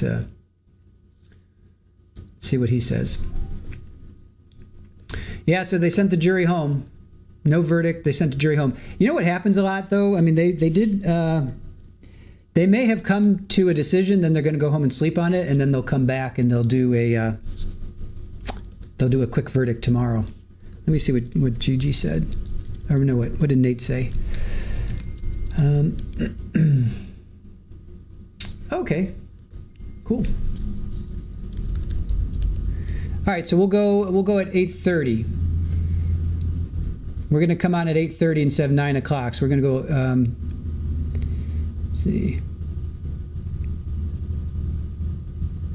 So yep. So Nate said the jury wants to go home. We will be back tomorrow. So that was an hour ago. So that's, now I can tell you that's not a spoiler because they cut the feed on us. So I have to tell you what happened. All right, guys. So we're going to come on an hour earlier. So 8:30, right? We're going to come on at 8:30 Eastern. Excuse me. 8:30 Eastern, 5:30 Pacific.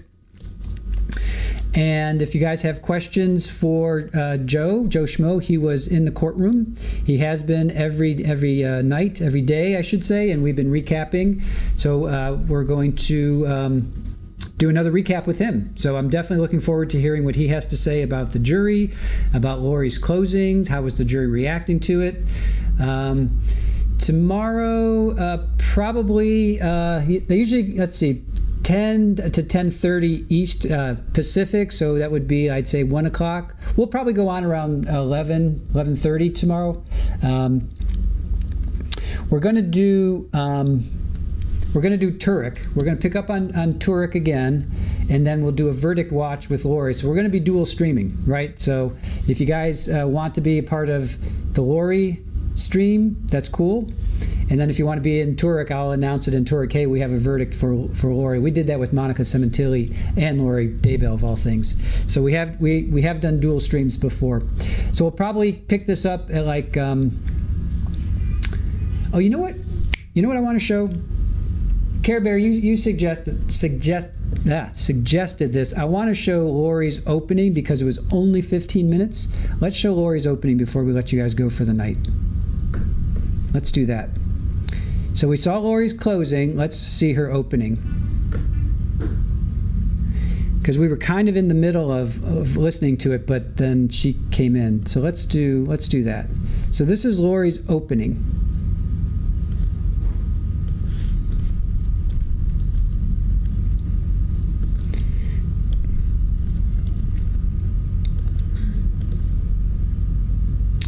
So this is Lori's opening. We kind of heard it a little bit, but then I had to stop it.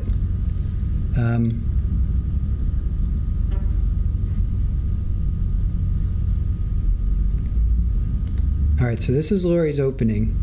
So we saw her closing. Here's her opening. Hold on a sec. Let me take that off.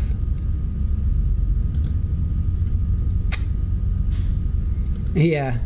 Count the evidence will show. All right, here we go. This is her opening.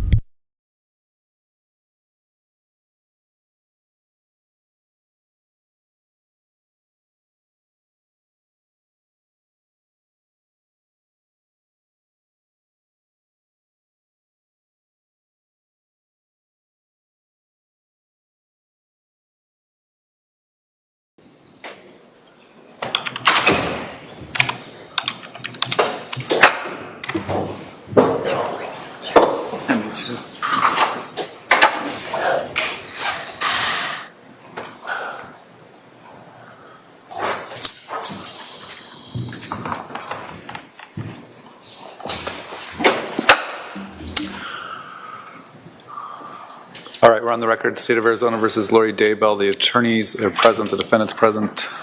The jury is not present. We ready to bring in the jury?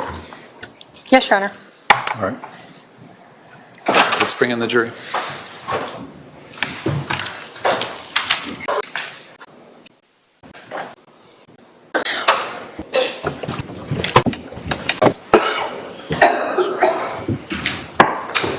All right, the defendant can proceed with her opening statement.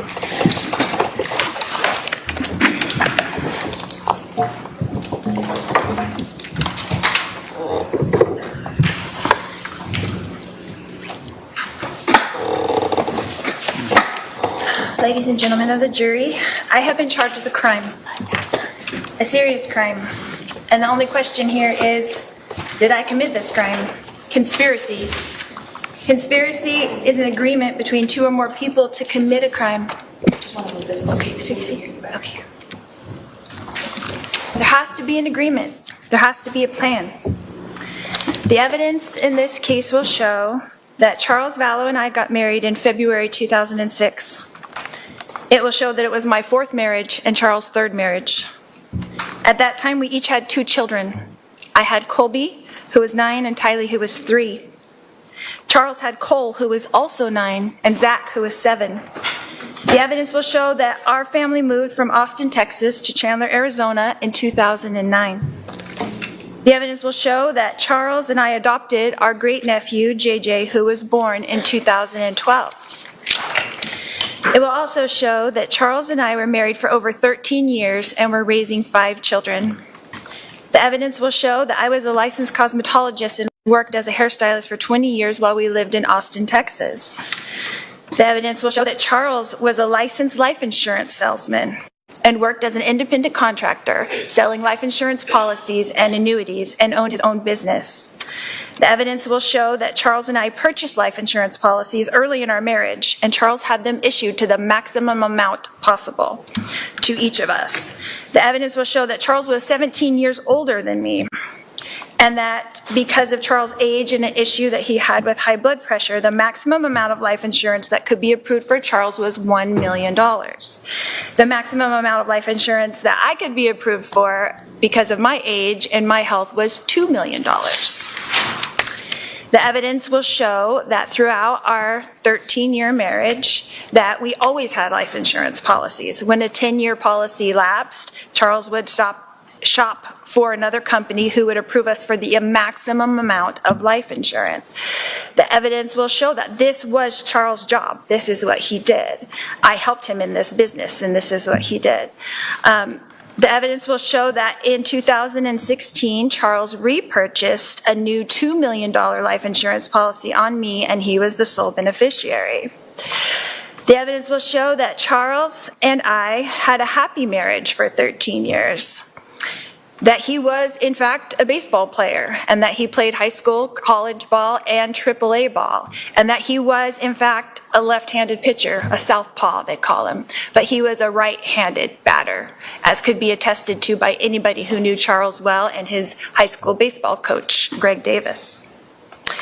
The evidence will show that Tylee was, and in 2014, our family moved from Chandler, Arizona to Kauai, Hawaii. We lived there for 3.5 years and returned to Chandler in 2017. The evidence will show that Tylee was 3 years old when Charles and I got married, and that when she became a teenager, the relationship between Tylee and her stepfather, Charles, became so difficult that Tylee and Charles had to seek a therapist, a family therapist, to stop them from fighting. The evidence will show that together, Charles and Tylee met with this therapist after we moved back to the mainland in 2017. The evidence will show that in April of 2018, Tylee's biological father passed away from a heart attack.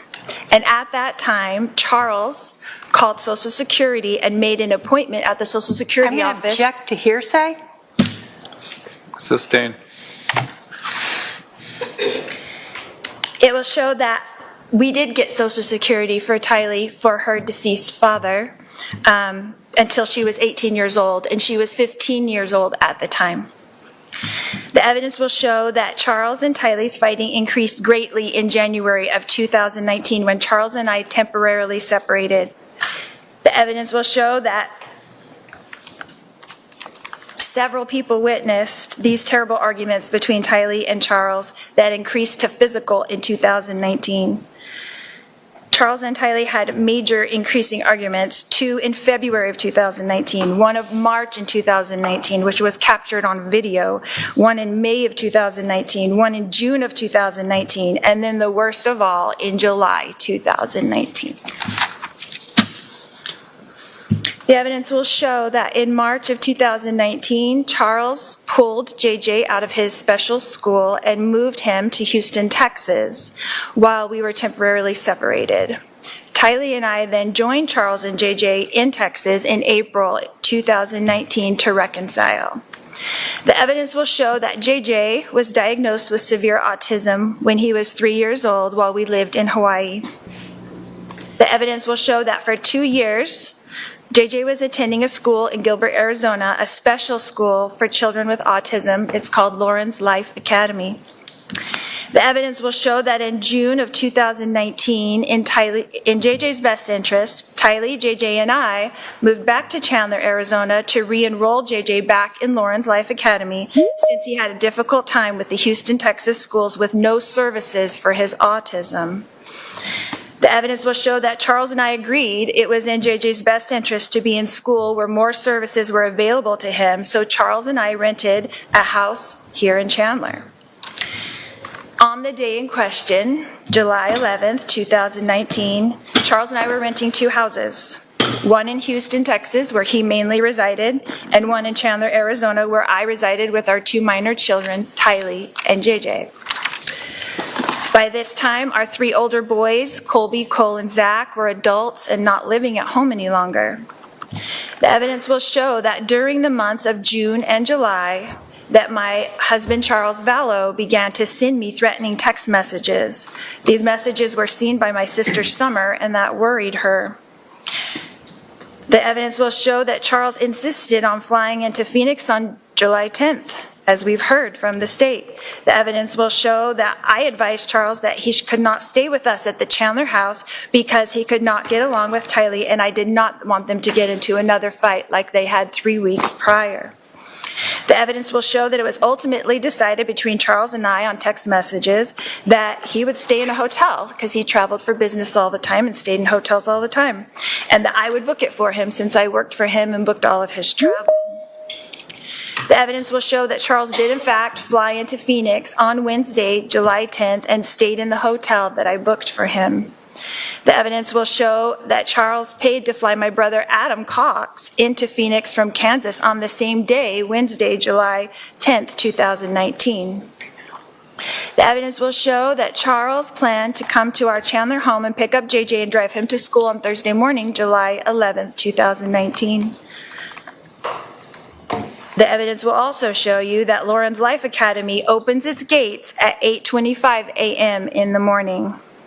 And the evidence will show that Charles showed up at our Chandler residence around 7:30 in the rental car I booked for him on the morning of Thursday, July 11th, 2019. The evidence will show that Charles began texting with my brother Adam Cox before he entered our residence, and that Charles and Adam were discussing in their text communications that my other brother Alex Cox was at the residence. The evidence will show that on the morning of July 11th that Tylee was asleep in her room and my brother Alex was asleep in the guest room. The evidence will show that when Charles entered the house, only JJ and I were awake and present. The evidence will show that after we put JJ in the rental car, that Charles came back into the residence to receive his phone, leaving JJ in the front seat of the rental car with the engine running. He was 7 years old. The evidence will show that Charles began to scream at me when I refused to hand him his phone. The evidence will show that Charles' screaming woke up Tylee and Alex. The evidence will show that Tylee came out of her room with a bat to protect me, her mother, from her stepfather, Charles Vallow. The evidence will show that Tylee and Charles fought over the bat, and that after a struggle over the bat, Tylee fell onto the ground, and Charles lifted up the bat to hit Tylee with the bat. The evidence will show that Alex then intervened to protect Tylee from being hit with the bat. He did not have a gun. He was not wearing a shirt. He was pulling up his jeans because he just woke up and came into the room where he heard the screaming.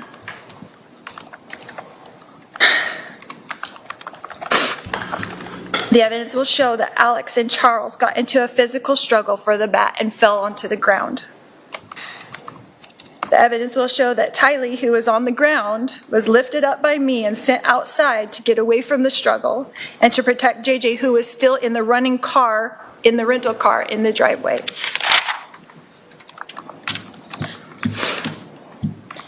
The evidence will show that after the struggle on the ground between Charles and Alex, that Charles prevailed with the bat and began to come towards me with the bat as I ran away from him into the kitchen. The evidence will show that at some point while I was running away from Charles, who was chasing me with the bat, that Alex apparently retrieved his gun. The evidence will show that I ran outside to the children and that Alex shot Charles in self-defense.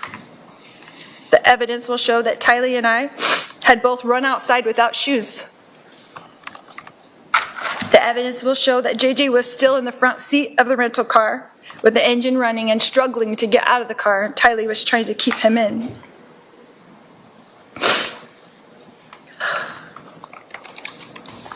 The evidence will show that Tylee and I got into the rental car with JJ and drove away.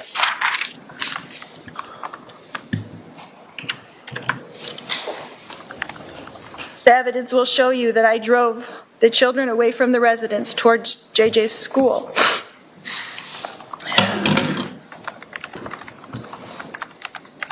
Can I grab a tissue? Yes.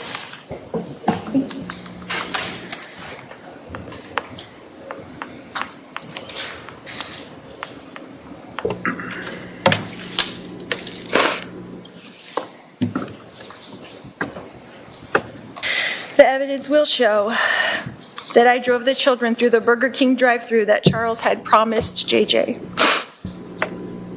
The evidence will show that we continued to drive towards JJ's school and that the gate was not yet open at JJ's school.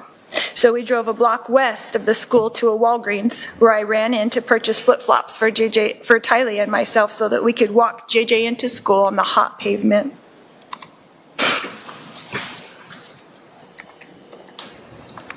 The evidence will show that Tylee and I returned directly to our residence where we met with police in our driveway. The evidence will show that we were spoken to by the Chandler police officers. And the evidence will show that Tylee and I were told by the Chandler police detectives that Charles had passed away.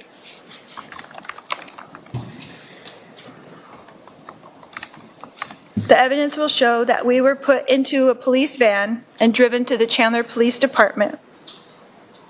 The evidence will show that Alex was taken by police in a police car to the Chandler Police Department, and that we were all three separated into interrogation rooms and we were each interviewed. The evidence will show that next, Tylee and I were brought back together into a room at the Chandler Police Department and were introduced to a victim's advocate who was very kind to us. The evidence will show that after speaking to the victim's advocate, that Tylee, Alex, and myself were put back into the police van and driven back to our residence. We were directed by the Chandler detectives to take the rental car and return later to the residence after we picked up JJ from school. The evidence will show that we did as instructed by the Chandler detectives.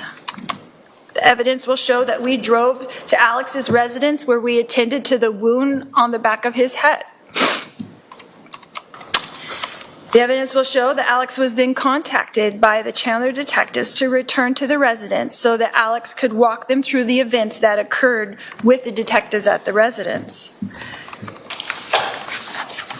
The evidence will show that Alex, Tylee, and I did return to the residence as instructed. And the evidence will show that Alex entered into the residence with Detective Moffat, but that Tylee and I were met by Detective Inkland in the front yard. The evidence will show that at the time, Detective Inkland asked Tylee and myself if we had Charles' cell phone. Tylee retrieved Charles' cell phone from the rental car and gave it to Detective Inkland at 3:11 p.m. on July 11, 2019. And at that time, Charles' phone was placed in the custody of Chandler police detectives. The evidence will show that Detective Inkland asked us if we knew the passcode on Charles' phone, which Tylee proceeded to give to Detective Inkland. The evidence will show that Tylee and I left the residence to pick up JJ from school, while Alex remained at the residence with the detectives. The evidence will show that by the time Tylee, JJ, and I returned to the residence, that all police, EMS, CSI, and detectives were gone from the residence and only Alex remained. The evidence will show that the next day, I contacted Chandler Police to inform them that Charles' belongings were still at the hotel. I asked the detective if I should go get them, and I was told that they would take care of it. The evidence will show that I asked the detectives, what should we do next? And they directed us that they would contact us in about 3 weeks after their supervisor passed off their reports and Alex could go to the police station and retrieve his gun. The evidence will show that the last thing I heard from Chandler Police Department until June of 2021, 2 years later, when I received a grand jury indictment from them for this alleged crime. The evidence will show that Chandler Police treated this incident as self-defense. And object to that? The objection sustained. The jury should disregard that last statement. The evidence will show you that my brother, Alex Cox, passed away on December 12th, 2019, almost exactly 5 months to the day after Charles, my husband, passed away. The evidence will show that Alex passed away from a blood clot in his lung. Objection. Again. I'll sustain the objection. It's not relevant for this matter. The evidence will show you that I am the only person being charged with this crime. I'm going to object to the relevance of that. Sustained. As the state has mentioned, they are alleging that insurance money was my motive. Social Security was my motive. Spouses having insurance policies is not a crime. Collecting Social Security is not a crime. Self-defense is not a crime. A family tragedy is not a crime. It's a tragedy. Thank you. All right, the state can call its first witness. Thank you. If I may go get him. All right, so that was blippity blappity. I hear you. All right, guys. We're going to be meeting with Joe at 8:30. So right now it's almost 8 o'clock on the East Coast, about 10 to 8. So we're going to start a little bit earlier. Normally we do a 9 o'clock recap. We're going to do an 8:30 recap. And then Aaron and I were just talking about tomorrow. So we're going to do Dr. Turek. We're going to pick back up on the Turek, Massachusetts versus Turek. And we're going to start that at 9. And then we're going to do Verdict Watch on Lori on another stream. We're going to pick that up at 1 o'clock. So we're going to be dual streaming tomorrow. And yeah, we hope that you guys will be with us. So Turek is going to start at 9. Verdict Watch will continue at 1 o'clock. These are all Eastern, all times Eastern. So with that, we have a what do you call it? Redirect set up for our stream with Joe tonight. That's going to be in about a half an hour. I'm going to take just a quick little break, and I will see you guys in about a half an hour. Thank you so much for joining us. Thank you to Erin for all that she does on the back end. Thank you to our mods. Please thank our mods and Erin as you guys leave. They do a fantastic job. Thank you for not doing any spoilers. Let's continue that into tomorrow. They're only going to be on a 5-minute delay. Ooh, that was really, wow. There we go. They're only a 5-minute delay tomorrow. So they're not on a 30-minute delay. So they're only a 5-minute delay, but I still don't want any spoilers. When that verdict comes in, no spoilers, because we've had streams where people have come in and said it, and it's not cool. So please don't be that person tomorrow. No spoilers. Let's watch it all together. Thank you for watching us. We will pick back up on this at 1 o'clock tomorrow Eastern, but we will also be streaming an alternative, which is Dr. Turek, Massachusetts versus Dr. Turek. We're going to pick up on day 4 of that. So please join us for recap with Joe Schmo. That's going to be in about a half an hour. Thank you for joining us, and we will see you guys. I got to show you. Before I go, you got to check out Super Bowl. Can you guys see her? Hold on. See her leg? Hold on. That's Super Bowl. Super Ball's chilling. All right, you guys. All right. Have a great night. Please join us for a recap with Joe Schmo. We'll pick back up on this again tomorrow. We'll see you guys. See you guys later. Have a good night, and hopefully we'll see you in a half an hour. Bye.